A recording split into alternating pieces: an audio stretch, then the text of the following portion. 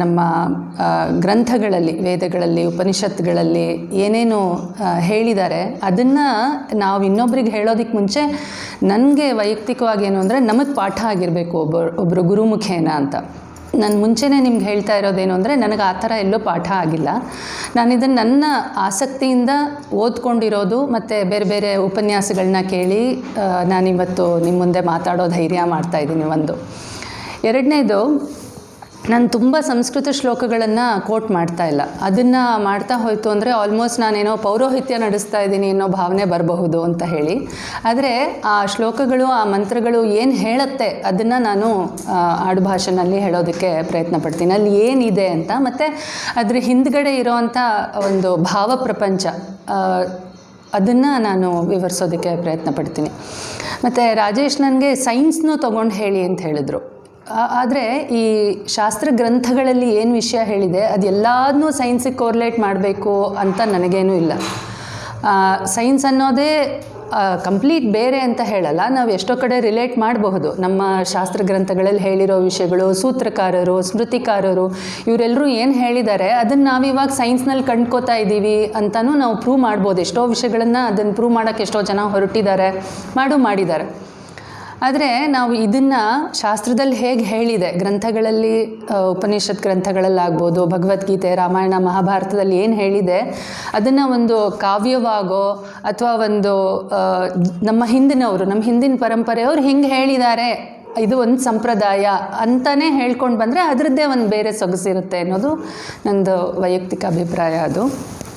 ಅದಕ್ಕೆ ನಾನು ಸೈನ್ಸ್ ಬೇಡ ಅಂಥೇಳಿ ಬರೀ ಷೋಡಶ ಸಂಸ್ಕಾರಗಳನ್ನ ಒಂದು ಬ್ರೀಫ್ ಇಂಟ್ರೊಡಕ್ಷನ್ ಥರ ನಾನು ನಿಮ್ಗೆ ಹೇಳ್ತೀನಿ. ಅದು ಎಲ್ರಿಗೂ ಗೊತ್ತಿರೋದೇನೆ, ಅದು ತುಂಬ ಯಾರಿಗೂ ಗೊತ್ತಿಲ್ಲದೆ ಇರೋ ವಿಷಯ ನಾನೇನೋ ಹೇಳ್ತಿದ್ದೀನಿ ಅಂತ ಏನೂ ಇಲ್ಲ. ಇದು ನಿಮಗೆ ತುಂಬ ಕಡೆ ಪುಸ್ತಕಗಳಲ್ಲಿ ಸಿಗುತ್ತೆ, ಯೂಟ್ಯೂಬ್ ಚಾನೆಲ್ಗಳಲ್ಲಿ ಸಿಗುತ್ತೆ. ಸಾಕಷ್ಟು ಜನ ಬೇರೆ ಬೇರೆ ಥರದಲ್ಲಿ ಇದನ್ನು ಮಾತಾಡಿದ್ದಾರೆ. ನಾನು ಹೊಸದಾಗೇನೂ ಹೇಳ್ತಾ ಇಲ್ಲ ನಿಮಗೆ. ಅದ್ರದ್ದು ನಾನು ಯಾವುದನ್ನು ರೆಫರ್ ಮಾಡಿದ್ದೀನಿ ಅದನ್ನು ನಾನು ನಿಮಗೆ ಹೇಳ್ತೀನಿ. ನನಗೂ ಇದು ಮೊದಲ ಹೆಜ್ಜೆ, ಅಂದರೆ ಷೋಡಶ ಸಂಸ್ಕಾರಗಳ ಬಗ್ಗೆ ಮಾತಾಡೋದು. ಮತ್ತು ನಿಮ್ಮಲ್ಲೂ ತುಂಬ ಜನಕ್ಕೆ ಇದ್ರ ಬಗ್ಗೆ ಎಷ್ಟೆಷ್ಟು ಅರಿವಿದೆ ಅನ್ನೋದು ನನಗೆ ಗೊತ್ತಿಲ್ಲ, ತುಂಬ ತಿಳ್ಕೊಂಡಿರೋರು ಇರಬಹುದು. ಹಾಗಾಗಿ ನಾನು ಬೇಸಿಕ್ಸ್ ಕೆಲವೊಂದು ಪುಸ್ತಕಗಳನ್ನು ರೆಫರ್ ಮಾಡಿದೆ. ಅದರಲ್ಲಿ ಋಗ್ವೇದದ್ದು, ನಾನು ರಾಜೇಶ್ಗೂ ಹಿಂದೆ ಒಂದು ಸತಿ ಆ ಪುಸ್ತಕ ಕೊಟ್ಟಿದ್ದೆ, ಪೂರ್ವ ಪ್ರಯೋಗ ಅಂತ ಒಂದು ಪುಸ್ತಕ. ಅದರಲ್ಲಿ ಶ್ಲೋಕಗಳು, ಅರ್ಥಗಳು ಎಲ್ಲ ಇರುತ್ತೆ. ಅದನ್ನು ನಾನು ಬಳಸ್ಕೊಂಡಿದ್ದೀನಿ ಇವತ್ತಿನ ಮಾತಿಗೆ. ಮತ್ತು ಶತಾವಧಾನಿ ಆರ್ ಗಣೇಶ್ ಅವ್ರದ್ದು ಉಪನ್ಯಾಸಗಳಾಗಬಹುದು, ಅಥವಾ ಅವ್ರದ್ದು ಪುಸ್ತಕ ರೀಸೆಂಟಾಗಿ ಒಂದು ಬಿಡುಗಡೆ ಆಯಿತು, ಸಂಸ್ಕಾರಗಳು ಅಂತ, ಆ ಪುಸ್ತಕ, ಮತ್ತು DVG ಅವ್ರದ್ದು ಪುಸ್ತಕಗಳು. ಆಮೇಲೆ ನನಗೆ ಯಾಜ್ಞವಲ್ಕ್ಯರ ಸ್ಮೃತಿ ಅನ್ನೋದು ನಾನಿವಾಗ ಪಾಠಕ್ಕೆ ಹೋಗ್ತಾ ಇದ್ದೀನಿ, ಅಂದರೆ ಆ ಕ್ಲಾಸಸ್ ನಾನು ಅಟೆಂಡ್ ಮಾಡ್ತಾಯಿದ್ದೀನಿ. ಆದರೆ ಆ ಸ್ಮೃತಿದನ್ನು ನಾನು ಜಾಸ್ತಿ ರೆಫರ್ ಮಾಡೋದಿಲ್ಲ, ಅದೆಲ್ಲ ತುಂಬ ಹೇಳ್ಕೊಂಡು ಹೋಗುತ್ತೆ. ಅದ್ರ ಬಗ್ಗೆ ಹೇಳಬೇಕು ಅಂದರೆ ಕೋಡ್ ಆಫ್ ಕಂಡಕ್ಟ್ ಬಗ್ಗೆ ಮನುಸ್ಮೃತಿ, ಯಾಜ್ಞವಲ್ಕ್ಯರ ಸ್ಮೃತಿ, ಅದೆಲ್ಲ ಪರಾಶರ ಸ್ಮೃತಿ, ಅದೆಲ್ಲ ಏನೇನು ಹೇಳುತ್ತೆ ಅದೆಲ್ಲದನ್ನು ಈ ಗೃಹ್ಯ ಸೂತ್ರಗಳು ಅಂತ ಹೇಳಿ ಅದರಿಂದನೇ ತೊಗೊಂಡಿರುವಂಥದ್ದು. ಆದರೆ ನಾನು ಅದೆಲ್ಲ ಡೀಪಾಗಿ ಹೋಗ್ತಾ ಇಲ್ಲ, ಅದು ಬೇರೆಯೇ ಮಟ್ಟಕ್ಕೆ ಹೊಟ್ಟೋಗ್ಬಿಡುತ್ತೆ ಮತ್ತೆ. ಹಾಗಾಗಿ ಇವತ್ತು ನಾವು ಒಂದು ಫೌಂಡೇಶನ್ ಥರ ಒಂದು ಬೇಸಿಕ್ ವಿಷಯಗಳನ್ನ ತಿಳ್ಕೊಬೋದು ಅಂತ ಅನಿಸುತ್ತೆ. ನೋಡೋಣ, ಅಕಸ್ಮಾತ್ ಪ್ರಶ್ನೆಗಳು ಬೇರೆ ಥರ ಬಂದರೆ, ಆಸಕ್ತಿ ಬೇರೆ ಥರ ಇತ್ತು ಅಂದರೆ ಅವಾಗ ನಾವು ಮುಂದಿನ ಲೆವೆಲ್ಗೂ ಹೋಗಬಹುದು. ಈ ಸಂಸ್ಕಾರಗಳು ಅಂದರೆ ಏನು ಅಂತ, ಇದನ್ನು DVG ಅವ್ರದ್ದು ಸಂಸ್ಕೃತಿ ಅಂತಲೇ ಒಂದು ಪುಸ್ತಕ ಬರೆದಿದ್ದಾರೆ, ಒಂದು ಇಡೀ ಪುಸ್ತಕನೇ ಸಂಸ್ಕೃತಿಯಿಂದ ಬರೆದಿದ್ದಾರೆ. ಅದರಲ್ಲಿ ಸಂಸ್ಕಾರದ ಬಗ್ಗೆ ತುಂಬ ಡೀಟೇಲಾಗಿ ಅವರು ವಿವರಿಸ್ಕೊಂಡು ಹೋಗ್ತಾರೆ. ಈಗ ಉದಾಹರಣೆಗೆ ಇಂಗ್ಲೀಷ್ನಲ್ಲಿ ಟ್ರಾನ್ಸ್ಲೇಟ್ ಮಾಡೋದಾದರೆ ಕಲ್ಚರ್ ಅಂತ ಹೇಳ್ತೀವಿ, ಅದನ್ನು ಸಂಸ್ಕೃತಿಗೆ ನಾವು ಕೋರ್ಲೇಟ್ ಮಾಡಬಹುದಾದರೆ, ಸಂಸ್ಕರಿಸೋದು ಅಂತ ಇವಾಗ ಯಾವುದೇ ಒಂದು ವಿಷಯ ಇದ್ದರೆ ಅದನ್ನು ನಾವು ನೇರವಾಗಿ ಬಳಸೋದಕ್ಕೆ ಬರೋದಿಲ್ಲ, ಅದಕ್ಕೊಂದು ಸಂಸ್ಕಾರ ಬೇಕಾಗತ್ತೆ. ಸೊ ಆ ಸಂಸ್ಕಾರವನ್ನು ಇವಾಗ ನಾವು ಬೇರೆ ಬೇರೆ ಥರ ಅಗ್ರಿಕಲ್ಚರ್, ಹಾರ್ಟಿಕಲ್ಚರ್ ಈ ಥರ ಎಲ್ಲ ಯೂಸ್ ಮಾಡ್ತೀವಿ. ಅದೆಲ್ಲದನ್ನು ಮೂಲದಿಂದ ಹಾಗೆ ನಾವು ಡೈರೆಕ್ಟಾಗಿ ಉಪಯೋಗಿಸೋದಕ್ಕೆ ಬರೋದಿಲ್ಲ, ಅದನ್ನು ಸಂಸ್ಕರಿಸಬೇಕು ಅನ್ನುವಂಥದ್ದು. ಸಂಸ್ಕಾರ ಅಥವಾ ಸಂಸ್ಕೃತಿ ಅಂತ ಹೇಳಿದ್ರೆ ಅದನ್ನು ಚೆನ್ನಾಗಿಸೋದು, ಏನಿದೆ ಅದನ್ನು ಉಪಯೋಗಕ್ಕೆ ಅನುವಾಗುವ ಹಾಗೆ ಮಾಡೋದು ಅಂಥೇಳಿ. ಇಲ್ಲಿ ಸಂಸ್ಕೃತಿಯಲ್ಲಿ 3 ವಿಷಯಗಳನ್ನ ನಾವು ತಿಳ್ಕೊಬಹುದಾದರೆ, ಒಂದು ದೋಷ ನಿವಾರಣ ಅನ್ನೋದು ಆಗತ್ತೆ. ನಾವು ಸಂಸ್ಕಾರ ಮಾಡಿದಾಗ. ಎರಡನೇದು ಗುಣಾಧಾನ ಅಂತ, ಮೂರನೇದು ಶಕ್ತಿವರ್ಧನ ಅಂತ. ಈಗ ಒಂದು ಉದಾಹರಣೆ ಹೇಳಬೇಕು ಅಂದರೆ ಭತ್ತ, ಅದನ್ನು ನಾವು ನೇರವಾಗಿ ಉಪಯೋಗಿಸೋದಕ್ಕೆ ಬರೋದಿಲ್ಲ.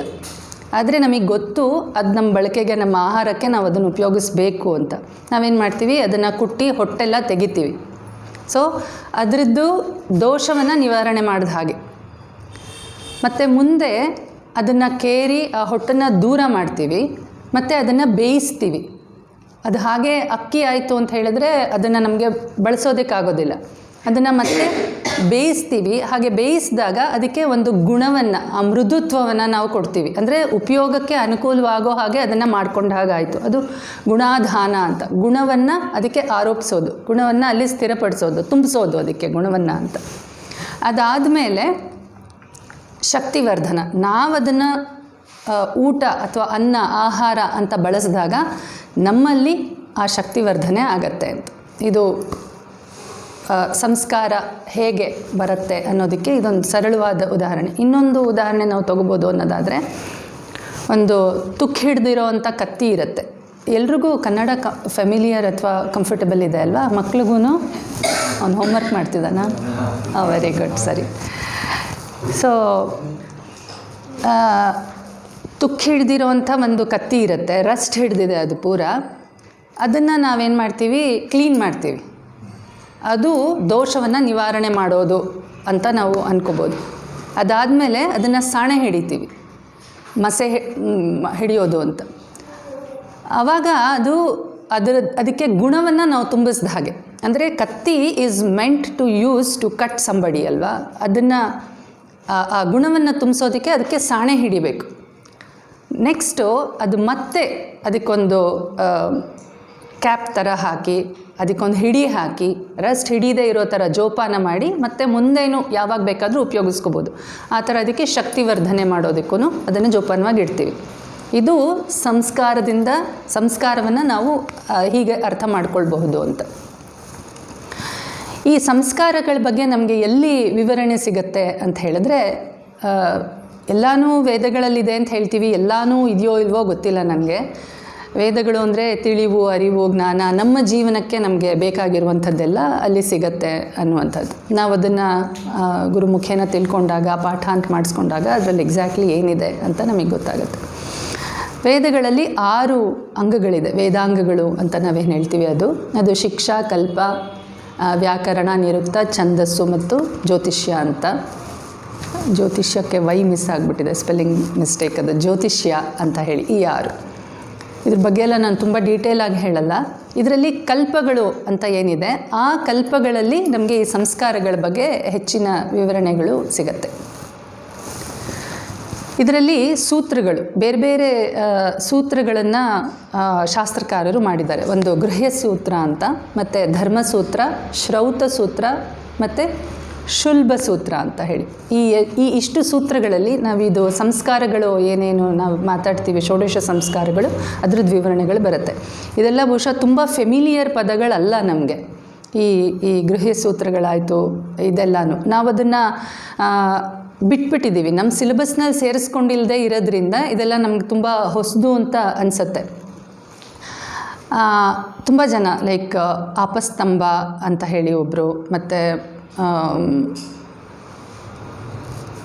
ಅಶ್ವಲಾಯನ, ಇವರೆಲ್ಲರೂ ಗೃಹ್ಯ ಸೂತ್ರಗಳನ್ನು ಬರೆದಿದ್ದಾರೆ. ಅದು ಒಂದು ಕುಟುಂಬಕ್ಕೆ ಏನೇನು ಬೇಕು, ಒಂದು ವೈಯಕ್ತಿಕವಾಗಿ ನಾವು ಏನೇನು ನಮ್ಮ ಜೀವನದಲ್ಲಿ ನಾವು ಮಾಡಲೇಬೇಕಾದಂಥದ್ದು ಅನ್ನೋದನ್ನು ಅವರು ಗೃಹ್ಯ ಸೂತ್ರಗಳಲ್ಲಿ ನಮಗೆ ಹಿಡಿದುಕೊಟ್ಟಿದ್ದಾರೆ. ನೆಕ್ಸ್ಟು ಧರ್ಮಸೂತ್ರಗಳಲ್ಲಿ 4 ವರ್ಣಗಳು, ಬ್ರಾಹ್ಮಣ, ಕ್ಷತ್ರಿಯ, ಶೂದ್ರ, ವೈಶ್ಯ. ವೈಶ್ಯ ಅನ್ನೋದು ವೈಶ್ಯ ತನಕ ಇತ್ತು ಹಿಂದೆಲ್ಲ, ಶೂದ್ರ ಅನ್ನೋದೇನು ಇರಲಿಲ್ಲ, 3 ವರ್ಣಗಳು ಅಂತಲೂ ಹೇಳ್ತಾರೆ. ನಾವು ಹಿಂದಿನ ಶಾಸ್ತ್ರ ಗ್ರಂಥಗಳಲ್ಲಿ ನೋಡಿದ್ರೆ ಶೂದ್ರ ಅನ್ನೋದೇನೂ ಇರಲಿಲ್ಲ ಅಂಥೇಳಿ. ಒಂದು ಬ್ರಾಹ್ಮಣ, ಕ್ಷತ್ರಿಯ, ಮಿಕ್ಕಿದವರೆಲ್ಲರೂ ಬೇರೆ ಎಲ್ಲರೂ ವೈಶ್ಯ ಪಂಗಡಕ್ಕೆ ಬರ್ತಾಯಿದ್ರು ಅಂಥೇಳಿ. ಅದಾದಮೇಲೆ 4 ಆಶ್ರಮಗಳು ಎಲ್ರಿಗೂ ಗೊತ್ತಿದೆ, ಬ್ರಹ್ಮಚರ್ಯ, ಗೃಹಸ್ಥ, ವಾನಪ್ರಸ್ಥ, ಸನ್ಯಾಸ ಅಂತ. ಈ ಎಲ್ಲ ವಿವರಗಳು ಇದಲ್ಲದೇ ರಾಜನೀತಿಗಳ ಬಗ್ಗೆ ಅದೆಲ್ಲನೂ ನಮಗೆ ಧರ್ಮ ಸೂತ್ರಗಳಲ್ಲಿ ಸಿಕ್ಕತ್ತೆ ಅಂತ. ಶ್ರೌತದಲ್ಲೂ ಹಾಗೇನೆ ಅದರದ್ದೇ ಆದ ಕೌಟುಂಬಿಕ ವಿವರಣೆಗಳು ಮತ್ತು ಎಲ್ಲದನ್ನು ಒಳಗೊಂಡಿರುವಂಥದ್ದೆಲ್ಲ ಶ್ರೌತದಲ್ಲಿ ಬರುತ್ತೆ. ಶುಲ್ಬ ಮತ್ತು ಅದು ಶ್ರೌತದ್ದೇ ಒಂದು ಅಂಗ. ನಾನು ಇದೆಲ್ಲ ತುಂಬ ಡೀಟೇಲಾಗಿ ಹೋಗೋದಿಲ್ಲ. ಗೃಹ್ಯಸೂತ್ರ ಮತ್ತು ಧರ್ಮಸೂತ್ರಗಳಲ್ಲಿ, ಧರ್ಮಸೂತ್ರದಲ್ಲಿ ತುಂಬ ಮುಖ್ಯವಾಗಿ ಬರೋದು ಗೌತಮ ಸೂತ್ರ ಅಂತ. ನಾವು ಷೋಡಶ ಸೂತ್ರಗಳು, ಷೋಡಶ ಸಂಸ್ಕಾರಗಳು ಅಥವಾ 16 ಸಂಸ್ಕಾರಗಳು ಅಂತ ಏನು ಹೇಳ್ತೀವಿ, ಅದರಲ್ಲೇ ಮಧ್ಯ ಇನ್ನಷ್ಟು ಸಂಸ್ಕಾರಗಳನ್ನು ಸೇರಿಸಿ ಒಟ್ಟು 41 ಸಂಸ್ಕಾರಗಳಿದೆ ಅನ್ನೋದನ್ನು ಗೌತಮ ಸೂತ್ರದಲ್ಲಿ ಬರುತ್ತೆ. ಅದನ್ನು ಎಲ್ಲರೂ ಹೆಚ್ಚು ಮಾನ್ಯವಾಗಿರುವಂಥದ್ದು ಗೌತಮ ಸೂತ್ರ. ಈ 16 ಸಂಸ್ಕಾರಗಳೇನೇನಿದೆ ಇದು ಮುಖ್ಯವಾಗಿ ನಾವು ಗಮನಿಸಬಹುದಾದಂಥದ್ದು. ಬೇರೆ ಬೇರೆ ಶಾಸ್ತ್ರಗ್ರಂಥಗಳಲ್ಲಿ ಸ್ವಲ್ಪ ಡಿವಿಯೇಷನ್ ಇರುತ್ತೆ. ಕೆಲವೊಂದಕ್ಕೆ ಇಂಪಾರ್ಟೆನ್ಸ್ ಕೊಡ್ತಾರೆ, ಇನ್ನು ಕೆಲವೊಂದಕ್ಕೆ ಇಂಪಾರ್ಟೆನ್ಸ್ ಕೊಡ್ತಾರೆ. ಫಾರ್ ಎಕ್ಸಾಂಪಲ್ ಈಗ ಕೇಶಾಂತ ಅಂತ ಇದೆ, ಅದಕ್ಕಿಂತ ಮುಂಚೆ ವೇದವ್ರತ ಅಂತ ಹೇಳಿ ಒಂದು ಹೇಳ್ತಾರೆ. ಅಂದರೆ ವೇದಾಧ್ಯಯನ ಆದಮೇಲಿಂದ ಅದನ್ನು ವ್ರತದ ಥರ ಇಟ್ಕೊಂಡು ಮುಂದೆ ಹೋಗೋದು ಅಂತ. ಮತ್ತು ವಿವಾಹದಲ್ಲೇ ಸುಮಾರು ಸಂಸ್ಕಾರಗಳು ಬಂದುಬಿಡುತ್ತೆ. ಅದೆಲ್ಲದನ್ನು ಒಟ್ಟುಗೂಡಿಸ್ಕೊಂಡು ಅವರು 41 ಸಂಸ್ಕಾರಗಳು ಅಂತ ಹೇಳಿದ್ದಾರೆ. ನಾವು ಈ 16 ಸಂಸ್ಕಾರಗಳಲ್ಲಿ ಕೆಲವೊಂದು ಹುಟ್ಟಿಗಿನ್ನ ಮೊದಲೇ ನಡೆಯುವಂಥ ಸಂಸ್ಕಾರಗಳು, ಇನ್ನೊಂದು ಕಲಿಕೆಯ ಹಂತದಲ್ಲಿ ಲರ್ನಿಂಗ್ ಪ್ರೊಸೀಜರ್ನಲ್ಲಿ ಬರುವಂಥ ಸಂಸ್ಕಾರಗಳು, ಇನ್ನು ಕೆಲವೊಂದು ಆಫ್ಟರ್ ದೇರ್ ಎಜುಕೇಷನ್, ನಾವು ಗ್ರ್ಯಾಜುಯೇಷನ್ ಅಂತ ಏನು ಹೇಳ್ತೀವಿ, ಸ್ನಾತಕ ಅಂತ ಏನು ಹೇಳ್ತೀವಿ, ಅಲ್ಲಿವರೆಗಿಂದು ಒಂದು ಸಂಸ್ಕಾರ ಬರುತ್ತೆ.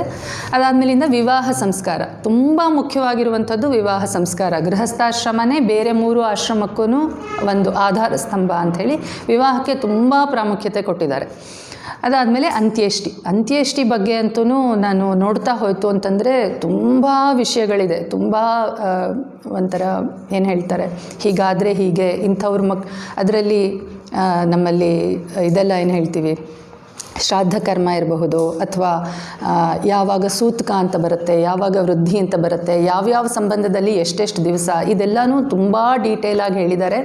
ಅದಕ್ಕೆಲ್ಲ PV ಕಾಣೆ ಅಂಥೇಳಿ ಅವ್ರದ್ದು ಧರ್ಮ ಗ್ರಂಥ, ಈ ಧರ್ಮಸೂತ್ರಗಳ ಬಗ್ಗೆನೇ ಅವ್ರದ್ದೊಂದು ಗ್ರಂಥ ಇದೆ. ಅದೆಲ್ಲ ನೀವು ಬೇಸಿಕಲಿ ನೋಡ್ಕೋಬೋದು ಯಾವಾಗಲಾದರೂ. ನಾನು ಅದನ್ನು ಒಂದೇ ಸರ್ತಿ ಮಿಥಿಕ್ ಸೊಸೈಟಿನಲ್ಲಿ ಹೋದಾಗ ಆ ಗ್ರಂಥನ ಜಸ್ಟ್ ರೆಫರೆನ್ಸ್ಗೆ ಕೆಲವೊಂದು ಪಾಯಿಂಟ್ಸ್ನ ತೊಗೊಳೋದಕ್ಕೆ ಅವಕಾಶ ಸಿಕ್ತು. ಅದೆಲ್ಲ ಮೂಲದಲ್ಲಿ ನೀವು ಓದಿದ್ರೆ ಅದರದ್ದೊಂದು ಸ್ವಾರಸ್ಯನೇ ಬೇರೆ ಇರುತ್ತೆ. ಇದರಲ್ಲಿ ಹುಟ್ಟಿಗಿನ್ನ ಮುಂಚೆ ಅಂದರೆ ಎಲ್ಲದಕ್ಕೂ ವಿವಾಹನೇ ಮೂಲವಾಗಿ ತಗೊಳ್ಳೋದು ಅಂತ. ವಿವಾಹದಿಂದಾನೇ ಮುಂದಿಂದೆಲ್ಲ ಸಂಸ್ಕಾರಗಳು ಶುರುವಾಗುತ್ತೆ. ತುಂಬ ಸ್ಲೋ ಆಗಿ ಹೇಳ್ತಿದ್ದೀನಾ? ಓಕೆನಾ? ಅದರಲ್ಲಿ ಗರ್ಭಾಧಾನ ಅಂತ ಹೇಳಿ, ಇದು ಕೆಲವೊಬ್ಬರು ಗರ್ಭದಾನ ಅಂತ ಹೇಳ್ತಾರೆ, ಅಂದರೆ ಗರ್ಭವನ್ನು ದಾನ ಮಾಡೋದು ಅಂತ. ಅದು ದಾನ ಅಲ್ಲ, ಗರ್ಭಾಧಾನ ಅಂತ. ಆಧಾನ ಅಂತ ಹೇಳಿದ್ರೆ ಅದು ತುಂಬಿಸೋದು ಅಥವಾ ಸ್ಥಿರವಾಗಿಡುವಂಥದ್ದು ಅಂಥೇಳಿ ಆಧಾನ ಅಂತ. ಈವನ್ ಕನ್ಯಾದಾನ ಅನ್ನೋದಕ್ಕೂ ಕೆಲವೊಬ್ಬರು ಅದನ್ನು ಇತ್ತೀಚೆಗೆ ಹೇಳ್ತಾ ಇದ್ದಾರೆ. ಅದ್ರ ಬಗ್ಗೆ ನನಗೆ ಹೆಚ್ಚಿನ ವಿವರಗಳು ಗೊತ್ತಿಲ್ಲ. ಕನ್ಯಾದಾನ ಅನ್ನುವಂಥದ್ದು ವೇದಗಳ ಕಾಲದಲ್ಲಿ ಅಥವಾ ಶಾಸ್ತ್ರಕಾರರು ಎಲ್ಲೂ ಹೇಳೇ ಇಲ್ಲ. ವಿವಾಹ ವಿಧಿನಲ್ಲಿ ಕನ್ಯಾದಾನ ಅನ್ನೋದು ಬರೋದೇ ಇಲ್ಲ ಅಂತಲೂ ಹೇಳ್ತಾರೆ. ಅದನ್ನು ನಾನು ವಿವಾಹದ ಸಂದರ್ಭ ಬಂದಾಗ ಹೇಳ್ತೀನಿ. ಈ ವಿವಾಹದ ನಂತರದ್ದು ಗರ್ಭಾಧಾನ ಅಂದರೆ ಇದು ಗಂಡ ಹೆಂಡತಿ ಇಬ್ಬರೂ ಮುಂದಿನ ಸಂತತಿಯನ್ನು ಪಡೆಯೋದಕ್ಕೆ, ಒಂದು ಒಳ್ಳೆ ಮಗು ಹುಟ್ಟಲಿ ಅನ್ನೋ ಉದ್ದೇಶದಿಂದ ಈ ಗರ್ಭಾಧಾನ ಸಂಸ್ಕಾರ ನಡೆಸ್ತಾರೆ. ಇದು ಮಂತ್ರಪೂರ್ವಕವಾಗಿ ಶಾಸ್ತ್ರೋಕ್ತವಾಗಿ ಮಾಡುವಂಥದ್ದು. ಇದನ್ನು ಚತುರ್ಥಿ ಕರ್ಮ ಅಂತಲೂ ಹೇಳ್ತಾರೆ. ಇವಾಗೆಲ್ಲ ಹೇಗಾಗಿದೆ ಅಂದರೆ ಮದುವೆ ದಿವಸನೇ ಅದನ್ನು ಒಂದು ನಾಗೋಲಿ ಆದಮೇಲೆ ಗರ್ಭಾಧಾನ ಅಂತ ಮಾಡಿಬಿಡುವಂಥದ್ದು ನಾವು ಗಮನಿಸ್ತಾ ಇದ್ದೀವಿ. ಆದರೆ ಹಿಂದೆಲ್ಲನೂ ಮದುವೆ ಆಗಿ 3 ರಾತ್ರಿಗಳು ಗಂಡ ಹೆಂಡತಿ ಅವರಿಬ್ಬರೂ ಅವರು ಸಂಯಮದಿಂದ ಇರಬೇಕು. 4ನೇ ದಿವಸ ಈ ಗರ್ಭಾಧಾನ ಹೋಮ ಮಾಡಿ ನಂತರ ಅವರಿಬ್ಬರ ಸಮಾಗಮ ಆಗತ್ತೆ ಅನ್ನೋದು ನಾವು ಶಾಸ್ತ್ರ ಗ್ರಂಥಗಳಲ್ಲಿ ನೋಡೋದು. ಚತುರ್ಥಿ ಕರ್ಮ ಅಂದರೆ ಆ 3 ದಿವಸ ಅವರು ಸಂಯಮದಿಂದ ಇರೋದು ಹೇಗೆ ಅಂದರೆ, ನಮಗೆ ಮದುವೆ ಆಗಿದೆ, we are eligible to unite, ನಾವು ಇಂಟರ್ ಕೋರ್ಸ್ ಮಾಡೋದಕ್ಕಾಗಲಿ ಅಥವಾ ಮುಂದಿನ ಸಂತೋಷ ಪಡೋದಕ್ಕೆ ಎಲ್ಲದಕ್ಕೂ ನಮಗೆ ರೈಟ್ಸ್ ಇದೆ. ಎಲ್ಲ ಶಾಸ್ತ್ರೋಕ್ತವಾಗಿ ನಡೆದಿದೆ. ಗುರು ಹಿರಿಯರ ಸಮ್ಮುಖದಲ್ಲಿ ನಮಗೆ ಮದುವೆ ಆಗಿದೆ. ಆದರೂ ನಮಗೆ ಒಂದು ಸಂಯಮ ಅನ್ನುವಂಥದ್ದು ಇರಬೇಕು. ಮದುವೆ ವಿವಾಹದ ನಂತರನೂ ಅದರದ್ದು ಪ್ರಾಮುಖ್ಯತೆಯನ್ನು ತಿಳಿಸೋದಕ್ಕೋಸ್ಕರ ಆ 3 ದಿವಸಗಳ ಸಂಯಮವನ್ನು ಅಲ್ಲಿ ಹೇಳಿದ್ದಾರೆ. ಮತ್ತು ಈ ಗರ್ಭಾಧಾನ ಅನ್ನೋದಕ್ಕೆ ಚತುರ್ಥಿ ಕರ್ಮ ಅನ್ನೋವಂಥದ್ದು ಒಂದು ತುಂಬ ಮುಖ್ಯವಾದ ಹೆಸರಿದೆ. ಅಂದರೆ 4ನೇ ದಿವಸ ನಡೆಸೋವಂಥದ್ದು ಅಂಥೇಳಿ. ಈ ವಿವಾಹದ ವಿಷಯ ಬಂದಾಗ ನಾವು ಬೇರೆ ಬೇರೆ ಥರದ ವಿವಾಹಗಳನ್ನು ನೋಡ್ತೀವಿ. ಅದನ್ನು ನಾನು ವಿವಾಹದ ಸಂದರ್ಭ ಬಂದಾಗ ಹೇಳ್ತೀನಿ. ಇದು ಒಂದು ಹೋಮ ಅಂತಲೇ ಮಾಡ್ತಾರೆ. ಅಂದರೆ ವರನ ಮನೆಯಲ್ಲಿ ನಡೆಸುವಂಥದ್ದು ಈ ಗರ್ಭಾಧಾನ ಹೋಮ ಏನಿದೆಯಲ್ಲ, ಅದನ್ನು ಹುಡುಗಿಯನ್ನು ಬೀಳ್ಕೊಡ್ತಾರೆ ತವ್ರ ಮನೆಯಿಂದ, ಮತ್ತು ಹುಡುಗನ ಮನೆಯಲ್ಲಿ ಹೋದ್ಮೇಲೆ ಈ ಸಂಸ್ಕಾರ ನಡೆಯುತ್ತೆ. ಅವನು ಅವಳಿಗೆ ಕೆಲವೊಂದು ಆ ಮಂತ್ರದ ಮೂಲಕ ಕೆಲವೊಂದು ಮಾತುಗಳನ್ನ ಹೇಳ್ತಾನೆ. ನೀನು ನನ್ನ ಮಗುವನ್ನು ಹೊರುವಂಥವಳಾಗು, ಹೊಟ್ಟೆನಲ್ಲಿ ನಿನ್ನ ಗರ್ಭದಲ್ಲಿ ಆ ಮಗುವನ್ನು ಪೋಷಿಸುವಂಥವಳಾಗು ಅಂತೆಲ್ಲ. ಮತ್ತು ಯಾವ ಥರದ ಮಗು ಬೇಕು ನಮಗೆ ಅಂತಾನೂ ಅವರೆಲ್ಲ ಪ್ಲ್ಯಾನ್ ಮಾಡ್ತಾರೆ. ಆರೋಗ್ಯವಾಗಿರಬೇಕು. ಅಕಸ್ಮಾತ್ ಇದು ಬರೀ ಬ್ರಾಹ್ಮಣರಿಗೆ ಮಾತ್ರ ಅಂತ ಎಲ್ಲೂ ಹೇಳಿಲ್ಲ ಈ ಷೋಡಶ ಕರ್ಮಗಳನ್ನ. ಇದನ್ನು ನಾನು ತುಂಬ ಮುಖ್ಯವಾಗಿ ಹೇಳಬೇಕು ಅಂತ ಅಂದ್ಕೊಂಡೆ. ಬೇರೆ ಬೇರೆ ವರ್ಣಾಶ್ರಮದವರು ಅವ್ರದ್ದೇ ರೀತಿಯಲ್ಲಿ ಈ ಸಂಸ್ಕಾರಗಳನ್ನ ಮಾಡ್ತಾರೆ. ಮತ್ತು ಈ ಷೋಡಶ ಸಂಸ್ಕಾರಗಳು ಬ್ರಾಹ್ಮಣ, ಕ್ಷತ್ರಿಯ, ವೈಶ್ಯ 3 ಜನಕ್ಕೂ ಹೇಳಿದೆ. ಇದು ಯಾರು ಒಬ್ರಿಗೆ ಅಂತ ಅಲ್ಲ. ನಾನು ಹೇಳಿದಾಗೆ ವೈಶ್ಯ ಅದ್ರೊಳಗಡೆ ಎಲ್ಲ ಕಮ್ಯುನಿಟಿನೂ ಬಂದುಬಿಡುತ್ತೆ. ಅಲ್ಲಿ ಬರೀ ವೈಶ್ಯರು ಅಂದರೆ ವಣಿಕರು ಅಥವಾ ವ್ಯಾಪಾರಿಗಳು ಅಂತ ಮಾತ್ರ ಇದನ್ನೆಲ್ಲೂ ಹೇಳಿಲ್ಲ. ಇದು ಎಲ್ಲರಿಗೂ ಸಂಬಂಧಪಟ್ಟದ್ದು. ಮತ್ತು ಅವರವರ ಸಮುದಾಯದಲ್ಲಿ ಅವರವರ ಪರಂಪರೆಯಲ್ಲಿ ಹೇಗೆ ಬಂದಿದೆ ಇದನ್ನು ಮಾಡಬೇಕು ಅಂತ ಅದ್ರ ಪ್ರಕಾರ ಅವ್ರು ಮಾಡ್ಕೊಂಡು ಹೋಗ್ತಾರೆ. ಈಗ ಬ್ರಾಹ್ಮಣರಲ್ಲಾಯಿತು ಅಂದರೆ ಒಬ್ಬರು ಪುರೋಹಿತರನ್ನ ಕರೆಸಿ ಮಾಡ್ತಾರೆ. ಈವನ್ ಕ್ಷತ್ರಿಯರಲ್ಲೂ ಆಯಿತು, ವೈಶ್ಯರಲ್ಲೂ ಆಯಿತು. ಆದರೆ ಈವನ್ ಈ ಟ್ರೈಬಲ್ ಕಮ್ಯುನಿಟಿ ಜನಗಳೇನಿರ್ತಾರೆ ಅವರಲ್ಲೂ ಅವ್ರದ್ದೇ ಆದ ಪರಂಪರೆಯಲ್ಲಿ ಏನೇನು ಬಂದಿರುತ್ತೆ ಅದ್ರ ಪ್ರಕಾರ ಅವರು ಕೆಲವೊಂದು ಸಂಸ್ಕಾರಗಳನ್ನು ಮಾಡ್ಕೊಂಡು ಹೋಗ್ತಾರೆ. ಈ ಸಂಸ್ಕಾರಗಳನ್ನ ಬೇರೆ ಬೇರೆ ಹೆಸರಲ್ಲಿ, ಬಟ್ ಆಲ್ಮೋಸ್ಟ್ ಎಲ್ಲ ಸೇಮ್ ಇರುತ್ತೆ. ಜಾನಪದೀಯರು ನಾವಿವಾಗ ಈಗಂತೂ ನಾನು ಈ ಒಂದು ಪ್ರೆಸೆಂಟೇಷನ್ಗೆ ಪ್ರಿಪೇರ್ ಆಗ್ತಾ ಇರೋ ಸಂದರ್ಭದಲ್ಲಿ ಕೆಲವೊಂದು ಬುಕ್ಸ್ ರೆಫರ್ ಮಾಡಿದಾಗ ವೇದಗಳಲ್ಲಾಯಿತು ಅಥವಾ ನಮ್ಮ ಜಾನಪದ ಗೀತೆಗಳು ಅಥವಾ ಜಾನಪದೀಯರಲ್ಲಿ ಏನೇನು ಸಂಸ್ಕಾರಗಳಿದೆ, ಏನೇನು ವಿಷಯಗಳು ಹೇಳಿದ್ದಾರೆ ಅದರಲ್ಲೇನೂ ತುಂಬ ಏನೂ ಡಿಫ್ರೆನ್ಸ್ ಇಲ್ಲ. ಅದನ್ನು ನಾವು ಸಾರಾಸಗಟಾಗಿ ನಿರಾಕರಿಸೋ ಹಾಗಿಲ್ಲ. ಈ ಸಂಪ್ರದಾಯದಲ್ಲಿ ಹೀಗೆ ಹೇಳಿದ್ದಾರೆ, ಅದಕ್ಕೇನೋ ಶಾಸ್ತ್ರ ಗ್ರಂಥಗಳಲ್ಲಿ ನಮಗೆ ಪುರಾವೆ ಸಿಕ್ಕೋದಿಲ್ಲ, ಪ್ರಮಾಣ ಸಿಕ್ಕೋದಿಲ್ಲ ಅಂಥೇಳಿ. ನಮಗೆ ನಮ್ಮ ಪರಂಪರೆ ಏನು ಹೇಳುತ್ತೆ, ನಮ್ಮ ಹಿರಿಯರು ಏನು ಮಾಡಿದ್ದಾರೆ, ನಮ್ಮ ಪೂರ್ವಜರು ನಮಗೇನು ಒಬ್ಬರ ತಲೆಯಿಂದ ಒಬ್ಬರ ತಲೆಗೆ ಏನು ಕೊಟ್ಕೊಂಡು ಬಂದಿದ್ದಾರೆ, ನಾವು ಅದನ್ನು ಬಲವಾಗಿ ನಂಬಿಕೊಳ್ಳಬೇಕು ಅಂತಲೇ ಎಷ್ಟೊಂದು ಸ್ಮೃತಿಕಾರರು, ಸೂತ್ರಕಾರರು ಹೇಳಿದ್ದಾರೆ ಆ ವಿಷಯವನ್ನು. ಇನ್ನೂ ಕೆಲವು ಕಡೆ ಏನು ಹೇಳಿದ್ದಾರೆ ಅಂದರೆ, ಒಂದು ಮನೆಯಲ್ಲಿ ಸ್ತ್ರೀ ಏನು ಹೇಳ್ತಾಳೆ ಅದನ್ನು ನೀವು ಮಾಡಿ ಅಂತಲೂ ಹೇಳಿದ್ದಾರೆ. ಅಂದರೆ ಒಂದು ಮನೆಯ ಸಂಸ್ಕಾರವನ್ನು ಅಥವಾ ಪರಂಪರೆಯನ್ನು ಉಳಿಸ್ಕೊಂಡು ಬರಬೇಕಾಗಿರೋವಂಥ ಹೆಚ್ಚಿನ ಜವಾಬ್ದಾರಿ ಅವಳ ಮೇಲಿದೆ ಅಂತ. ಇವಾಗ ಎಷ್ಟೋ ಸರ್ತಿ ಗೊತ್ತಾಗೋದಿಲ್ಲ ಏನು ಮಾಡಬೇಕು ಅಂತ. ಆವಾಗ ಆ ಮನೆಯಲ್ಲಿ ಗೃಹಿಣಿ ಅಥವಾ ಆ ಮನೆಯಲ್ಲಿ ಹಿರಿಯಳು ಯಾರಿರ್ತಾಳೆ ಅವಳು ಹೇಳಿದ ಹಾಗೆ ನೀವು ಕೇಳಿಬಿಡಿ ಅಂತಾನೂ ಸ್ಮೃತಿಕಾರರು ಹೇಳಿದ್ದಾರೆ. ಅದು ಒಂದು ಪ್ರಮಾಣ ಅಂತ ನಾವು ಕನ್ಸಿಡರ್ ಮಾಡಬೇಕು ಅಂತ ಅಷ್ಟು ಪ್ರಾಮುಖ್ಯತೆ ಕೊಟ್ಟಿದೆ. ಈಗ ಹೆಣ್ಮಕ್ಳಿಗೇನು ಇಂಪಾರ್ಟೆನ್ಸ್ ಕೊಡೋದಿಲ್ಲ ಅಂಥೇಳಿ ನಾವು ಮಾತಾಡ್ತೀವಿ, ಅವಳನ್ನು ಸೆಕೆಂಡ್ ಕ್ಲಾಸ್ ಸಿಟಿಸನ್ ಥರ ನೋಡ್ತೀವಿ ಅಂತ. ಇದು ನಮ್ಮ ಭಾರತೀಯ ಪರಂಪರೆಯಲ್ಲಿ ಎಲ್ಲೂ ಬಂದಿಲ್ಲ. ಇದು ಆಮೇಲಿಂದ ಬೇರೆ ಬೇರೆ ಇನ್ವೇಷನ್ಸ್ಗಳೆಲ್ಲ ಆಗಿದ್ದರಿಂದ, ಮುಸ್ಲಿಮ್ರ ಇನ್ವೇಷನ್ ಇರ್ಬೋದು, ಬ್ರಿಟಿಷರ್ಸ್ ಬಂದರು, ಅವ್ರದ್ದೇ ಆದ ಎಜುಕೇಷನ್ ಸಿಸ್ಟಮ್ ತೊಗೊಂಡು ಬಂದರು, ಮತ್ತು ಕೆಲವೊಂದು ರಾಜಕೀಯ ಕಾರಣಗಳಿಂದ ಮತ್ತು ಸಾಮಾಜಿಕ ಕಾರಣಗಳಿಂದ ಬೇಕಾದಷ್ಟು ಬದಲಾವಣೆಗಳು ಆಯಿತು. ಅದು ಅನಿವಾರ್ಯವಾಗಿ ಹೆಣ್ಮಕ್ಳ ಮೇಲೆ ತುಂಬ ಹೇರಿಕೆಗಳು ಬಂತು. ಆದರೆ ನಮ್ಮ ಪರಂಪರೆಯಲ್ಲಿ ಆ ಥರದ್ದು ಯಾವುದೂ ಇರಲಿಲ್ಲ. ಅವಳಿಗೆ ತುಂಬ ಹೆಚ್ಚಿನ ಮಹತ್ವವನ್ನೇ ಕೊಟ್ಟಿದೆ ನಾವು ಶಾಸ್ತ್ರ ಗ್ರಂಥಗಳೆಲ್ಲ ನೋಡಿದ್ರೆ. ನೆಕ್ಸ್ಟು ಪುಂಸವನ ಅನ್ನೋವಂಥದ್ದು, ಇದು ಒಂದು ಸಂಸ್ಕಾರ. 2ರಿಂದ 4 ತಿಂಗಳ ಒಳಗಡೆ ಈ ಸಂಸ್ಕಾರ ಮಾಡಬೇಕು ಅಂತ ಹೇಳ್ತಾರೆ. ಈ ಪುಂಸವನ ಸಂಸ್ಕಾರ ಮಾಡೋದು ಈ ಸಂಸ್ಕಾರದ ಹೆಸರಲ್ಲೇ ಬರೋ ಹಾಗೆ ಗಂಡು ಮಗು ಬೇಕು ಅನ್ನೋ ಅಪೇಕ್ಷೆಯಿಂದ ಮಾಡೋದು ಅಂತ ಇದೆ. ಹಾಗಂತ ಹೇಳಿ ಹೆಣ್ಮಗು ಬೇಡವಾ, ಹಾಗಾದರೆ ಬರೀ ಗಂಡು ಮಕ್ಕಳೇ ಸಾಕಾ ಅನ್ನೋವಂಥದ್ದು ಒಂದು ಪ್ರಶ್ನೆ ಬರುತ್ತೆ. ಆದರೆ ಹಿಂದಿನ ಕಾಲದಲ್ಲಿ ಹೇಗಿರ್ತಿತ್ತು ಅಂತ ಹೇಳಿದ್ರೆ, ತುಂಬ ದೈಹಿಕ ಶ್ರಮವನ್ನು ಬೇಡುವಂಥ ವೃತ್ತಿಗಳು, ಕೆಲಸಗಳು ಎಲ್ಲ ಇರ್ತಾಯಿತ್ತು. ಬೇಟೆಗೆ ಹೋಗೋದು, ಯುದ್ಧಕ್ಕೆ ಹೋಗೋದು, ಅಥವಾ ಹಡಗಿನಲ್ಲಿ ಪ್ರಯಾಣ ಮಾಡೋದು, ಈ ಥರದ್ದೆಲ್ಲ ಹೆಚ್ಚು ಕಡಿಮೆ ಗಂಡಸರೇ ಮಾಡ್ತಿದ್ರಿಂದ ಸಾವುಗಳೂ ಗಂಡಸಿಂದೇ ಜಾಸ್ತಿ ಇರ್ತಾಯಿತ್ತು. ಅವ್ರ ಸಂಖ್ಯೆ ಕಡಿಮೆ ಆಗೋ ಪಾಸಿಬಿಲಿಟೀಸ್ ಇತ್ತು. ಹಾಗಾಗಿ ಗಂಡು ಮಗು ಬೇಕು ಅಂತ ಬಯಸಿ ಪಡೆಯುವಂಥದ್ದು ಆಗಿನ ಕಾಲದಲ್ಲಿ ಇತ್ತು. ಹಾಗಂಥೇಳಿ ಹೆಣ್ಮಕ್ಳು ಬೇಡ ಅಂತ ಆಗಲಿ, ಅವ್ರಿಗೆ ಸಂಸ್ಕಾರ ಸಿಕ್ಕೋಲ್ಲ ಅಂತ ಆಗಲಿ ಅಲ್ಲ. ಈ ಎಲ್ಲ ಸಂಸ್ಕಾರಗಳು, ಗರ್ಭಾಧಾನ, ಪುಂಸವನ, ಇದೆಲ್ಲನೂ ಗರ್ಭಿಣಿ ಸ್ತ್ರೀಗೆ ಒಂದು ಸತಿ ಮಾಡಿದ್ರೆ ಸಾಕು, ಬೇರೆ ಎಲ್ಲ ಗರ್ಭಕ್ಕೂ ಅದರದ್ದು ಒಂದು ಪ್ರಭಾವ ಇದ್ದೇ ಇರುತ್ತೆ ಅನ್ನುವಂಥದ್ದು ಇರ್ತಿತ್ತು. 2ನೇ ಗರ್ಭಕ್ಕೆ, 3ನೇ ಗರ್ಭಕ್ಕೆ ಎಲ್ಲ ಮತ್ತೆ ಇದೆಲ್ಲ ಗರ್ಭಾಧಾನ, ಪುಂಸವನ, ಸೀಮಂತೋನ್ನಯನ ಇದೆಲ್ಲ ಮಾಡಬೇಕಾದ ಅವಶ್ಯಕತೆ ಇಲ್ಲ ಅಂತಲೇ ಹೇಳ್ತಾರೆ ಶಾಸ್ತ್ರಕಾರರು. ನೆಕ್ಸ್ಟ್ ಬರೋದು ಸೀಮಂತೋನ್ನಯನ. ಇದು ಅವ್ರವ್ರ ಮನೆ ಪದ್ಧತಿ ಪ್ರಕಾರನೂ ಆಗುತ್ತೆ. ಅದರ್ವೈಸ್ 7 ಅಥವಾ 8ನೇ ತಿಂಗಳಲ್ಲಿ ಮಾಡಬೇಕು ಅಂತ ಹೇಳ್ತಾರೆ. ಗಂಡ ಹೆಂಡತಿ ಇಬ್ಬರು ಕೂತ್ಕೊಂಡು ಕೆಲವೊಂದು ಹೋಮಗಳನ್ನು ಮಾಡಬೇಕು ಅಂತ.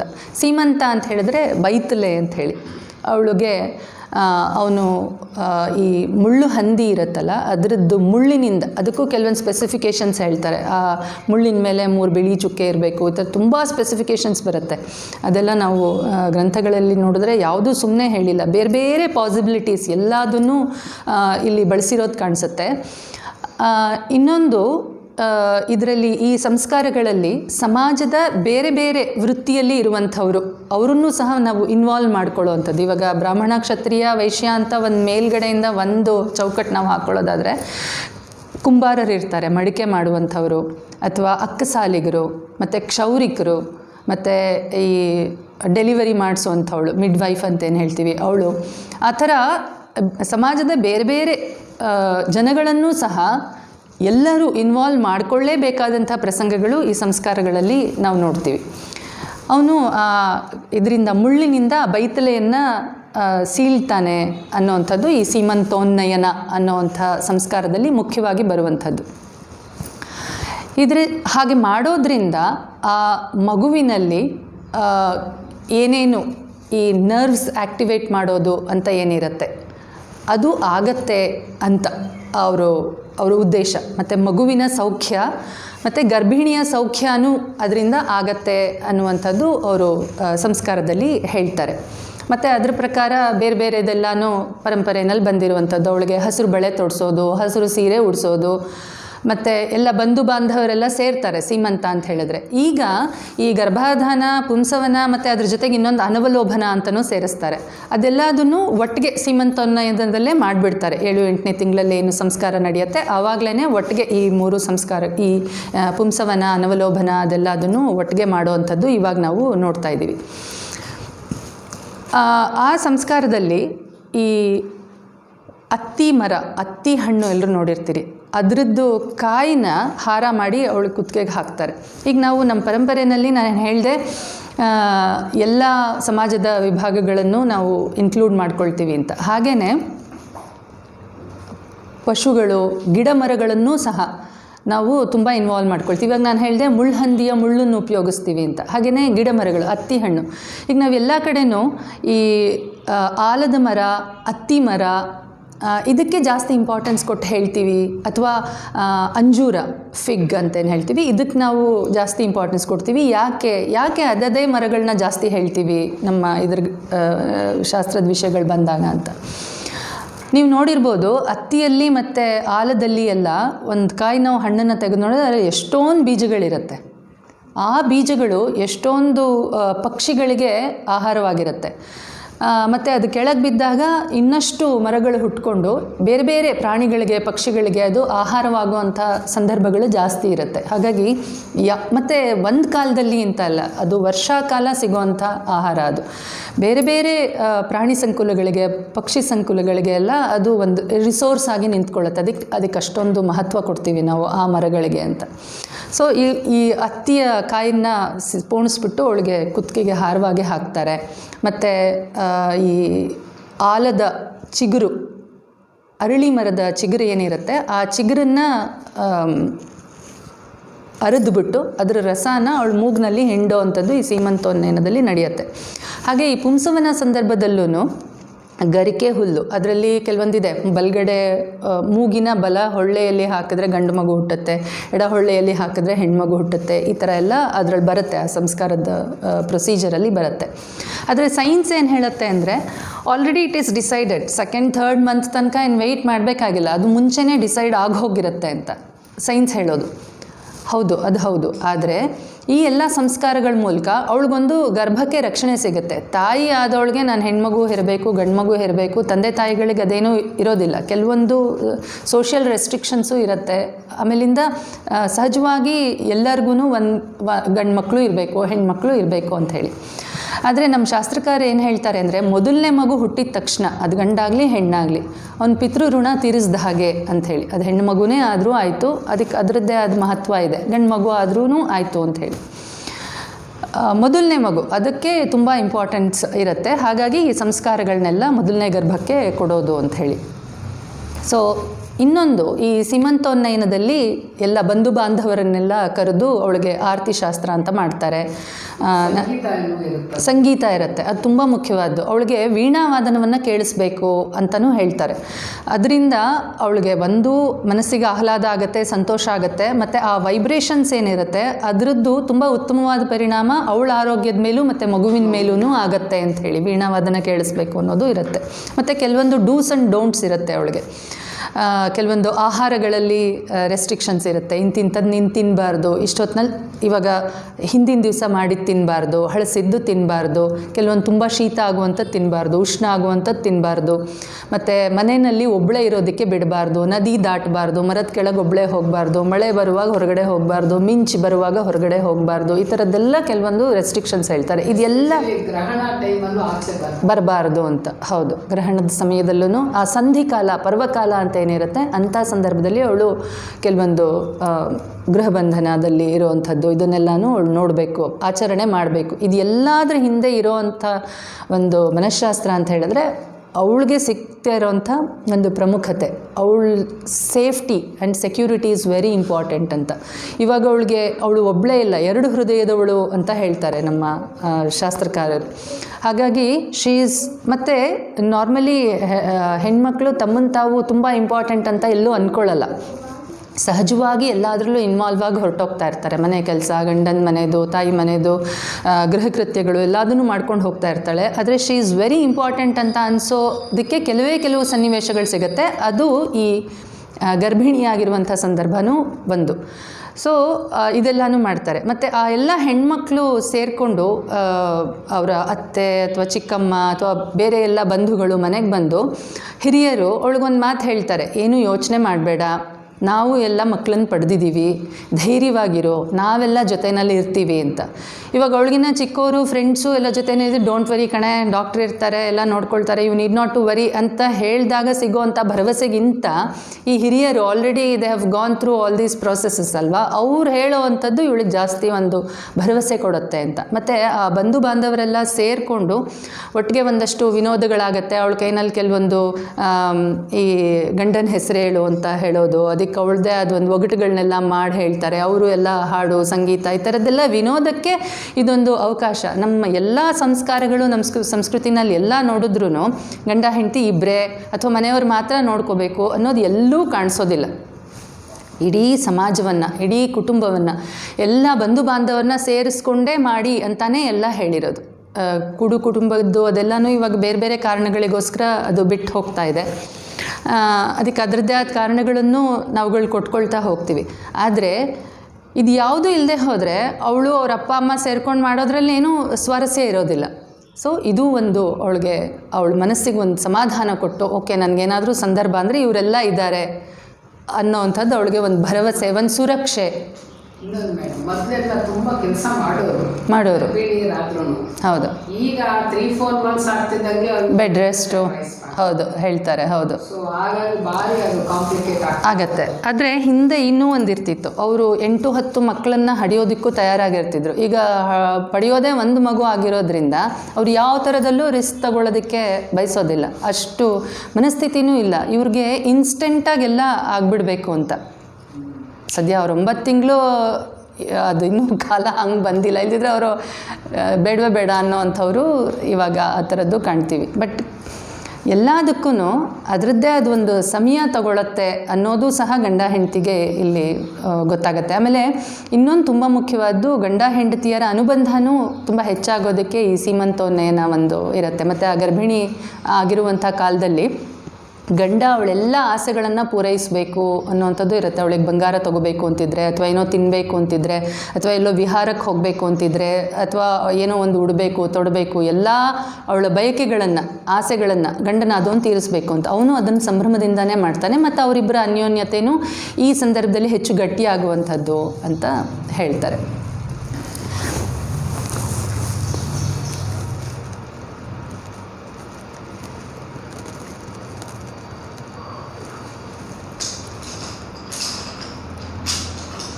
ಇದೇ ಸಂದರ್ಭದಲ್ಲೇ ವಿಷ್ಣು ಬಲಿ ಅನ್ನೋವಂಥದ್ದನ್ನು ಒಂದು ಮಾಡ್ತಾರೆ. ಅಂದರೆ ವಿಷ್ಣು ಆ ಗರ್ಭವನ್ನು ಕಾಪಾಡಲಿ ಅಂತ ಹೇಳಿ ಅದೊಂದು ಸಂಸ್ಕಾರದ ಭಾಗವಾಗಿ ಬರುತ್ತೆ. ಈ ಗರ್ಭವನ್ನು ವಿಷ್ಣುವಿಗೆ ಒಪ್ಪಿಸ್ತಾ ಇದ್ದೀವಿ, ಅವನು ಇದನ್ನು ಕಾಪಾಡ್ತಾನೆ ಅನ್ನೋದಕ್ಕೆ ಅಲ್ಲೊಂದು ವಿಷ್ಣು ಬಲಿ ಅನ್ನುವಂಥ ಒಂದು ಸಂಸ್ಕಾರನೂ ಬರುತ್ತೆ. ನೆಕ್ಸ್ಟು ಬರೋದು ಜಾತಕರ್ಮ. ಇದೆಲ್ಲ ಸೀಮಂತೋನ್ನಯನ ಎಲ್ಲ ಆದಮೇಲಿಂದ ಅವಳು ಮಗುವನ್ನು ಪಡೀತಾಳೆ. ಆ ಬಾಣಂತಿ ಗೃಹ ಹೇಗಿರಬೇಕು ಅನ್ನುವಂಥದ್ದಕ್ಕೂ ನಾನು ಇದು ಓದಿದ್ದೀನಿ, ಬಾಣಭಟ್ಟಂದು ಕಾದಂಬರಿ ಅಂತ ಹೇಳಿ. ಅದು ಕನ್ನಡದ ಟ್ರಾನ್ಸ್ಲೇಷನ್ ಬನ್ನಂಜೆ ಗೋವಿಂದಾಚಾರ್ಯ ಮಾಡಿದ್ದಾರೆ. ಅದರಲ್ಲಿ ಬರುತ್ತೆ ಹೇಗಿರಬೇಕು ಆ ಕೋಣೆ, ಎಷ್ಟು ಸ್ವಚ್ಛವಾಗಿರಬೇಕು ಅಂತ ಹೇಳಿ. ಹಿಂದಿನ ಕಾಲದ್ದಿದು ಅಲ್ಲಿ ವಿವರಣೆ ಬರುವಂಥದ್ದು. ಸಗಣಿಯಿಂದ ಸಾರಿಸಿರಬೇಕು, ಮತ್ತು ಹಸುವಿನ ಗಂಜಲವನ್ನು ಅಲ್ಲಲ್ಲೇ ಇಟ್ಟಿರಬೇಕು. ಆಮೇಲೆ ಕೆಲವೊಂದು ಗಿಡಗಳದ್ದು ಸಮಿತ್ತುಗಳನ್ನು ಅಥವಾ ಕಡ್ಡಿಗಳನ್ನು ಸುಟ್ಟು ಫ್ಯೂಮಿಗೇಷನ್ ಅಂತ ಇವಾಗ ಕೋವಿಡ್ ಟೈಮಲ್ಲಂತೂ ಎಲ್ರಿಗೂ ಗೊತ್ತಾಗಿದೆ, ಅದನ್ನು ಮಾಡುವಂಥದ್ದು. ಅಂದರೆ ಸುತ್ತಮುತ್ತ ವಾತಾವರಣವನ್ನು ಸ್ವಚ್ಛ ಮಾಡುವಂಥದ್ದು, ಮತ್ತು ಗಾಳಿ ಬೆಳಕು ಎಲ್ಲ ಚೆನ್ನಾಗಿ ಬರುವಂಥದ್ದು. ಆ ಬಾಣಂತಿ ಕೋಣೆ ಬಗ್ಗೆನೇ 1.5-2 ಪೇಜ್ನಷ್ಟು ಅವರು ಬರೆದಿದ್ದಾರೆ. ಅಂದರೆ ನಾವು ಯಾವುದಾದ್ರೂ ಒಂದು ವಿಷಯ, ಈವನ್ ಕಾಳಿದಾಸನ ಕೆಲವೊಂದೇನು ಎಲ್ಲ ಕೃತಿಗಳಲ್ಲೂ ಜೀವನ ಹೇಗಿರ್ತಿತ್ತು ಭಾರತೀಯರಲ್ಲಿ ಅನ್ನೋದನ್ನು ಅವನು ತುಂಬ ಚೆನ್ನಾಗಿ ಕಟ್ಕೊಡ್ತಾನೆ. ರಘುವಂಶದ ನಾನು ಇತ್ತೀಚೆಗೆ ಪೂರ್ತಿ ಅದನ್ನೆಲ್ಲ ಕೇಳ್ತಾ ಇದ್ದೆ. ಅದರಲ್ಲಿ ಈ ಎಲ್ಲ ಸಂಸ್ಕಾರಗಳ ಬಗ್ಗೆ, ಅಥವಾ ರಾಜನಾದವನು ಮಗು ಹುಟ್ಟಿದಾಗ ಮಿಡ್ ವೈಫ್ಗೆ ಎಲ್ಲ ಉಡುಗೊರೆ ಕೊಡೋದು, ಇವನು ಹೇಗೆ ಹೋಗ್ತಾನೆ ಬಾಣಂತಿ ಕೋಣೆ ಒಳಗಡೆ ಕೈಕಾಲು ತೊಳ್ಕೊಂಡು, ರಾಜನಾಗಿದ್ರೂ ಸ್ವಚ್ಛವಾಗಿ ಹೇಗೆ ಹೋಗ್ತಾನೆ, ಅದೆಲ್ಲನೂ ತುಂಬ ಇಂಪಾರ್ಟೆಂಟ್. ಇವಾಗ್ಲೂ ನಾವು ಹೇಳ್ತೀವಿ ಕಾಲು ತೊಳ್ಕೊಳ್ದೆ ಒಳಗೆ ಬರಬೇಡಿ, ಬಾಣಂತಿ ಕೋಣೆ ಒಳಗಡೆ ಹೊರಗಿನವ್ರು ನೇರವಾಗಿ ಬರಬೇಡಿ, ಆ ಥರ ಎಲ್ಲ ಹೇಳೋದಿದೆಯಲ್ಲ, ಅದು ಆವಾಗಲೂ ಇತ್ತು ಅನ್ನೋದನ್ನು ನಾವು ಈ ಕಾವ್ಯಗಳಲ್ಲೆಲ್ಲ ನೋಡ್ಬೋದು. ಈ ಕಾದಂಬರಿಯಲ್ಲಿ ಅಥವಾ ಬೇರೆ ಬೇರೆ ಎಲ್ಲನೂ ನಾವು ನೋಡೋದು ಬರುತ್ತೆ. ಈ ಡೆಲಿವರಿ ಏನು ಮಾಡಿಸ್ತಾಳೆ ನರ್ಸು, ಅವಳನ್ನ ಎಷ್ಟು ಗೌರವಾದರದಿಂದ ಕರೆಸ್ತಾ ಇದ್ರು. ಅವಳು ಬಂದು ಏನೇನು ಪ್ರಿಪ್ರೇಷನ್ ಮಾಡ್ಕೊಳ್ತಾ ಇದ್ಲು, ಆ ಮೊರ ಇಟ್ಕೊಳ್ಳೋದಾಯಿತು, ಸ್ವಚ್ಛವಾಗಿರೋ ಬಿಳಿ ಬಟ್ಟೆ ಇಟ್ಕೊಳ್ಳೋದು, ಬಿಸಿನೀರು ಕುದಿಸ್ಕೊಳ್ಳೋದು, ಮತ್ತು ಹರಿತವಾದ ಒಂದು ಚಾಕು ಇಟ್ಕೊಳ್ಳೋದು. ಮತ್ತು ಇವಾಗ ನಾವು ನೋಡ್ತೀವಿ ವೆಸ್ಟರ್ನ್ ಕಂಟ್ರೀಸಲ್ಲಿ, USA ಆ ಕಡೆ ಎಲ್ಲನೂ ಡೆಲಿವರಿ ಟೈಮ್ನಲ್ಲಿ ಗಂಡನೂ ಇರಬೇಕು ಅಂತ ಅವನಿಗೆ ಕೆಲವೊಂದು ದಿವಸದ ಟ್ರೈನಿಂಗ್ ಎಲ್ಲ ಕೊಡ್ತಾರಂತೆ. ಅಲ್ಲಿ ನನ್ನ ಕಸಿನ್ಸ್ ಎಲ್ಲ ಅಲ್ಲಿರೋರು ಹೇಳ್ತಾಯಿದ್ರು, ಬಿಫೋರ್ ಡೆಲಿವರಿ 1 ವೀಕ್ ಅಥವಾ 10 ಡೇಸ್ ಇರುವಾಗ ಡಾಕ್ಟರ್ ಅವರಿಬ್ಬರನ್ನೂ ಕರೆಸಿ ಆ ಟೈಮ್ನಲ್ಲಿ ಕೆಲವೊಂದು ಸರ್ತಿ ಈಗ ಹೆಣ್ಣು ಕೆಲವೊಂದು ಪ್ಯೂಬರ್ಟಿ ಸ್ಟೇಜ್ ರೀಚ್ ಆದಾಗ, ಮೆಚೂರ್ ಆದಾಗ ಎಲ್ಲ ಅವಳ ದೇಹದಲ್ಲಿ ಕೆಲವೊಂದು ಬದಲಾವಣೆಗಳಾಗುತ್ತೆ, ಕೆಲವೊಂದು ನೋವುಗಳು ಸಹಜವಾಗಿ ಅವಳು ಅನುಭವಿಸ್ಕೊಂಡು ಬರ್ತಾಳೆ. ದೈಹಿಕವಾಗೂ ಅವಳು ಸಾಕಷ್ಟು ಗಟ್ಟಿಯಾಗಿರ್ತಾಳೆ. ಆದರೆ ಗಂಡಸಿಗೆ ಇದ್ರದ್ದೆಲ್ಲ ಅನುಭವ ಇರೋದಿಲ್ಲ. ಹಾಗಾಗಿ ಸಡನ್ನಾಗಿ ಅವನು ಅಷ್ಟೊಂದು ಅವಳು ನೋವು ಅನುಭವಿಸ್ತಾ ಇರೋದು ಅಥವಾ ಮುಂದಿನ ಪ್ರೊಸೀಜರು ಎಲ್ಲ ನೋಡಿದ್ರೆ ಅವ್ನು ಗಾಬರಿ ಆಗಬಾರ್ದು ಅನ್ನೋದಕ್ಕೋಸ್ಕರ ಅವ್ನು ಡೆಮೋ ಥರ ಕೊಡ್ತಾರೆ ಅಂತ. ಆದರೆ ನಮ್ಮ ಶಾಸ್ತ್ರದಲ್ಲಿ ಅದು ಯಾವತ್ತಿಂದನೂ ಇದ್ದೇ ಇದೆ. ಆ ಗರ್ಭಿಣಿ ಕೋಣೆಯಲ್ಲಿ ಗಂಡನೂ ಇರಬೇಕು ಅಂಥೇಳಿ ಒಂದು ಸಾಂತ್ವನ, ನಿನ್ನ ಜೊತೆಗೆ ನಾನು ಇದ್ದೀನಿ ಅಂತ. ಬೇರೆಯವರು ಎಲ್ಲರೂ ಇರೋದಕ್ಕಿಂತ ಇವರಿಬ್ಬರದ್ದು ಪ್ರಮುಖ ಪಾತ್ರ ಇರುತ್ತೆ. ಸೊ ಅವನಲ್ಲಿ ಇರಬೇಕು ಅಂತ. ಮತ್ತು ಮಗು ಹುಟ್ಟಿದ ತಕ್ಷಣ ಆ ಹೊಕ್ಕಳು ಬಳ್ಳಿಯನ್ನು ಕತ್ತರಿಸೋದು ಅವನು ಮಾಡಬೇಕು ಅಂತ ಇದೆ. ಅದನ್ನು ಮಾಡಿ, ಅದು ಆ್ಯಕ್ಚುಯಲ್ ಜಾತಕರ್ಮ ಅಂತ ಮಾಡಿ ನಂತರ ಕೆಲವೊಂದು ಅವನು ಬೇರೆ ಬಟ್ಟೆ ಹಾಕ್ಕೋಬೇಕು, ಜನ್ವಾರ ಬದಲಾಯಿಸಬೇಕು. ಜನ್ವಾರ ಅನ್ನುವಂಥದ್ದು 3 ವರ್ಣಗಳಿಗೂ ಇದೆ, ವೈಶ್ಯರಿಗೂ, ಕ್ಷತ್ರಿಯರಿಗೂ, ಬ್ರಾಹ್ಮಣರಿಗೂ ಎಲ್ರಿಗೂ ಇರೋದ್ರಿಂದ ಅವ್ರು ಅದಾದಮೇಲಿಂದ ಅದನ್ನು ಬದಲಾಯಿಸ್ಕೊಂಡು ಏಕ್ದಮ್ ಜಲಪಾತನೋ ಅಥವಾ ನದಿಗೋ ಹೋಗಿ ಧುಮುಕ್ಬೇಕು ಅಂತ ಇದೆ. ಅಂದರೆ ಅಷ್ಟು ಸಂಭ್ರಮ, ಅವನಿಗೆ ಖುಷಿ ಆಗಿರುತ್ತೆ ಮಗು ಹುಟ್ಟಿರುವಂಥದ್ದು ಅನ್ನುವಂಥದ್ದು ಒಂದು. ಅಲ್ಲಿ ಹೋಗಿ ಧುಮುಕಿ ಅವ್ನು ಸ್ನಾನ ಮಾಡ್ಕೊಂಡು ಬರಬೇಕು ಅಂತ. ಜಾತಕರ್ಮ ಅಂದರೆ ಆ ಹೊಕ್ಕಳು ಬಳ್ಳಿಯನ್ನು ಕತ್ತರಿಸೋದು ಅಂತ ಹೇಳಿ, ಅದು ಮುಖ್ಯವಾದ್ದು. ಅದಾದಮೇಲೆ ಜೇನುತುಪ್ಪ ಮತ್ತು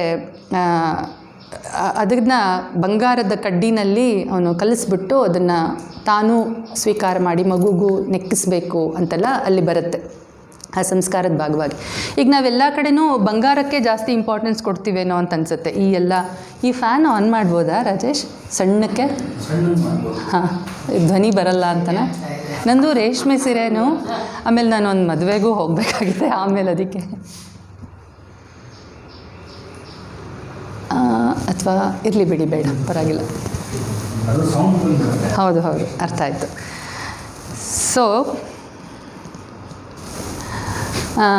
ಬಂಗಾರನೇ ಯಾಕೆ ಅಂದರೆ, ಈಗ ಬೆಳ್ಳಿ ಆಗಲಿ, ಹಿತ್ತಾಳೆ ಆಗಲಿ ಅಥವಾ ತಾಮ್ರ ಆಗಲಿ, ಮೊಸರು ಅಥವಾ ಬೇರೆ ಇನ್ಯಾವುದೋ ಹುಳಿ ಪದಾರ್ಥನೋ ಉಪ್ಪಿನ ಪದಾರ್ಥನೋ ಸೋಕಿದ್ರೆ ಅದು ರಿಯಾಕ್ಟ್ ಆಗುತ್ತೆ, ಕಿಲುಬುತ್ತೆ. ಆದರೆ ಬಂಗಾರ ಯಾವುದ್ರ ಜೊತೆನೂ ಅಷ್ಟು ರಿಯಾಕ್ಟ್ ಆಗೋದಿಲ್ಲವಲ್ಲ, ಅದಕ್ಕೆ ಅದು ಉತ್ತಮವಾದ ಲೋಹ ಅಂಥೇಳಿ ಎಲ್ಲ ಕಡೆನೂ ಬಂಗಾರವನ್ನು ನಾವು ಉದಾಹರಿಸ್ತೀವಿ. ಆದರೆ ಬಂಗಾರ ಆಗಲಿಲ್ಲ, ಬೆಳ್ಳಿಯಲ್ಲಿ ಮಾಡಿ, ಅದಾಗಲಿಲ್ಲ, ಹಿತ್ತಾಳೆಯಲ್ಲಿ ಮಾಡಿ, ತಾಮ್ರದಲ್ಲಿ ಮಾಡಿ, ಈವನ್ ಮಣ್ಣನ್ನು ಸಹ ಮಣ್ಣನ್ನು ಉಪಯೋಗಿಸಬಹುದು ಅಂತಲೂ ನಮ್ಮ ಶಾಸ್ತ್ರಕಾರರು ಹೇಳಿದ್ದಾರೆ. ಎಲ್ಲದನ್ನೂ ಇನ್ಕ್ಲೂಡ್ ಮಾಡ್ಕೊಳ್ತಾರೆ, ಯಾವುದನ್ನೂ ಅವ್ರು ಎಕ್ಸ್ಕ್ಲೂಡ್ ಮಾಡಿಲ್ಲ. ಮತ್ತು ಹುಟ್ಟಿದ ತಕ್ಷಣ ತಾಯಿ ಹಾಲು ಕೊಡಬೇಕು ಅಂತ, ಮಧ್ಯದಲ್ಲಿ ಸ್ವಲ್ಪ ದಿವಸ ಅದನ್ನು ಕೊಡಬಾರ್ದು, ಅದು ಹಿಂಡು ತೆಗೆದು ಬಿಡಬೇಕು, ಅದೆಲ್ಲ ಒಳ್ಳೆಯದಲ್ಲ ಅನ್ನೋಂಥದ್ದೆಲ್ಲ ಬಂದಿತ್ತು. ಬಟ್ ಮತ್ತಿವಾಗ ಅದೊಂದು ಡ್ರೈವ್ ಥರ ಶುರು ಮಾಡಿದ್ದಾರೆ, ಮದರ್ಸ್ ಮಿಲ್ಕ್ ಅಥವಾ ಫಸ್ಟ್ ಮಿಲ್ಕ್ ಅಂತ ಏನು ಹೇಳ್ತೀವಿ. ಅದು ತುಂಬ ಇಮ್ಯುನಿಟಿ ಡೆವಲಪ್ ಮಾಡೋದಕ್ಕೆ ಹೆಲ್ಪ್ ಮಾಡುತ್ತೆ ಮಕ್ಕಳಿಗೆ. ಅದನ್ನು ಕೊಡಲೇಬೇಕು ಅನ್ನುವಂಥದ್ದು, ಅದಕ್ಕೆ ಹೆಲ್ಪ್ ಮಾಡ್ತಾಳೆ ಇವಳು ಮಿಡ್ ವೈಫ್. ಅವಳಿಗೂ ತಾಯಿಗೂ ಹೊಸದು, ಮಗುಗೂ ಹೊಸದು, ಕುಡಿಯೋದಕ್ಕೆ ಬರೋದಿಲ್ಲ, ಅದಕ್ಕೆ ಇವಳಿಗೆ ಕುಡಿಸೋದಕ್ಕೆ ಬರೋದಿಲ್ಲ. ಆ ಎಲ್ಲ ಗೈಡೆನ್ಸ್ನೂ ಸುತ್ತಮುತ್ತಲ ಇರೋವಂಥ ಹೆಂಗಸರು ಅಥವಾ ನರ್ಸ್ ಅದಕ್ಕೆಲ್ಲನೂ ಹೆಲ್ಪ್ ಮಾಡ್ತಾಳೆ ಅಂತ. ಅದಾದಮೇಲೆ ಅವಳಿಗೆ ಪಾರಿತೋಷಿಕಗಳನ್ನು ಕೊಡ್ತಾಯಿದ್ರು. ರಾಜ ಆದ್ರಂತೂ ಬಂಗಾರ, ಮುತ್ತು ಆ ಥರದ್ದೇ ಕೊಡ್ತಾಯಿದ್ದ ನರ್ಸ್ಗೆ. ಇಲ್ಲ ಅಂತ ಹೇಳಿದ್ರೆ ಇವ್ರು ಬೇರೆ ಇನ್ಯಾರೇ ಆಗಲಿ ಅವರ ಯೋಗ್ಯತಾನುಸಾರ ವಸ್ತ್ರನೋ ಅಥವಾ ಧಾನ್ಯಗಳೋ ಆ ಥರದ್ದೆಲ್ಲ ಅವ್ರಿಗೆ ಕೊಡ್ತಾಯಿದ್ರು ಅಂತ. ಇಲ್ಲಿ ಅವ್ರದ್ದು ಇಂಪಾರ್ಟೆನ್ಸ್ ಎಷ್ಟಿದೆ ಅಂತ, ಸೂಲಗಿತ್ತಿ ಅಂತ ನಾವೇನು ಹೇಳ್ತೀವಿ, ಅವರು ಊರಿಗೆ ಆ ಸಂದರ್ಭಗಳಲ್ಲಿ ಎಷ್ಟು ಮನೆಗೆ ಹೋಗಿ ಎಷ್ಟು, ಇವಾಗ ನಮ್ಮ ಮನೆಯವ್ರ ಅಜ್ಜಿನೇ ಹೇಳ್ತಾಯಿದ್ರು, ಅವ್ರ ಮನೆಯಲ್ಲೊಂದು ಮುಸ್ಲಿಂ ಫ್ಯಾಮಿಲಿ ಇತ್ತು, ಅವ್ರ ಮನೆಗೆ ಹೋಗಿ ನಾನು ಡೆಲಿವರಿ ಮಾಡಿ ಬಂದಿದ್ದೀನಿ, ಮಗು ಹುಟ್ಟುವಾಗ ಯಾವ ಸಮುದಾಯ ಆದರೆ ಏನು, ಯಾವ ಕಮ್ಯುನಿಟಿ ಆದರೆ ಏನು ಅಂತ ಅವರು ಮಾತಾಡ್ತಾಯಿದ್ರು. ಇದಾದಮೇಲೆ ಈ ಕರ್ಣವೇದ ಅನ್ನೋಂಥದ್ದು ಕಿವಿ ಚುಚ್ಚೋದು. ಇವಾಗ ರಾಜೇಶ್ ಹೇಳ್ದಾಗೇ ಫ್ಯಾಷನ್ನು ಹೌದು. ಈಗ ಗಂಡಸರಾಗಲಿ ಗಂಡು ಮಗು ಹುಟ್ಟಲಿ ಹೆಣ್ಮಗು ಹುಟ್ಟಲಿ ಕಿವಿ ಚುಚ್ಚೋದು, ಬೇರೆ ಬೇರೆ ಥರದ ಕಿವಿಗೆ ಹಾಕ್ಕೊಳ್ಳೋದು, ಈಗ ನಾವು ಎಲ್ಲ ವರ್ಣದಲ್ಲೂ ಅದನ್ನು ನೋಡ್ತೀವಿ. It's a fashion also. ನಮ್ಮವರು ಅಷ್ಟು ಡ್ರೈ ಇರಲಿಲ್ಲ, ಬರೀ ಶಾಸ್ತ್ರ ಬರೀ ಕರ್ಮಗಳನ್ನೇ ಮಾಡಬೇಕು ಅಂತ ಏನೂ ಇರಲಿಲ್ಲ. ಈಗ ಮುಂದೆ ಕೇಶ ಅಂತ ಒಂದು ಬರುತ್ತೆ, ಹೇರ್ ಕಟ್ ಮಾಡಿಸ್ಕೊಳ್ಳೋದು ಅಂತ. ಅದು ಎಲ್ಲನೂ ನಾವು ಚೆನ್ನಾಗೂ ಕಾಣಿಸ್ಬೇಕು, ಒಳ್ಳೊಳ್ಳೆ ವಸ್ತ್ರಗಳನ್ನು ಹಾಕ್ಕೊಳ್ಬೇಕು, ಸಂತೋಷವಾಗಿರಬೇಕು, ಒಳ್ಳೆಯದನ್ನು ಉಡಬೇಕು, ಒಳ್ಳೆಯದನ್ನು ತೊಡಬೇಕು, ಅದನ್ನು ಸಹ ಸಂಸ್ಕಾರಗಳಲ್ಲೇ ಸೇರಿಸ್ಕೊಂಡು ಬಂದಿದ್ದಾರೆ. ಕಿವಿ ಚುಚ್ಚೋದು ಅನ್ನುವಂಥದ್ದನ್ನು ಅದೂ ಮಗುವಿಗೆ ಬೇರೆ ಬೇರೆ ನಾಡಿಗಳು, ಬೇರೆ ಬೇರೆ ನರಮಂಡಲಗಳು ಆ್ಯಕ್ಟಿವೇಟ್ ಮಾಡೋದಕ್ಕೆ ಕರೆಕ್ಟಾಗಿ ಅವನು ಅಕ್ಕಸಾಲಿಗ ಎಲ್ಲಿ ಹೀಗೆ ಅವ್ರಿಗೆ ಗೊತ್ತಿರುತ್ತೆ. ನಾವು ಮಗು ಕಿವಿ ಚುಚ್ಚಿಸುವಾಗ ನೋಡ್ಬೋದಾ, ಹಾಲೆ ಅದನ್ನು ಹೀಗೆ ಎಳೆದ್ರೆ ಅಲ್ಲಿ ಮಧ್ಯದಲ್ಲಿ ಒಂದು ಸಣ್ಣ ತೂತು ಕಾಣಿಸುತ್ತೆ, ಅಲ್ಲಿ ಕರೆಕ್ಟಾಗಿ ಅವ್ನು ಬಂಗಾರದ ಸೂಜಿ ತೊಗೊಂಡು ಚುಚ್ತಾನೆ ಅಂತ. ಈ ಸಂದರ್ಭದಲ್ಲಿ ಅಕ್ಕಸಾಲಿಗ ಆ ಕಮ್ಯುನಿಟಿ ಜನಗಳನ್ನು ನಾವು ಹೇಗೆ ಇನ್ವಾಲ್ವ್ ಮಾಡ್ಕೊಳ್ತೀವಿ ಅಂತ ಅವ್ರಿಗೆ ಮೊದಲು ಹೋಗಿ ವಿಷಯ ತಿಳಿಸಿ, ತುಂಬ ಮರ್ಯಾದೆಯಿಂದ ಕೇಳಿಕೊಂಡು, ಹೀಗೆ ನಾವು ಮಗು ಕಿವಿ ಚುಚ್ಚಕ್ಕೆ ಬರ್ತೀವಿ, ನೀವು ಮಾಡಬೇಕು ಅಂತ. ಅವನು ತುಂಬ ಕೇರ್ಫುಲ್ ಆಗಿರ್ಬೇಕು, ಎಳೆ ಮಗು ಅದು. ಕೆಲವೊಂದು ಸತಿ ನಾನೇ ನೋಡಿದ್ದೀನಿ, ಅಕ್ಸಾಲಿಗರ ಕೈನೂ ನಡುಗ್ತಾ ಇರುತ್ತೆ ಅದು ಚುಚ್ಚುವಾಗ. They are also they should be very careful ಅದು ಮಾಡುವಾಗ. ರಕ್ತ ಬರ್ಕೂಡ್ದು, ಆ ಬಂಗಾರದನ್ನು ಚುಚ್ಚಿಬಿಟ್ಟು ತಕ್ಷಣ ಅದನ್ನು ಸುತ್ತಬಿಟ್ಟು ಹಾಕ್ತಾರೆ ಅದನ್ನು.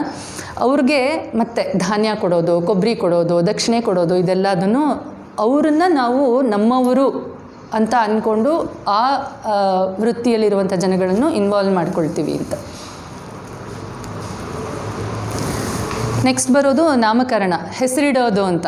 ಇದೊಂದು ಸಣ್ಣ ಕಥೆ ಇದೆ ಹೆಸರಿಡೋದಕ್ಕೆ. ಏನು ಅಂತ ಹೇಳಿದ್ರೆ, ಇವಾಗಂತೂ ತುಂಬ ಯಾವ ಹೆಸರಿಡಬೇಕು ಅಂತ ಯಾರೂ ಇಟ್ಟಿರಬಾರ್ದು, ಆ ಥರದ ಹೆಸರಿಡಬೇಕು ಅಂಥೇಳಿ ಎಷ್ಟೆಲ್ಲ ಸರ್ಕಸ್ಗಳು ನಾವು ಮಾಡ್ತೀವಿ. ಗೂಗಲ್ನಲ್ಲಿ ಹಾಕ್ತೀವಿ, ಅಲ್ಲೇನೋ ಒಂದು ಹೆಸರು ಸೇರಿಸುತ್ತೆ, ಅಥವಾ ತಂದೆ ಹೆಸರು ಅರ್ಧ ತಾಯಿ ಹೆಸರು ಅರ್ಧ ಸೇರಿಸ್ಬಿಟ್ಟಿಡೋದು ಒಂದಿರುತ್ತೆ. ಆದರೆ ಆ್ಯಕ್ಚುಲಿ ಇರೋವಂಥದ್ದು ಕುಲದೇವತಾ ನಾಮ ಇಡಬೇಕು ಅಂತ, ಮತ್ತು ಅದಕ್ಕೆ ಪುರೋಹಿತರನ್ನೆಲ್ಲ ಕರೆಸಿ ಮತ್ತು ಇದೆಲ್ಲ ಮಾಡೋದಿರುತ್ತೆ. ಒಂದು ಸಣ್ಣದಾಗಿ ಪುಣ್ಯಾಹ ಅಂತ, ಪುಣ್ಯಾವರ್ಚನೆ ಅಂತ ಮಾಡೋದಿರುತ್ತೆ. ಅದಾದಮೇಲೆ ಇದೆಲ್ಲನೂ ನಾಮಕರಣವನ್ನು 11ನೇ ದಿವಸನೇ ಮಾಡಬೇಕು ಅಂತ ಕೆಲವ್ರ ಮನೇಲಿರುತ್ತೆ, 16ನೇ ದಿವಸದಲ್ಲಿ ಮಾಡಬೇಕು ಅಂತ ಹೇಳ್ತಾರೆ. 3 ತಿಂಗಳು ಒಳಗಡೆ, ಕೆಲವೊಬ್ರು ಆಗಲಿಲ್ಲ ಅಂದರೆ 5 ತಿಂಗಳು ಒಳಗಡೆ, 7 ತಿಂಗಳು ಒಳಗಡೆ ಹೀಗೆಲ್ಲ ಮಾಡೋದಿರುತ್ತೆ. ಅದಕ್ಕೆಲ್ಲನೂ ಸ್ಪೆಸಿಫಿಕ್ ನಕ್ಷತ್ರಗಳಿರಬೇಕು, ಇಂತಿಂಥ ದಿವಸ ಮಾಡಬಾರ್ದು, ಇಂಥ ದಿವಸ ಮಾಡಬೇಕು, ಈ ಮಾಸ ಅಂತೆಲ್ಲ ಇರುತ್ತೆ. ಆದರೆ ಮಾಸಗಳನ್ನ ಸ್ಪೆಸಿಫಿಕ್ಕಾಗಿ ಏನೂ ಹೇಳಿಲ್ಲ. ಮದುವೆಗೆ ಮತ್ತು ಮುಂಜಿಗೆ ಮಾತ್ರ ಇಂತಿಂಥ ಮಾಸದ ಶ್ರೇಷ್ಠ ಅಂತ ಹೇಳಿದ್ದಾರೆ. ಆದರೆ ಇದೆಲ್ಲನೂ ನಮ್ಮ ಕೈನಲ್ಲಿರಲ್ಲ, ಯಾವಾಗ ಮಗು ಹುಟ್ಟುತ್ತೆ ಅದೆಲ್ಲ ಇಂಥ ಮಾಸದಲ್ಲೇ ಮಾಡ್ತೀವಿ ಅಂದರೆ ಅದು ಆಗೋದಿಲ್ಲ ಅಂಥೇಳಿ ಕೆಲವೊಂದು ಸ್ಪೆಸಿಫಿಕ್ ನಕ್ಷತ್ರಗಳು, ತಿಥಿಗಳು ಈ ಥರದನ್ನೆಲ್ಲ ವರ್ಜ್ಯ ಮಾಡಿ ಮತ್ತು ಇನ್ಕ್ಲೂಡ್ ಮಾಡಿ ಅದೆಲ್ಲದನ್ನು ಹೇಳಿದ್ದಾರೆ. ಕುಲದೇವತಾ ನಾಮ ಮತ್ತು ಮಾಸನಾಮ, ಪ್ರತಿಯೊಂದು ತಿಂಗಳಿಗೂ 12 ನಾಮಗಳಿರುತ್ತೆ, ಕೇಶವ, ನಾರಾಯಣ, ಮಾಧವ ಅಂತ. ಆ ಒಂದು ನಾಮ ಗಂಡು ಮಕ್ಕಳಿಗಾದರೆ ಆ ಹೆಸರುಗಳನ್ನ ಇಡ್ತಾರೆ, ಹೆಣ್ಮಕ್ಳಿಗೆ ಮಾಸನಾಮ ಯಾವುದು ಇಡ್ತಾರೆ ಅಂತ ನನಗೆ ಗೊತ್ತಿಲ್ಲ. ಮತ್ತು ನಕ್ಷತ್ರ ನಾಮ, ಈ ನಕ್ಷತ್ರದಲ್ಲಿ ಹುಟ್ಟಿರೋರಿಗೆ ಈ ಅಕ್ಷರಗಳಿಂದ ಇಡುವಂಥದ್ದು ಅಂತ. ನೆಕ್ಸ್ಟ್ ವ್ಯವಹಾರ ನಾಮ, ಇಲ್ಲೇ ಬರೋದು ಸಮಸ್ಯೆ. ಯಾರೋ ಒಬ್ಬ ಏನು ಮಾಡಿದಂತೆ, ಯಾರಿಗೂ ಇಟ್ಟಿಲ್ಲದೆ ಇರೋವಂಥ ಒಂದು ಹೆಸರನ್ನು ನಾನು ಇಡಬೇಕು ಅಂಥೇಳಿ ಗಂಡು ಮಗನಿಗೆ ಜೋಡು ಅಂತ ಇಟ್ಟನಂತೆ. ಜೋಡು ಅಂದರೆ ನಿಮಗೆಲ್ಲ ಗೊತ್ತಿರ್ಬೋದು, ಚಪ್ಪಲಿ. ಮಗಳಿಗೆ ಸಗಣಿ ಅಂತ ಇಟ್ಟನಂತೆ ಹೆಸರನ್ನು, ಯಾರಿಗೂ ಇಟ್ಟಿರಬಾರ್ದು ಅಂತ ಹೇಳಿ ಆ ಹೆಸರನ್ನು ಇಟ್ಟಿದ್ದಾನೆ. ಹುಡುಗಿನ ನೋಡೋದಕ್ಕೆ, ಇವ್ರ ಮಗಳು ಸಗಣಿನ ನೋಡೋದಕ್ಕೆ ಹುಡುಗನ ಕಡೆಯವ್ರು ಬರ್ತಾರೆ. ಆವಾಗ ಹುಡುಗಿ ತಂದೆ ಹೇಳ್ತಾನಂತೆ ಅಳಿಯ ಆಗೋವನಿಗೆ, ನೋಡಪ್ಪ ನೀನು ಬೇರೆ ಅಲ್ಲ, ನನ್ನ ಜೋಡು ಬೇರೆ ಅಲ್ಲ ಅಂತ ಹೇಳ್ತಾನಂತೆ. ಆಮೇಲಿಂದ ತಿಂಡಿಗಳೆಲ್ಲ ಹುಡುಗನಿಗೆ ಕೊಡ್ತಾರಲ್ಲ, ಇದೆಲ್ಲನೂ ನಮ್ಮ ಸಗಣಿಯಿಂದಲೇ ಮಾಡಿಸಿರೋದು ಅಂತ ಹೇಳಿದ್ನಂತೆ. ಈ ಥರ ಆಗಿಬಿಡುತ್ತೆ. ನಾವು ತೀರಾ ಯಾರಿಗೂ ಇಟ್ಟಿಲ್ಲದೆ ಇರೋ ಹೆಸರು ತುಂಬ ಅಪರೂಪದ್ದೇನೋ ಇಡ್ತೀವಿ ಅಂತ ಹೋದರೆ. ಆದರೆ ಈ ಕುಲದೇವತಾ ನಾಮ ಇಡೋ ಅಂಥದ್ದೇನು ಅಂದರೆ ಎಲ್ಲ ದೇವತೆಗಳು, ಎಲ್ಲ ನಾರಾಯಣ ಇರ್ಬೋದು, ಶಿವ ಇರ್ಬೋದು, ಎಲ್ಲದರಲ್ಲೂ ಅವ್ರವ್ರದ್ದೇ ಆದ ತತ್ವಗಳಿರುತ್ತೆ ಅಂತ ಅಂದ್ಕೊಂಡ್ರು ನಮ್ಮ ಕುಲಕ್ಕೆ ಒಂದೊಂದು ದೇವತೆ ಅಂತ ಇರ್ತಾರೆ. ಅದಕ್ಕೆ ನಾವು ನಿಷ್ಠರಾಗಿ ನಡ್ಕೊಳ್ತೀವಿ. ಆ ಹೆಸರನ್ನು ನಾವು ಮಗುವಿಗೆ ಮೊದಲಿಡ್ತೀವಿ. ಆಮೇಲೆ ಮಾಸನಾಮ, ನಕ್ಷತ್ರ ನಾಮನೂ ಅಷ್ಟೇ ಇಡ್ಬೋದು. ನೆಕ್ಸ್ಟ್ ವ್ಯವಹಾರ ನಾಮನೂ ಅಷ್ಟೇ. ಆ ವ್ಯವಹಾರ ನಾಮದಲ್ಲಿ ನಾವೊಂದು ಆದರ್ಶವನ್ನು ತುಂಬಿರ್ತೀವಿ ಅಂತ. ಈಗ ಫಾರ್ ಎಕ್ಸಾಂಪಲ್ ಸೌಮ್ಯ ಅಂತ ನಾವು ಒಂದು ಮಗುಗಿಟ್ವಿ ಅಂತ ಹೇಳಿದ್ರೆ ಅದರಿಂದ ನಮಗೊಂದು ಉದ್ದೇಶ ಇರುತ್ತೆ, ಈ ಮಗು ಜೀವನ ಪೂರ್ತಿ ಸೌಮ್ಯವಾಗಿರಲಿ, ಎಲ್ಲದನ್ನು ಸಂಯಮವಾಗಿ ನೋಡಿಕೊಳ್ಳಿ ಅಂತ. ಈಗ ರಾಜೇಶ್ ಅಂತ ಇಟ್ಟರೆ ಅವನು ರಾಜನ ಹಾಗೆ ಬಾಳಲಿ, ಚಕ್ರವರ್ತಿ ಥರ ಇರಲಿ, ಅವನು ಸಮಾಜಕ್ಕೆ ಒಬ್ಬ ಉಪಯೋಗ ಆಗುವಂಥವನಾಗಲಿ, ಆ ಥರದ್ದೊಂದು ಆದರ್ಶ ಇಟ್ಕೊಂಡು ಅವ್ರ ತಂದೆ ತಾಯಿ ಇಟ್ಟಿರ್ಬೋದು. ಯಾವುದೇ ಒಂದು ಹೆಸರಿನ ಹಿಂದೆ ನೀವು ಒಂದು ಇಂಟ್ರಾಸ್ಪೆಕ್ಟ್ ಮಾಡಿಕೊಂಡ್ರೆ ನಿಮ್ಮ ಮಕ್ಕಳಿಗೆ ಇಡೋವಂಥದ್ದಾಗಿರ್ಬೋದು ಅಥವಾ ನಿಮ್ಮ ಹೆಸರುಗಳಾಗಿರ್ಬೋದು, ಅದನ್ನೇ ನೀವು ಯೋಚಿಸ್ಕೊಳ್ತಾ ಹೋಯಿತು ಅಂದರೆ ಅದ್ರ ಹಿಂದ್ಗಡೆ ಒಂದು ಆದರ್ಶ ಇರುತ್ತೆ. ಅದನ್ನು ತಂದೆ ತಾಯಿಗಳು ಗಟ್ಟಿಯಾಗಿ ಕರೆದಾಗ, ಬಂಧು ಮಿತ್ರರು ಕರೆದಾಗ, ಅಥವಾ ನಾವೇ ನಮ್ಮ ಹೆಸರಿನ ಬಗ್ಗೆ ಯೋಚನೆ ಮಾಡಿದಾಗ ಆ ಆದರ್ಶಗಳನ್ನು ನಾವು ಗಟ್ಟಿ ಮಾಡ್ಕೊಳ್ತಾ ಹೋಗಬೇಕು ಅನ್ನುವಂಥದ್ದು ಒಂದು ಉದ್ದೇಶ. ಸುಮ್ಮನೆ ಏನೋ ಒಂದು ಹೆಸರಿಡೋದಕ್ಕಿಂತ ಈ ಥರ ಒಂದು ತತ್ವನ ಇಟ್ಕೊಂಡು ನಾವು ಮುಂದುವರ್ಕೊಂಡು ಹೋಗೋದು ಒಳ್ಳೆಯದು ಅಂಥೇಳಿ. ತೊಟ್ಲಿಗೆ ಹಾಕುವಾಗ ನಾರ್ಮಲಿ 11ನೇ ದಿವಸನೇ ಹಾಕ್ತಾರೆ, ಇಲ್ಲ ನಾಮಕರಣ ಮಾಡುವಾಗ ತೊಟ್ಲಿಗೆ ಹಾಕ್ತಾರೆ. ಆವಾಗ ನಮ್ಮ ಸಂಪ್ರದಾಯದಲ್ಲಿ ಗುಂಡಪ್ಪ ಅಂತ ಒಂದು ಕಲ್ಲು ತಂದಿಡ್ತಾರೆ. ಅದಕ್ಕೂ ಅದರದ್ದೇ ಅದೊಂದು ವಿಶೇಷ ಏನು ಅಂತ ಹೇಳಿದ್ರೆ, ಎಷ್ಟೊಂದು ಮಕ್ಳುಗಳು ಹಿಂದೆಲ್ಲ ಹೋಗಿಬಿಡ್ತಾ ಇತ್ತು ಬೇರೆ ಬೇರೆ ಕಾರಣಗಳಿಗೆ. ಈ ಮಗು ಗುಂಡು ಕಲ್ಲಿನ ಹಾಗಿರಲಿ ಅನ್ನುವಂಥದ್ದು ಒಂದು ಉದ್ದೇಶ ಇರುತ್ತೆ. ಮತ್ತು ಆ ಗುಂಡು ಕಲ್ಲಿಗೆ ಯಾರೂ ದೃಷ್ಟಿ ಹಾಕಲ್ಲ, ಮತ್ತು ಎಲ್ಲರದ್ದು ದೃಷ್ಟಿ ಈ ಗುಂಡು ಕಲ್ಲು ಮೇಲೂ ಸ್ವಲ್ಪ ಹೋಗಲಿ, ಮಗುಗೆ ದೃಷ್ಟಿ ಆಗದೆ ಇರಲಿ ಅನ್ನೋಂಥದ್ದು ಒಂದು ಕಾರಣ ಇರಬಹುದು. ಅದಕ್ಕೂ ಎಲ್ಲ ಸಾಂಗೋಪಾಂಗವಾಗಿ ವಸ್ತ್ರ, ಗಂಧಲೇಪನ, ದೃಷ್ಟಿ ಬಟ್ಟಿಟ್ಟು, ಹೂ ಮುಡಿಸಿ ಎಲ್ಲದನ್ನೂ ಸಾಂಗವಾಗಿ ಮಾಡ್ತಾರೆ ಮುತ್ತೈದೆಯರೆಲ್ಲ. ಹಾಡು ಹೇಳೋದು, ಮತ್ತು ಸೋದರತ್ತೆನ ಕರೆಸೋದು, ಸೋದರತ್ತೆ ಹೆಸರಿಡಬೇಕು ಅಂತ. ಅಂದರೆ ಇವರಿಬ್ಬರು ಅಣ್ಣ ಅತ್ತಿಗೆ ಅವ್ರವ್ರದ್ದೇ ಲೋಕದಲ್ಲಿ ಇರ್ತಾರೆ, ಅಕ್ಕ ತಂಗಿಯನ್ನೆಲ್ಲ ಮರ್ತು ಬಿಡಬಾರ್ದು ಅಂತ ಹೇಳಿ ಅವ್ರನ್ನೂ ಕಂಪ್ಲೀಟ್ ಇನ್ವಾಲ್ವ್ ಮಾಡಿಕೊಂಡು ಅವ್ರ ಹೆಸರಿಡುವಾಗ ಬೆನ್ನ ಮೇಲೆ ಗುದ್ದೋದು, ಅಲ್ಲೆಲ್ಲ ವಿನೋದಗಳು. ಎಲ್ಲ ನಮ್ಮ ಆಚರಣೆಗಳಲ್ಲೂ ಸಂಭ್ರಮದಿಂದ ಸಂತೋಷ ಪಡೋದಕ್ಕೆ ಪೂರ್ತಿ ಅವಕಾಶಗಳು ಇದ್ದೇ ಇದೆ ಅಂತ ನಾವು ತೇಯ್ತಾರೆ ನೋಡಿ. ಆ ಮಗುವಿಗೆ ಸುತ್ತಗಾರ ಅಂಥೇಳಿ ಸಾಣೆ ಕಲ್ಲಿನ ಮೇಲೆ 2 ಸುತ್ತು ಬಾದಾಮಿ, 2 ಸುತ್ತು ಕಲ್ಸಕ್ಕರೆ, 2 ಸುತ್ತು ಉತ್ತತ್ತಿ ಮತ್ತು ಬಜೆ, ಇದೆಲ್ಲದನ್ನು ಮಗುಗೆ ಡೈಜೆಷನ್ಗೆ ಹೆಲ್ಪ್ ಆಗುತ್ತೆ ಅಂತಲೂ ಒಂದು. ಮತ್ತು ದೇಹದ ಕಾಂತಿ ಬರುತ್ತೆ, ಮತ್ತು ಐರನ್ ಕಂಟೆಂಟ್ ಸಿಗುತ್ತೆ, ಕ್ಯಾಲ್ಶಿಯಂ ಸಿಗುತ್ತೆ. ಇದೆಲ್ಲ ಕಾರಣದಿಂದ ದಿವಸ ತಾಯಿ ಹಾಲಿನಲ್ಲಿ ಆ ಒಳಗಡೆ ಹಾಕ್ಕೊಂಡು ಮಗುಗೆ ಕುಡಿಸೋದು. ಕರೆಕ್ಟ್. ಆ ಬಜೆ ಬೇರ್ನೂ ಕಟ್ತಾರೆ ತೊಟ್ಲಿಗೆ. ಹೌದು, ಬೇರೆ ಬೇರೆ ಬೇರುಗಳನ್ನ, ಅದೇ ನಾನು ಹೇಳ್ದೆ ಅಲ್ವಾ, ಪ್ರಕೃತಿನಲ್ಲಿ ಸಿಗೋ, ನಾವು ಪ್ರಕೃತಿಗೆ ದೂರವಾಗಿ ಎಲ್ಲೂ ಇಲ್ಲವೇ ಇಲ್ಲ. ಇವಾಗಷ್ಟೇ ಕೆಮಿಕಲ್ಸ್ ಯೂಸ್ ಮಾಡಿ ಮೆಡಿಸಿನ್ಸ್ ತಗೊಳ್ಳೋದು ಅಂತ. ಏನೇನು ಪ್ರಕೃತಿನಲ್ಲಿ ಈಸಿಲಿ ಅವೈಲೇಬಲ್ ಇದೆ, ನಾವೆಲ್ಲೋ ಹುಡುಕೊಂಡು ಕಾಶ್ಮೀರಕ್ಕೆ ಹೋಗೋದೋ ಕನ್ಯಾಕುಮಾರಿ ಆ ಥರ ಏನೂ ಇಲ್ಲ. ನಮ್ಮ ಸುತ್ತಮುತ್ತಲೂ ಏನೇನು ಈಸಿಲಿ ಸಿಕ್ಕತ್ತೆ ಅದನ್ನು ಉಪಯೋಗಿಸ್ಕೊಂಡೇ ನಾವು ದಿನನಿತ್ಯದ ಎಲ್ಲ ವಿಶೇಷ ಸಂದರ್ಭಗಳಲ್ಲೂ ಮತ್ತು ದಿನನಿತ್ಯದ ಸಂದರ್ಭಗಳಲ್ಲೂ ಜೀವನ ನಡೆಸೋವಂಥದ್ದು ಕಾಣಿಸುತ್ತೆ. ಇದು ನಿಷ್ಕ್ರಮಣ ಅಂತ, ಈ ಬೇಬೀಸ್ ಡೇ ಔಟ್ ಅಂತ ನಾವು ಹೇಳ್ಬೋದು. ಮಗುನ ಮೊದಲನೇ ಸರ್ತಿ ಹೊರಗಡೆ ಕರ್ಕೊಂಡು ಹೋಗೋದು. ಫಸ್ಟು ಬಾಣಂತಿ ಕೋಣೆಯಿಂದ ಹೊರಗೆ ಕರ್ಕೊಂಡು ಬರೋದು. ಎಲ್ಲ ಮನೆಯ ಮೂಲೆನೂ ತೋರಿಸ್ತಾನಂತೆ. ಸೋದ್ರ ಮಾವ ಅದು ನೋಡಿ, ತವ್ರ ಮನೆಗೆ ಬಂದಿರ್ತಾನೆ, ಅಲ್ಲಿ ಸೋದ್ರ ಮಾವ ಇರ್ತಾನೆ, ಅವನಿಗೆ ಜಾಸ್ತಿ ಹಕ್ಕು ಮಗು ಮೇಲೆ. ಎಲ್ಲ ಇದು ಅಡುಗೆ ಮನೆ, ಇದು ರೂಮು, ಇದು ಕೊಟ್ಟಿಗೆ, ಇದು ಅಂಗಳ, ಎಲ್ಲದನ್ನು ತೋರಿಸ್ಕೊಂಬರ್ತಾನೆ, ಪರಿಚಯ ಮಾಡಿಸ್ಕೊಡೋದು. ಮತ್ತು ಆವಾಗ್ಲೂ ಬಂಧುಗಳನ್ನೆಲ್ಲ ಕರೆಸಿ ಇವ್ರಿಂಥವ್ರು ಅಂತ ಹೇಳಿ ಮಗುಗೆ ಪರಿಚಯ ಮಾಡಿಕೊಡೋದು. ಆ ಮಗು ಅವ್ರಿಗೆ ಹೇಗೆ ರಿಲೇಟ್ ಆಗುತ್ತೆ ಅನ್ನೋವಂಥದ್ದು. ಮತ್ತು ಅದು ಇನ್ನೊಂದು ಸಂಭ್ರಮದ ವಾತಾವರಣ ಅಲ್ಲಿ ಕ್ರಿಯೇಟ್ ಆಗುತ್ತೆ. ಮತ್ತು ಸೂರ್ಯನಿಗೆ ತೋರಿಸೋದು. ಇವಾಗಂತೂ ಈ ಕೆಲವೊಂದು 3ನೇ ದಿವಸ 4ನೇ ದಿವಸಕ್ಕೆ ಮಗುಗೆ ಜಾಂಡೀಸ್ ಎಲ್ಲ ಬಂದರೆ ಅದಕ್ಕೆ ಫೋಟೋಥೆರಪಿ ಅದೆಲ್ಲ ಮಾಡ್ತಾರೆ. ಅದ್ರ ಬದಲಿಗೆ ಎಳೆ ಬಿಸಿಲಿನಲ್ಲಿ ಮಗುನ ಇಟ್ಕೊಂಡು ಕೂತ್ಕೊಳ್ಳಿ ಅಂತೆಲ್ಲ ಹೇಳ್ತಾರೆ. ಸೊ ಸೂರ್ಯನಿಗೆ ತೋರಿಸಿ, ಚಂದ್ರನಿಗೆ ತೋರಿಸಿ, ಆಮೇಲೆ ದೇವಸ್ಥಾನಕ್ಕೆ ಕರ್ಕೊಂಡು ಹೋಗಿ ಬರ್ತಾರೆ. ಇದು ಮಗುವನ್ನು ಹೊರಗೆ ಕರ್ಕೊಂಡು ಹೋಗುವಂಥದ್ದು ಅಂತ. ನೆಕ್ಸ್ಟು ಅನ್ನಪ್ರಾಶನ. ಒಂದು 6ರಿಂದ 8 ತಿಂಗಳವರೆಗೆ ಮಗು ಕಂಪ್ಲೀಟ್ಲಿ ತಾಯಿ ಹಾಲಿನ ಮೇಲೇ ಡಿಪೆಂಡ್ ಆಗಿರೋದು ಒಳ್ಳೆಯದು ಅಂತ. ಮತ್ತು ಅದಕ್ಕೆ ಸ್ವಲ್ಪ ಹಲ್ಲು ಬರ್ತಾ ಇದೆ ಅನ್ನುವಾಗ ಹೊರಗಿನ ಆಹಾರನೂ ಅದಕ್ಕೆ ಇಂಟ್ರೊಡ್ಯೂಸ್ ಮಾಡಬೇಕು ಅಂತ. ವರ್ಷದ ತನಕ ತಾಯಿ ಹಾಲು ಮಗುವಿಗೆ ಕೊಡ್ತಾ ಇರಬೇಕು. ಸೈಮಲ್ಟೇನಿಯಸ್ಲಿ ಅದಕ್ಕೆ ಬೇರೆ ಆಹಾರಗಳದ್ದು ಪರಿಚಯ ಮಾಡಿಬಿಡ್ತು ಅಂದರೆ 1 ವರ್ಷ ಆಗೋ ಹೊತ್ತಿಗೆ ಅದು ಬೇರೆ ಆಹಾರ ಪದ್ಧತಿಗೆ, ಮನೆಯಲ್ಲಿ ಬೇರೆಯವರೆಲ್ಲ ಏನು ತಿಂತಾರೆ ಅದಕ್ಕೆ ಅದು ಒಗ್ಕೊಳ್ಳುತ್ತೆ ಅಂತ ಹೇಳಿ.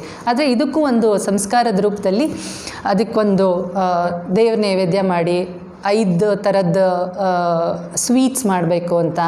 ಮತ್ತು ಒನ್ಸ್ ಅಗೇನ್ ಬಂಧು ಬಾಂಧವ್ರನ್ನೆಲ್ಲ ಕರೆಸಿ ಆ ಮಗು ಜೀವನ, ಇವಾಗೆಲ್ಲ ತುಂಬ ಕಂಪ್ಲೇಂಟ್ಸ್ ಇದೆ, ಮಗು ತಿನ್ನೋದೇ ಇಲ್ಲ, ಆಮೇಲಿಂದ ಬರೀ ಜಂಕ್ ಬೇಕು ಅಥವಾ ಚಿಪ್ಸೇ ತಿನ್ನುತ್ತೆ, 1 ಪ್ಯಾಕೆಟ್ ತೊಗೊಂಡು ಬಂದು ತಿನ್ಬಿಟ್ರೆ ಆಯಿತು, ಬೇರೆ ಏನು ತಿನ್ನೋದಿಲ್ಲ. ಹಾಗೆಲ್ಲ ಅಲ್ಲದೇ ಏನು ನಮ್ಮ ಆಹಾರ ಕ್ರಮ ಇದೆ. ಈಗ ನಮ್ಮ ಮನೆಯಲ್ಲಿ ನಾವು ಜೋಳದ ರೊಟ್ಟಿ ಮಾಡ್ತೀವಿ, ಚಪಾತಿ ಮಾಡ್ತೀವಿ, ಅನ್ನ ಮಾಡ್ತೀವಿ ಅಂದರೆ ಅದು ಮಗುವಿಗೆ ಶಕ್ತಿವರ್ಧಕವಾಗುತ್ತೆ, ಅದು ಚೈತನ್ಯ ತಂದುಕೊಡುತ್ತೆ ಅಂತ ಅದನ್ನು ಮಗುಗೆ ಪರಿಚಯಿಸೋದು ಈ ಅನ್ನಪ್ರಾಶನದ ಮೂಲಕ. ಅದಕ್ಕೂ ಕೆಲವೊಂದು ಸಂಸ್ಕಾರಗಳನ್ನು ಪುರೋಹಿತರು ಬಂದು ಒನ್ಸ್ ಅಗೇನ್ ಪುಣ್ಯಾಹ ಅದೆಲ್ಲ ಮಾಡಿ ಅದನ್ನು ಮಾಡ್ತಾರೆ. ಇದೊಂದು ಶ್ಲೋಕನೂ ಇದೆ ಅನ್ನಪ್ರಾಶನದ ಬಗ್ಗೆ. ಅಂದರೆ ನಾನು ತುಂಬ ಎಲ್ಲ ಅದೇ ಹೇಳಿದ್ನಲ್ಲ, ಸಂಸ್ಕೃತದ ಯಾವುದು ಶ್ಲೋಕಗಳನ್ನು ನಾನು ಜಾಸ್ತಿ ಇನ್ವಾಲ್ವ್ ಮಾಡಿಕೊಳ್ಳಿಲ್ಲ, ಅದನ್ನೆಲ್ಲದನ್ನು ಹಾಗೆ ಕನ್ನಡದಲ್ಲೇ ಹೇಳಿದ್ದೀನಿ. ಇದೊಂದು ತುಂಬ ಚೆನ್ನಾಗಿದೆ, ಅಲ್ಲ ಎಲ್ಲನೂ ಚೆನ್ನಾಗಿದೆ, ಬಟ್ ಮತ್ತೆ ಇದು ಅನ್ನಪ್ರಾಶನ ಸೋದರ ಮಾವನ ಕೈಲೇ ಮಾಡಿಸ್ತಾರಲ್ಲ ಮೇಡಮ್? ಹಾಂ, ಕೆಲವೊಂದು ಅದೇ ಅವ್ರವ್ರ ಮನೆ ಪದ್ಧತಿ ಪ್ರಕಾರ ಅದನ್ನು ಮಾಡಿಸ್ತಾರೆ.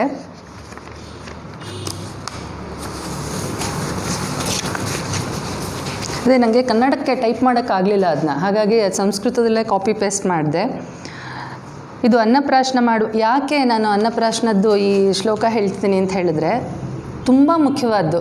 ನಾವು ಬೇಸಿಕ್ಸ್ ಅಂತ ಏನು ಹೇಳ್ತೀವಿ ಮನುಷ್ಯನಿಗೆ, ಈಗ ಈಗಿನ ಜನ್ರೇಷನವರು ಒಂದು 24-26 ವರ್ಷದ ಹುಡುಗರನ್ನ ನಾನು ಮಾತಾಡಿಸಿದ್ರೆ, ಕೌನ್ಸಿಲಿಂಗ್ ಥ್ರೂ ನಾನು ಮಾತಾಡ್ತೀನಲ್ಲ, ಅವ್ರಿಗೆ ಎಲ್ಲದೂ ಇದು ಸಿಕ್ಕಿದೆ. ಅವ್ರಿಗೆ ಆಹಾರಕ್ಕೇನೋ ಕೊರತೆ ಇಲ್ಲ, ಮನೆಗಳಿರುತ್ತೆ, ತಂದೆ ತಾಯಿ ದುಡಿತಾ ಇರ್ತಾರೆ, ಕಾರು ಫೋನು ಎಲ್ಲ ಲಕ್ಸುರಿನೂ ಇರುತ್ತೆ. ಅವ್ರಿಗೆ ವಾಟ್ ನೆಕ್ಸ್ಟ್? ಹಾಗಾಗಿ ಸಿಂಪಲ್ ಥಿಂಗ್ಸ್ನ ಅವ್ರಿಗೆ ರೆಲಿಷ್ ಮಾಡೋಕ್ಕೆ ಆಗ್ತಾಯಿಲ್ಲ ಅಂತ. ಒಂದು ಒಳ್ಳೆ ಫುಡ್ ಸಿಗ್ತಿದೆ ಅಂದರೆ ಈ ಹೋಟ್ಲಲ್ಲಿ ನಾನು ಟ್ರೈ ಮಾಡಿದ್ದೀನಿ, ನೆಕ್ಸ್ಟ್ ಅದು, ನೆಕ್ಸ್ಟ್ ಇನ್ಯಾವುದು ಹೊಸದಾಗಿ ಬಂದಿದೆ, ಈ ಥರ ಕ್ರೇವಿಂಗ್ ಶುರುವಾಗ್ಬಿಟ್ಟಿದೆ. ಸೊ ಇದೇನು ಹೇಳ್ತಾರೆ, ಓಂ ಅನ್ನಪತೇನ್ಯಸ್ಯ ನೋ ದೇಹ್ಯನಮೀವಸ್ಯ ಶುಷ್ಮಿಣಃ ಪ್ರಪ್ರದಾತಾರಂ ತಾರಿಷ ಊರ್ಜಂ ನೋ ದೇಹಿ ದ್ವಿಪದೇಶಂ ಚತುಷ್ಪದೇ ಅಂತ. ಇಲ್ಲಿ ಆ ಅನ್ನ ಅನ್ನುವಂಥದ್ದು ಅವನಿಗೆ ಶಕ್ತಿಯನ್ನು ಕೊಡಲಿ, ಚೈತನ್ಯವನ್ನು ಕೊಡಲಿ, ಅನ್ನ ಅವನಿಗೆ ರುಚಿಸಲಿ ಅಂತೆಲ್ಲ ಹೇಳಿ, ಈ ಅನ್ನ ನಮಗೆ ಎಲ್ಲಿಂದ ಸಿಕ್ಕಿದೆ ಅವನು ಸುಖವಾಗಿರಲಿ. ಇದು ರೈತ ಇರಬಹುದು ಅಥವಾ ತಂದೆ ತಾಯಿಗಳು ದುಡ್ಡು ತಂದು ಹಾಕಿರ್ಬೋದು. ಮುಖ್ಯವಾಗಿ ರೈತನಿಗೆ ಇದು ನಾವು ಧನ್ಯವಾದಗಳನ್ನ ಹೇಳ್ತಾ ಇದ್ದೀವಿ ಅಂತಲೇ ಅನ್ಕೋಬೋದು. ಅವನೆಷ್ಟು ಶ್ರಮಪಟ್ಟು ಎಷ್ಟು ತಿಂಗಳುಗಳು ಕಾದು ಅದಕ್ಕೆಲ್ಲ ಸಂಸ್ಕರಿಸಿ ಅದು ನಮ್ಮವರೆಗೆ ಬರೋದಕ್ಕೆ, ಈವನ್ ವ್ಯಾಪಾರಿಗಳು ಆಯಿತು, ಅಕ್ಕಿಯನ್ನು ಮಾರುವಂಥವ್ರು, ಅವರು ಸುಖವಾಗಿರಲಿ ಅಂತ ನಾವು ಸಮಾಜದಲ್ಲಿ ಯಾರ್ಯಾರಿಂದ ನಾವು ಉಪಕೃತರಾಗಿರ್ತೀವಿ ಅವ್ರಿಗೆಲ್ಲ ಒಂದು ಥ್ಯಾಂಕ್ಸ್ ಅಥವಾ ವಿ ಆರ್ ಗ್ರೇಟ್ಫುಲ್ ಅಂತ ಹೇಳುವಂಥದ್ದಿದು. ಮತ್ತು ಮನೆ ಮಂದಿಗೆಲ್ಲನೂ ಈ ಅನ್ನ ಒಂದು ಸಮೃದ್ಧಿಯನ್ನು ಅಥವಾ ಒಂದು ಸಂತೋಷವನ್ನು ತಂದುಕೊಡ್ಲಿ ಅಂತ. ಬರೀ ಮನೆ ಮಂದಿ ಅಲ್ಲದೇನೆ, 2 ಕಾಲಿನ ಜನಗಳಲ್ಲದೇನೆ ಚತುಷ್ಪದೆ ನಮ್ಮ ಸುತ್ತಮುತ್ತ ಇರುವಂಥ ಪ್ರಾಣಿಗಳು ಸಹ, ಅವುಗಳು ಸಹ ಸಂತೋಷ ಪಡಲಿ, ಅವುಗಳಿಗೂ ಆಹಾರ ಸಿಗುವಂತಾಗಲಿ ಅನ್ನುವಂಥದ್ದು ಈ ಶ್ಲೋಕದ ತಾತ್ಪರ್ಯ. ನೆಕ್ಸ್ಟು ಚೌಲ ಅಂಥೇಳಿ, ಇದು ಚೂಡಾಕರ್ಮ ಅನ್ನುವಂಥದ್ದು ಒಂದು ಸಂಸ್ಕಾರ. ಮಗುವಿಗೆ ಹುಟ್ಟಿನಿಂದ ಬಂದಿರೋವಂಥ ಕೂದಲನ್ನು ತೆಗೆಸಬೇಕು ಅಂತ. ಅದು ಹೇಗೋ ಬೆಳ್ಕೊಂಡಿರುತ್ತೆ, ತುಂಬ ಸ್ಮೂತಾಗಿರುತ್ತೆ. ಹಾಗಾಗಿ ಅದನ್ನು ತೆಗೆಸಿದ್ರೆ ಆಮೇಲೆ ಸ್ವಲ್ಪ ಒರಟಾಗಿರೋವಂಥ ಕೂದಲು ಬರುತ್ತೆ. ಆಮೇಲೆ ಅದೇ ಹೇಳಿದೆ ಅಲ್ವಾ, ಒಂದು ಸೌಂದರ್ಯಕ್ಕೂ ಈ ಹೇರ್ ಕಟ್ ಅನ್ನೋದು ಸಂಸ್ಕಾರಪೂರ್ವಕವಾಗಿ ಮಾಡುವಂಥದ್ದು. ಇಲ್ಲೂ ಸೋದರ ಮಾವನ ಇಂಪಾರ್ಟೆನ್ಸ್ ಬರುತ್ತೆ. ಆ ದರ್ಬೆನ ಮೊದಲೇ ಕೂದಲು ಕಟ್ ಮಾಡೋದು ಅಂತ ಹೇಳಿದ್ರೆ ತಂದೆಗಾಗಲಿ ಯಾರಿಗಾಗಲಿ ಸ್ವಲ್ಪ ಕಷ್ಟನೇ ಆಗುತ್ತೆ. ಹಾಗಾಗಿ ದರ್ಬೆನ ಅವನ ಕೂದಲು ಜೊತೆ ಇಟ್ಬಿಟ್ಟು ಎರಡನ್ನೂ ಸೇರಿಸಿ ಕಟ್ ಮಾಡುವಂಥದ್ದು ಈ ಸಂಸ್ಕಾರದಲ್ಲಿ ಬರುತ್ತೆ. ಇದರಲ್ಲಿ ನಾವು ಈ ಬಾರ್ಬರ್ ಅಥವಾ ಕ್ಷೌರಿಕ ಏನು ಹೇಳ್ತೀವಿ, ಅವನಿಗೇನು ಅಷ್ಟೊಂದು ನಾವು ಇನ್ವಾಲ್ವ್ ಮಾಡ್ಕೊಳ್ಳಲ್ಲ ಮನೆಯಲ್ಲಿ. ಆದರೆ ಈ ಸಂಸ್ಕಾರದ ಮೂಲಕ ಅವನನ್ನು ಕಂಪ್ಲೀಟ್ಲಿ ಇನ್ವಾಲ್ವ್ ಮಾಡಿಕೊಂಡು, ಅದೇನ ಹೇಳ್ದ ಹಾಗೇ ಅವನ್ನ ಕರೆದು ಮರ್ಯಾದೆಯಾಗಿ ಅವನಿಗೆ ಮಣೆ ಕೊಟ್ಟು ಕೂಡಿಸಿ, ಒಂದು ಮೊರದಲ್ಲಿ ಧಾನ್ಯ, ಕೊಬ್ಬರಿ, ದಕ್ಷಿಣೆ, ವಸ್ತ್ರ ಎಲ್ಲದನ್ನೂ ಅವನಿಗೆ ಕೊಟ್ಟು, ಇಲ್ಲೂ ಒಂದು ಶ್ಲೋಕ ಬರುತ್ತೆ, ಅದೇನು ಅಂದರೆ ಆ ಚಾಕು ಅವನೇನು ಕಟ್ ಮಾಡೋದಕ್ಕೆ ಅಂತ ತಂದಿರ್ತಾನೆ ಅದನ್ನು ಕುರಿತು ಹೇಳುವಂಥದ್ದು. ಮಗುವಿನ ಕೂದಲು ಎಳೆಯದಾಗಿದೆ, ಅದಕ್ಕೆ ತಲೆಗೇನು ನೀನು ನೋವು ಮಾಡದೆ ಆ ಕೂದಲನ್ನ ಕಟ್ ಮಾಡು ಅಂತೆಲ್ಲ ಆ ಶ್ಲೋಕದಲ್ಲಿ ಬರುತ್ತೆ. ಅಂದರೆ ಅದೊಂದು ಜಡ ಇರಲಿ, ಪ್ರಕೃತಿ ಸಹಜವಾಗಿ ಬಂದಿರೋವಂಥ ಗಿಡ ಮರಗಳಿರಲಿ, ಪ್ರಾಣಿ ಪಕ್ಷಿಗಳಿರಲಿ, ಜನ ಇರಲಿ, ಅವರೆಲ್ಲರೂ ನಾವು ಬೇಡ್ಕೊಳ್ಳೋದು ನಿಮ್ಮಲ್ಲೂ ಭಗವಂತನ ಸನ್ನಿಧಾನ ಇದೆ, ಆ ಮಗುವನ್ನು ಸುರಕ್ಷಿತವಾಗಿಡಿ, ಆ ಮಗುಗೇನೂ ತೊಂದರೆ ಆಗದೆ ಇರೋ ಥರ ನೋಡ್ಕೊಳ್ಳಿ ಅಂಥೇಳಿ ಆ ಚಾಕುನೂ ಸಹ ಪೂಜೆ ಮಾಡುವಂಥದ್ದು ಇದರಲ್ಲಿ ಕಾಣ್ತೀವಿ. ನೆಕ್ಸ್ಟು ಚೌಲದ ಸಂದರ್ಭದಲ್ಲೇ ಈ ಅಕ್ಷರಾಭ್ಯಾಸ ಅನ್ನುವಂಥದ್ದು ಬರುತ್ತೆ. ಇದಕ್ಕೆಲ್ಲನೂ ಮುಹೂರ್ತಗಳಿದೆ. ಒನ್ಸ್ ಅಗೇನ್ ಇದಕ್ಕೆಲ್ಲ ನಾನು ಮತ್ತೆ ಹೇಳೋದಿಲ್ಲ, ಎಲ್ಲದನ್ನೂ ಕೆಲವೊಂದು ನಕ್ಷತ್ರಗಳು, ಕೆಲವೊಂದು ತಿಥಿಗಳು ನೋಡಿಕೊಂಡೇ ಮುಹೂರ್ತಗಳನ್ನು ಫಿಕ್ಸ್ ಮಾಡಿರ್ತಾರೆ. ಈ ಅಕ್ಷರಾಭ್ಯಾಸ ಅನ್ನೋಂಥದ್ದು ಅಷ್ಟೇ. ಇವನ್ ಚೂಡಾಕರ್ಮನೂ ಗಂಡ್ಮಕ್ಳಿಗೂ ಹೆಣ್ಮಕ್ಳಿಗೂ ಇಬ್ರಿಗೂ ಮಾಡಬೇಕು ಅನ್ನೋದೇ ಇರೋದು. ಕೆಲವೊಬ್ಬರು ಕುಲದೇವತೆ ಹತ್ರ ಹೋಗಿ ಪೂರ್ತಿ ಕೂದಲು ತೆಗೆಸ್ಕೊಂಡು ಬರ್ತಾರೆ, ಸ್ವಲ್ಪ ಶಿಖೆ ಅಂತ ಹಿಂದ್ಗಡೆ ಬಿಟ್ಟು ಮಿಕ್ಕಿದ್ದೆಲ್ಲನೂ ತೆಗೆಸ್ಕೊಂಡು ಬರೋದು ಹೆಣ್ಮಕ್ಳಿಗೂ ಇದೆ, ಗಂಡ್ಮಕ್ಳು ಇದೆ. ಆದರೆ ಕೆಲವೊಂದು ಸಂಪ್ರದಾಯದಲ್ಲಿ ಹೆಣ್ಮಕ್ಳಿಗೆ ಕೂದಲು ತೆಗೆಸೋದಿಲ್ಲ, ಅದು ಅವ್ರವ್ರ ಮನೆ ಸಂಪ್ರದಾಯ ಅಷ್ಟೇ. ಆದರೆ ಹುಟ್ಟು ಕೂದಲನ್ನ ಇಬ್ರಿಗೂ ತೆಗೆಸೋ ಅಂಥದ್ದೇನೆ ಈ ಸೂತ್ರಕಾರರೆಲ್ಲ ಹೇಳಿದ್ದಾರೆ. ಆಮೇಲೆ ಧಾನ್ಯದೊಳಗಡೆಗೆ ಅಕ್ಷರಗಳನ್ನು ಬರೆಸ್ತಾರೆ. ಏನು ಮಗುವಿಗೆ ವಿದ್ಯಾಭ್ಯಾಸ ಆರಂಭ ಮಾಡುವಾಗ ಓಂ ನಮಃ ಅಂತ ಬರೆಸ್ತಾರೆ. ಮತ್ತು ಕುಲದೇವತೆ ಹೆಸರನ್ನು ತಂದೆಯಾದವನು ಒಂದು ತಟ್ಟೆ ಒಳಗಡೆ, ಒನ್ಸ್ ಅಗೇನ್ ಅದು ಬೆಳ್ಳಿದಾಗ್ಬೋದು, ಬಂಗಾರದ್ದು, ಹಿತ್ತಾಳೆದು, ಅಕಾರ್ಡಿಂಗ್ ಟು ದೇರ್ ಕನ್ವೀನಿಯನ್ಸ್ ಅದನ್ನು ಇಟ್ಕೊಳ್ತಾರೆ. ಅಥವಾ ಬೆತ್ತದ್ದಾದರೂ ಆಗ್ಬೋದು, ಮೊರದಲ್ಲಿ ಧಾನ್ಯವನ್ನು ಹರಡಿಕೊಂಡು ಬಂಗಾರದ ಉಂಗುರ ಅಥವಾ ಬೆಳ್ಳಿದು ಕಡ್ಡಿ ಯಾವುದಾದ್ರೂ ಒಂದು ತೊಗೊಂಡು ಮಗುವಿನ ಕೈಯಿಂದ ಅಕ್ಷರವನ್ನು ತಂದೆಯಾದವನು ತಿದ್ದಿಸ್ತಾನೆ ಮೊದಲು. ಹಿಂದೆಲ್ಲ ಇದು ಎಲ್ಲ ವೃತ್ತಿಯವರಲ್ಲೂ ಇದನ್ನು ಮಾಡ್ತಾರೆ ಅಂಥೇಳಿ. ಅವರವರ ವೃತ್ತಿಗೆ ಅನುಗುಣವಾಗಿ ತಂದೆ ಆದವನು ಮಗುವಿನ ಕೈನಲ್ಲಿ, ಇವಾಗ ಬ್ರಾಹ್ಮಣರು, ಕ್ಷತ್ರಿಯರು ಅವ್ರಿಗೆಲ್ಲ ಆದರೆ ಹಿಂದೆಲ್ಲ ಅಕ್ಷರಗಳೇ ಇರಲಿಲ್ಲ, ಎಲ್ಲ ಮೌಖಿಕ ಪರಂಪರೆ ಇದ್ದಿದ್ದು ಅಂತ ಒಂದು ವಾದನೂ ಇದೆ. ಆದರೆ ಅಕ್ಷರನೂ ಸಹ ಆಗಿನ ಕಾಲದಲ್ಲೂ ಇತ್ತು, ಅದನ್ನು ತಿದ್ದಿಸ್ತಾ ಇದ್ದರು ಅಂಥೇಳಿ ಈ ಸೂತ್ರಕಾರರು ಹೇಳ್ತಾರೆ. ನೆಕ್ಸ್ಟ್ ತುಂಬ ಇಂಪಾರ್ಟೆಂಟ್ ಅಂತ ಬರೋದು ಉಪನಯನ, ವಿವಾಹ ಮತ್ತು ಅಂತ್ಯೇಷ್ಟಿ. ವಿವಾಹದ ನಂತರ ತುಂಬ ಮುಖ್ಯವಾದ ಸ್ಥಾನ ಇರೋದು ಉಪನಯನಕ್ಕೆ. ಉಪನಯನ ಅಂತ ಹೇಳಿದ್ರೆ ಗುರುಗಳ ಹತ್ತಿರ ಹೋಗೋದು ಅಂತ, ಅಥವಾ sitting very close to the teacher ಅಂತ ಹೇಳಿ ಬರುತ್ತೆ ಉಪನಯನ ಅಂತ ಹೇಳಿದ್ರೆ. ಅಥವಾ ಇನ್ನೊಂದು ದೃಷ್ಟಿ ಅಥವಾ ಇನ್ನೊಂದು ನೋಟ ಅಂತಲೂ ಆಗುತ್ತೆ. ಉಪನಯನ ಇನ್ನೊಂದು ಅಥವಾ ಮತ್ತೊಂದು ನೋಟ. ಅವನು ಇದುವರೆಗೂ ಆಟ ಆಡಿಕೊಂಡು ಹಾಯಾಗಿ ಇದ್ಬಿಡ್ತಾ ಇದ್ದ, ಈಗ ಇನ್ನು ಮುಂದೆ ಅವನು ಜ್ಞಾನಾರ್ಜನೆಗೆ ಹೊರಡಬೇಕು, ಜಗತ್ತನ್ನು ಇನ್ನೊಂದು ದೃಷ್ಟಿಯಿಂದ ನೋಡೋದನ್ನು ಕಲಿಬೇಕು, ಕಲಿಕೆಗೆ ಜಾಸ್ತಿ ಮಹತ್ವ ಕೊಡಬೇಕು ಅನ್ನುವಂಥದ್ದು ಉಪನಯನ. ಆಮೇಲಿಂದ ಇದಕ್ಕೆಲ್ಲ ಜ್ಞಾನ ಅನ್ನೋದಕ್ಕೆ ಬ್ರಹ್ಮ ಅಂತಲೂ ಒಂದು ಪದ ಇರೋದ್ರಿಂದ, ಬ್ರಹ್ಮ ಅಂದರೆ ಜ್ಞಾನ ಅಂತಲೂ ಇರೋದ್ರಿಂದ ಬ್ರಹ್ಮೋಪದೇಶ ಅಂತಲೂ ಅದಕ್ಕೊಂದು ಹೆಸರಾಯಿತು. ಇದನ್ನು ಹೆಣ್ಮಕ್ಳಿಗೂ ಗಂಡ್ಮಕ್ಳಿಗೂ ಇಬ್ರಿಗೂ ಮಾಡ್ತಾಯಿದ್ರು ಅಂತ ಬರುತ್ತೆ. ಎಷ್ಟೊಂದು ಜನ ಬ್ರಹ್ಮವಾದಿನಿಯರಿದ್ದಾರೆ, ಆವಾಗಲೂ ಹೆಣ್ಮಕ್ಳಿಗೂ ಸಹ ಉಪನಯನಗಳು ಮಾಡೋ ಅಂಥದ್ದು ಪದ್ಧತಿ ಇತ್ತು ಅಂತ. ಆಮೇಲೆ ಅದೇ ರಾಜಕಾರಣಗಳ ಇದರಿಂದ ಅಥವಾ ಸೋಷಿಯಲ್ ರೆಸ್ಟ್ರಿಕ್ಷನ್ಸಿಂದ ಅದೆಲ್ಲನೂ ಬಿಟ್ಟು ಹೋಗಿದೆ. ಅದಕ್ಕೆ ಅದರದ್ದೇ ಆದ ಬೇರೆ ಬೇರೆ ಅವರು ಉಪನಯನ ಆದಮೇಲೆ ಹೆಣ್ಮಕ್ಳು ಯಾವ ಥರ ವೇದಗಳನ್ನು ಅಭ್ಯಾಸ ಮಾಡ್ತಿದ್ರು. ಈವನ್ ಮನುವಿನ ಮಗಳು ಇಢ ಅಂಥೇಳಿ ಅವಳು ಯಜ್ಞಸೂತ್ರಗಳನ್ನೆಲ್ಲ ಹೇಳ್ಕೊಡ್ತಿದ್ಲು ಅನ್ನೋವಂಥದ್ದು ಬರುತ್ತೆ. ಆಮೇಲೆ ಎಷ್ಟೊಂದು ಜನ ಬ್ರಹ್ಮವಾದಿನಿಯರಿದ್ದಾರೆ, ಮೈತ್ರೇಯಿ, ಅಪಾಲ, ಲೋಪಾಮುದ್ರ, ಈ ಥರ ಎಲ್ಲ ಬರ್ತಾರೆ. ಅವರೆಲ್ಲರೂ ಈ ಸಂಸ್ಕಾರಗಳಿಗೆ ಒಳಗಾಗಿದ್ದರು ಮತ್ತು ಪಾಠಗಳನ್ನು ಮಾಡ್ತಾಯಿದ್ರು. ಅವರು ವೇದ ಮಂತ್ರಗಳನ್ನು ಉಪದೇಶ ಮಾಡ್ತಾಯಿದ್ರು ಅಂತಲೂ ಬರುತ್ತೆ.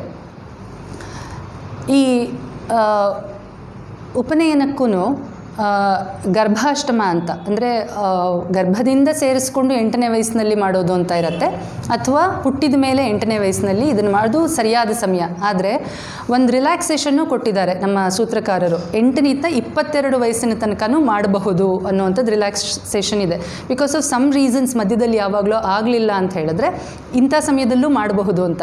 ಎಲ್ಲೂ ಇದಮಿತ್ತಮ್ ಅಂತ ಹೇಳಿಲ್ಲ, ನೀವು ಹೀಗೆ ಮಾಡಬೇಕು, ಇದು ಮಾಡಿದ್ರೇ ಇದಾಗೋದು, ಇದು ಮಾಡಿದ್ರೆ ಫಲ ಸಿಗುತ್ತೆ ಅಂತ ಎಲ್ಲೂ ಹೇಳಿಲ್ಲ. ಹೀಗೆ ಮಾಡಿದ್ರೆ ಹೀಗಾಗತ್ತೆ, ನಿಮ್ಗೆ ಇದಾಗಲಿಲ್ಲ ಅಂದರೆ ಹೀಗೆ ಮಾಡಿ ಅಂತ ತುಂಬ ರಿಲ್ಯಾಕ್ಸ್ಡ್ ಆಗಿದೆ ನಮ್ಮ ಶಾಸ್ತ್ರಗಳಲ್ಲಿ. ಎಲ್ರಿಗೂ ಒಂದು ಗಾಬರಿ ಇರುತ್ತೆ, ಅಯ್ಯೋ ಉಪನಯನ ಅಥವಾ ಇದನ್ನು ಹಿಂಗೆ ಮಾಡಬೇಕು, ನಮ್ಗೆ ಅವಾಗ ಮಾಡೋಕ್ಕಾಗಲಿಲ್ಲ ಇನ್ನೇನಪ್ಪ ಅಂತ. ಆ ಥರ ಎಲ್ಲೂ ನಮಗೆ ಗಾಬರಿ ಆಗೋದಕ್ಕೆ ಅವಕಾಶನೇ ಇಲ್ಲ. ಎಲ್ಲದನ್ನೂ ಇನ್ಕ್ಲೂಡ್ ಮಾಡಿಕೊಂಡೇ ಶಾಸ್ತ್ರಕಾರರು ತುಂಬ ವಿಷಯಗಳನ್ನ ಗೃಹ್ಯ ಸೂತ್ರಗಳಲ್ಲಿ ಹೇಳಿದ್ದಾರೆ. ಈ ಉಪನಯನದ ಸಂಸ್ಕಾರದಲ್ಲೂ ಒನ್ಸ್ ಅಗೇನ್ ದೇವತಾರಾಧನೆ, ದೇವರ ಸಮಾರಾಧನೆ ಅಂತ ಮಾಡ್ತೀವಿ. ಆವತ್ತಿನ ದಿವಸ ಅಂದರೆ ಒಂದು ದಿವಸ ಮುಂಚೆ ನಾರ್ಮಲಿ ಮಾಡೋವಂಥದ್ದು ಇರುತ್ತೆ ಉಪನಯನಕ್ಕೆ. ಆ ವಟುವಿಗೆ ಮೊದಲು ತಯಾರು ಮಾಡಬೇಕು. ಆಮೇಲೆ ಇನ್ನೊಂದು ಹೇಳ್ತಾರೆ, ತಂದೆ ಗಾಯತ್ರಿ ಮಂತ್ರವನ್ನು ಉಪದೇಶ ಮಾಡುವಾಗ ಅವನು ಅದೆಷ್ಟೋ ಸಾವಿರ ಅವನು ಮಾಡಿರಬೇಕು, ಜಪ ಮಾಡಿರಬೇಕು ಅಂತೆಲ್ಲ. ಆ ಥರದ್ದೆಲ್ಲ ಎಲ್ಲೂ ಈ ಗ್ರಂಥಗಳಲ್ಲಿ ಏನೂ ಆ ಥರದ್ದು ಹೇಳಿಲ್ಲ. ಬಿಕಾಸ್ ಅವ್ನು ರೆಗ್ಯುಲರ್ಲಿ ಮಾಡೇ ಇರ್ತಾನೆ ಅಷ್ಟು. ಅದನ್ನು ಆ ಸಂದರ್ಭಕ್ಕೋಸ್ಕರ ಮಾಡಲಿ ಸ್ಪೆಸಿಫಿಕ್ಕಾಗಿ ಅಂತ ಯಾಕೆ ಹೇಳ್ತೀವಿ ಅಂದರೆ, ಅವ್ನು ಇಷ್ಟು ದಿವಸ ಮಾಡಿಲ್ಲದೆ ಹೋದರೆ ಅಟ್ಲೀಸ್ಟ್ ಮಗನಿಗೆ ಉಪದೇಶ ಮಾಡೋಕ್ಕಾದ್ರೂ ಅವನಿಗೆ ರೈಟ್ ಸಿಕ್ಕಲಿ ಅನ್ನೋದಕ್ಕೋಸ್ಕರ ಮಾಡು ಅಂತ ಹೇಳ್ತೀವಿ. ಆದರೆ ದಿನನಿತ್ಯ ಮಾಡ್ಕೊಂಡು ಬರೋರಿಗೆ ಅದೇನು ಸ್ಪೆಸಿಫಿಕ್ಕಾಗಿ 12,000 24,000 ಆ ಥರ ಮಾಡಿರಲೇಬೇಕು ಆ ಥರದ್ದೇನೂ ಹೇಳಿಲ್ಲ ಅಲ್ಲೆಲ್ಲೂ. ಸೊ ಅದಾದಮೇಲೆ ಕೆಲವೊಂದು ತುಂಬ ಅಷ್ಟು ದಿವಸ ಆ ಮಗುವಿಗೆ ತಾಯಿನೇ ತಿನ್ನಿಸ್ತಾ ಇರ್ತಾಳೆ. 6-7 ವರ್ಷದ ತನಕನೂ ಕೂತ್ಕೊಂಡು ಮುದ್ದು ಮಾಡಿ ತಿನ್ನಿಸಿ ಓಡಾಡಿಕೊಂಡು ಎಲ್ಲ ಮಾಡ್ತಾ ಇರುತ್ತೆ. ಆ ಉಪನಯನ ಅಥವಾ ಗಾಯತ್ರಿ ಮಂತ್ರದ ಉಪದೇಶ ಆಗೋದಕ್ಕಿಂತ ಮುಂಚೆ ಈ ಮಾತೃಭೋಜನ ಅನ್ನೋವಂಥದ್ದು ಒಂದು ತುಂಬ ಮುಖ್ಯವಾದ ಒಂದು ರಿಚುವಲ್ ರೂಢಿ ಒಂದು ಬರುತ್ತೆ. ಅಲ್ಲಿ ತಾಯಿ ಜೊತೆಗೇ ಕೂತ್ಕೊಂಡು, ತಾಯಿ ಆ 8 ವರ್ಷದ ಮಗುನ ತೊಡೆ ಮೇಲೆ ಕೂಡಿಸ್ಕೊಂಡು ತಾನು ತಿನ್ನಿಸ್ತಾಳೆ. ತಾನು ತಿಂತಾ ಇರೋದನ್ನು ಮಗುವಿಗೂ ತಿನ್ನಿಸಿ ಅದೊಂದು ಕೊನೆಯ ಸರ್ತಿ. ಇನ್ನು ನೆಕ್ಸ್ಟು ಆ ಮಗು ಗುರುಕುಲಕ್ಕೆ ಹೋಗುತ್ತೆ. ಆ ಥರ ಕೂತ್ಕೊಂಡು ತಿನ್ನಿಸೋ ಅಂಥದ್ದು ಇವಳಿಗೂ ಆಗೋದಿಲ್ಲ, ಆ ಮಗುನೂ ಅದಕ್ಕೆ ಅವೈಲೇಬಲ್ ಇರೋದಿಲ್ಲ, ಅದು ಸ್ಕೂಲ್ಗೆ ಹೋಗಿರುತ್ತೆ ಅಂತ. ಮತ್ತು ಇನ್ನೊಂದು ಕುಮಾರ ಭೋಜನ ಅಂತ ನಾವು ನೋಡಿರ್ಬೋದು. 5 ಜನ 8 ಜನ ಉಪನಯನ ಆಗಿರೋವಂಥ ಮಕ್ಕಳನ್ನ ಜೊತೆಯಲ್ಲಿ ಕೂಡಿಸಿ ಆ ಮಕ್ಳಿಗೂ ಈ ಮಗುವಿನ ಜೊತೆಯಲ್ಲೇ ಇದು ಭೋಜನ ಮಾಡಿಸೋವಂಥದ್ದು ಕುಮಾರ ಭೋಜನ ಅಂತ. ಆ ಮಕ್ಕಳ ಜೊತೆಗೆ ಇದನ್ನು ಆಟ ಆಡ್ಕೊಂಡು ಹೆಂಗೆ ಬೇಕೋ ಹಾಗೆ ವಿನೋದವಾಗಿ ತಿಂದ್ಕೊಂಡು ಆಯಾಗಿರ್ಬೋದು ಆ ಸಂದರ್ಭದಲ್ಲಿ ಅಂತ. ಅದಾದಮೇಲೆ ಉಪನಯನ ಆದಮೇಲೆ ಸಾಕಷ್ಟು ಡೂಸ್ ಆ್ಯಂಡ್ ಡೋಂಟ್ಸ್ ಬರುತ್ತೆ, ರೆಸ್ಟ್ರಿಕ್ಷನ್ಸ್ ಇರುತ್ತೆ. ಬಿಕಾಸ್ ಅದೊಂದು ಕಮಿಟ್ಮೆಂಟ್, ಅದೊಂದು ಅಕೌಂಟಬಿಲಿಟಿ. ಆ ಮಗು ನೆಕ್ಸ್ಟು ವಿದ್ಯಾಭ್ಯಾಸ ಮಾಡುವಾಗ ತುಂಬ ರೆಸ್ಟ್ರಿಕ್ಷನ್ಸ್ ಇದೆ, ಹೀಗೆ ಮಾಡಬೇಕು, ಹೀಗೆ ಮಾಡಬಾರ್ದು ಅನ್ನುವಂಥದ್ದು ಆ ಮಗುವಿಗೆ ಗುರುಮುಖೇನ ಹೇಳಿಸ್ತಾರೆ. ಉಪನಯನದ ಸಂದರ್ಭದಲ್ಲೂ ಆ ಮಗುವಿಗೆ ಹಳದಿ ವಸ್ತ್ರವನ್ನು ಗುರುಗಳು ಕೊಡ್ತಾರೆ. ಮತ್ತು ಇಂದ್ರಿಯಗಳನ್ನು ನಿಗ್ರಹ ಮಾಡಿಕೊಳ್ಬೇಕು. ಅಂದರೆ ನನಗಿವಾಗ ಯಾವುದೋ ಒಂದು ಫಿಲ್ಮ್ಗೆ ಹೋಗಬೇಕು ಅಥವಾ ಹಾಡು ನೃತ್ಯ ಕೇಳಬೇಕು, ಇದೆಲ್ಲ ಮಾಡಿಕೂಡ್ದು ಅಂತ ಉಪನಯನ ಆದಮೇಲಿಂದ ವಟುವಿಗೆ ಹೇಳ್ತಾರೆ ಗುರುಗಳು. ಆಮೇಲೆ ಈ ಕಲಾವಿದರು ಅಂತ ಯಾರಿರ್ತಾರೆ ಅವ್ರ ಜೊತೆ ಜಾಸ್ತಿ ಸೇರಬೇಡ. ಬಿಕಾಸ್ ನೀನೇನಾದರೂ ಕಲಾವಿದನೇ ಆಗಬೇಕು ಅಂತ ಇದ್ದರೆ ಅವ್ರ ಜೊತೆ ಸೇರಿಕೊಂಡು ಆ ವಿದ್ಯೆಯೇ ಕಲ್ತ್ಕೊಂಡು ಮುಂದಕ್ಕೆ ಹೋಗೋದು. ಆದರೆ ನೀನು ಇಲ್ಲಿ ಸೇರ್ಕೊಳ್ತಾ ಇರೋದು ವೇದ ವಿದ್ಯೆಯನ್ನು ಕಲಿಬೇಕು ಅಂತ ಹೇಳಿ. ಹಾಗಾಗಿ ನಿನ್ನನ್ನು ನೀನು ರಿಸ್ಟ್ರಿಕ್ಟ್ ಮಾಡ್ಕೊಳ್ಬೇಕು. ನೀನು ಯಾವ ಕೋರ್ಸ್ ತೊಗೋಬೇಕು ಅಂತ ಇದೆಯೋ ಆ ಕೋರ್ಸ್ ಕಡೆ ಫೋಕಸ್ ಮಾಡ್ದೇನೆ ನಾನು ಫಿಲ್ಮ್ಗೂ ಹೋಗ್ತೀನಿ, ನಾನು ಡ್ಯಾನ್ಸು ಮಾಡ್ತೀನಿ, ನಾನು ನಾಟಕನೂ ಕಲ್ತ್ಕೊಳ್ತೀನಿ, ಅದು ಮಾಡ್ತೀನಿ ಇದು ಮಾಡ್ತೀನಿ ಅಂತ ಹೋದರೆ ನಿನ್ನ ಎನರ್ಜಿ ಎಲ್ಲನೂ ಡಿವಿಯೇಟ್ ಆಗಿಬಿಡುತ್ತೆ. ಅದೆಲ್ಲ ನೀನು ಮಾಡಿಕೊಡ್ದು ಕಿವಿ ಕಣ್ಣು ಬೇರೆ ಎಲ್ಲ ಇಂದ್ರಿಯಗಳನ್ನು ನೀನು ನಿಗ್ರಹ ಮಾಡಿಕೊಳ್ಬೇಕು ಅನ್ನೋ ಸಂಕೇತವಾಗಿ ಆ ಮಗುವಿಗೆ ಕೌಪೀನವನ್ನು ತೊಡಿಸ್ತಾರೆ. ಮತ್ತು ಮೌಂಜಿ ಅಂತ ಅದೊಂದು ಮೌಂಜ ಅನ್ನುವಂಥ ಹುಲ್ಲು, ಅದನ್ನು ಸುತ್ತಬಿಟ್ಟು ಉಡ್ದಾರದ ಥರ ಆ ಮಗುವಿಗೆ ಸೊಂಟಕ್ಕೆ ಹಾಕುವಂಥದ್ದು ಇರುತ್ತೆ. ಮತ್ತು ದಂಡ ಒಂದು ಕೊಡ್ತಾರೆ, ಅಂದರೆ ತನ್ನನ್ನು ತಾನು ರಕ್ಷಣೆ ಮಾಡ್ಕೊಳ್ಳೋದಿರಬಹುದು ಅಥವಾ ನಾನು ಇನ್ಮೇಲಿಂದ ಸ್ಥಿರವಾಗಿ ನಿಲ್ತೀನಿ ಅನ್ನೋದಕ್ಕೂ. ಆಮೇಲೆ ಯಜ್ಞೋಪವೀತ ಆ ಜನಿವಾರವನ್ನು ಹಾಕ್ತಾರೆ. 3 ಎಳೆಯ ಜನಿವಾರ. 3 ಎಳೆ ಯಾತಕ್ಕೆ ಅಂತ ಹೇಳಿದ್ರೆ ಇದಕ್ಕೆ ಬೇರೆ ಬೇರೆ ರೀಸನ್ಗಳನ್ನ ಕೊಡ್ತಾರೆ. ಅಧಿಭೂತ, ಅಧಿದೈವಿಕ ಮತ್ತು ಅಧ್ಯಾತ್ಮ, ಅದು 3ನ್ನು ನಾನು ಸಿದ್ಧಿಸ್ಕೊಳ್ತೀನಿ, ಆ ತತ್ವಗಳ ಮೇಲೆ ನಾನು ಮುನ್ನಡಿತೀನಿ ಅನ್ನೋದಕ್ಕೋಸ್ಕರ ಆ 3 ಎಳೆ ಇರುತ್ತೆ ಅಂತ. ಮತ್ತು 3 ಛಂದಸ್ಸುಗಳು ಸಹ ತುಂಬ ಮುಖ್ಯವಾಗಿರುವಂಥದ್ದು. ಗಾಯತ್ರಿ ಅನ್ನೋದು ಸಹ ಒಂದು ಛಂದಸ್ಸೇನೆ. ಮತ್ತು ಜಗತಿ ಅಂತ, ಮತ್ತು ಇನ್ನೊಂದು ತ್ರಿಷ್ಟುಪ್ ಅಂತ ಹೇಳಿ, ಈ 3 ಛಂದಸ್ಸುಗಳ ಸಂಕೇತವಾಗಿಯೂ 3 ಎಳೆ ಹಾಕ್ತಾರೆ ಅಂತ. ಈ 3 ಎಳೆನೇ ಮುಖ್ಯ. ನೆಕ್ಸ್ಟು ಸಮಾವರ್ತನ ಆದಮೇಲೆ ವಿವಾಹದ ಸಮಯದಲ್ಲಿ ಇನ್ನು 3 ಎಳೆ ಹಾಕೋದು ಅದೆಲ್ಲದಕ್ಕೂ ನಮ್ಮ ಸಂಪ್ರದಾಯಗಳಷ್ಟೇ ಹೊರತು ಅಲ್ಲಿ ಅದಕ್ಕೇನು ಅಷ್ಟು ರೆಫರೆನ್ಸ್ ನಮಗೆ ಸಿಕ್ಕೋದಿಲ್ಲ.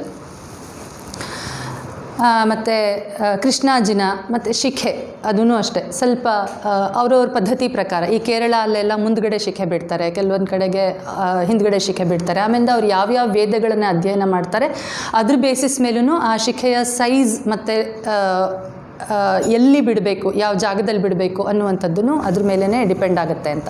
ಮತ್ತು ತುಂಬ ಮುಖ್ಯವಾಗಿರುವಂಥದ್ದು ತಂದೆ ಮಗುವನ್ನು ತೊಡೆ ಮೇಲೆ ಕೂಡಿಸ್ಕೊಂಡು ಗಾಯತ್ರಿ ಮಂತ್ರವನ್ನು ಉಪದೇಶ ಮಾಡ್ತಾನೆ ಅಂತ.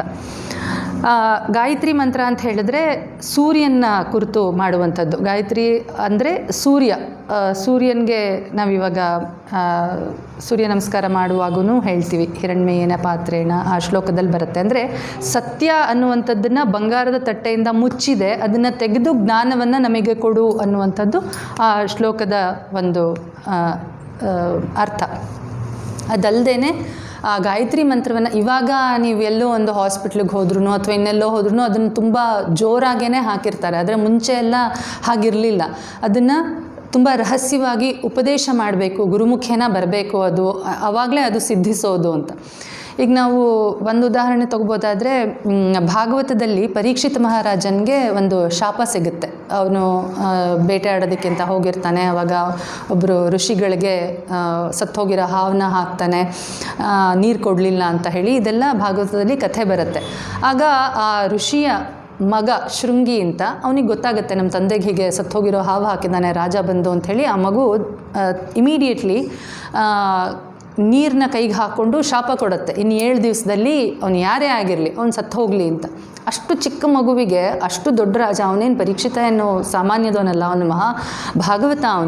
ಅವನಿಗೆ ಶಾಪ ಕೊಡುವಂಥ ಶಕ್ತಿ ಆ ಮಗುವಿಗೆ ಹೇಗೆ ಬಂತು ಅಂದರೆ, ಅದು ನಿಷ್ಠೆಯಿಂದ ಗಾಯತ್ರಿ ಮಂತ್ರವನ್ನು ಪ್ರತಿ ದಿವಸ ಅನುಷ್ಠಾನ ಮಾಡಿದ್ದೇ ಕಾರಣ ಅಂಥೇಳಿ ನಮಗೆ ಭಾಗವತದಲ್ಲಿ ಸಿಗತ್ತೆ. ಹಾಗಾಗಿ ಆ ಮಂತ್ರವನ್ನು ನಾವು ಸರಿಯಾದ ರೀತಿಯಲ್ಲಿ ತಗೊಳ್ಳೋದು, ಅಂದರೆ ಆ ವಟುವಿಗೆ ತಂದೆಯಾದವನು ಉಪದೇಶ ಮಾಡೋದು, ಆ ಮಗು ಅದನ್ನಷ್ಟೇ ನಿಷ್ಠೆಯಿಂದ ಮುಂದೆ ಅದನ್ನು ಅನುಷ್ಠಾನ ಮಾಡ್ಕೊಳ್ತಾ ಹೋಗೋದು, ಇದೆಲ್ಲ ತುಂಬ ಮುಖ್ಯವಾದ ಭಾಗ ಉಪನಯನದಲ್ಲಿ ಬರುತ್ತೆ. ಅದಾದಮೇಲೆ ಗುರುವಿಗೆ ಆ ಮಗುವನ್ನು ಒಪ್ಪಿಸೋದು ಅಂತ. ಅಲ್ಲೊಂದು ಶಿಲೆ ಇಡ್ತಾರೆ, ಅಶ್ಮಾರೋಹಣ ಅನ್ನೋದೊಂದು ಪ್ರಸಂಗ ಬರುತ್ತೆ. ಅದ್ರ ಮೇಲೆ ಆ ಮಗುವನ್ನು ನಿಲ್ಲಿಸ್ತಾರೆ ಗುರುಗಳು. ಅಂದರೆ ಈ ಕಲ್ಲಿನ ಥರ ನೀನು ಸ್ಥಿರವಾಗಿರಬೇಕು, ಇನ್ಮೇಲೆ ನೀನು ಎಲ್ಲೂ ಚಂಚಲನಾಗಬಾರದು ಅಂಥೇಳಿ. ಈಗ ವಿದ್ಯಾಭ್ಯಾಸಕ್ಕೆ ಹೋಗುವಂಥ ಮಕ್ಳಿಗೂ ನಾವು ಅದನ್ನೇ ಹೇಳಬೇಕಾಗಿದೆ, ಡೈವರ್ಷನ್ಸ್ ಬೇಡ ಅಂತ. ಮೊಬೈಲ್ ಕೊಟ್ಬಿಟ್ಟು ಹೇಳ್ತೀವಿ, ಅದು ಬೇರೆ ವಿಷಯ. ಆ ಕಲ್ಲಿನ ಮೇಲೆ ಇದೇ ಪ್ರಸಂಗ ವಿವಾಹದಲ್ಲೂ ಬರುತ್ತೆ, ಈ ಅಶ್ಮಾರೋಹಣ ಅನ್ನುವಂಥದ್ದು. ಅದ್ರ ಮೇಲೆ ಕೂಡಿಸಿ ಆ ಗುರು ತನ್ನ ಕೈಯಿಂದ ಆ ಮಗುವಿನ ಹೃದಯವನ್ನು ಮುಟ್ತಾನೆ. ಅಲ್ಲೊಂದು ಹೃದಯಕ್ಕೂ ಬೆಸ್ಕೊಳ್ಳುವಂಥದ್ದು ಒಂದು ಕ್ರಿಯೆ ಅಲ್ಲಿ ನಡೆಯುತ್ತೆ ಅಂತ. ಅಲ್ಲೊಂದು ಸಂವಾದ ಅವರಿಬ್ಬರ ಮಧ್ಯೆ ನಡೆಯುತ್ತೆ, ಅಲ್ಲೊಂದು ಕನೆಕ್ಟಿವಿಟಿ ಡೆವಲಪ್ ಆಗುತ್ತೆ ಅಂತ ಆ ಗುರುವಿಗೂ ಶಿಷ್ಯನಿಗೂ. ಇನ್ನೊಂದು, ನನಗೇನೇನು ಗೊತ್ತಿದೆ ಅದೆಲ್ಲದನ್ನು ನಾನು ನಿನಗೆ ಧಾರೆ ಎರಿತೀನಿ ಅಂತ ಗುರು ಹೇಳ್ತಾ ಇದ್ದಾನೆ ಅನ್ನೋದ್ರ ಸಂಕೇತವಾಗೂ ಆ ಒಂದು ಪ್ರಸಂಗ ಅಲ್ಲಿ ಬರುತ್ತೆ.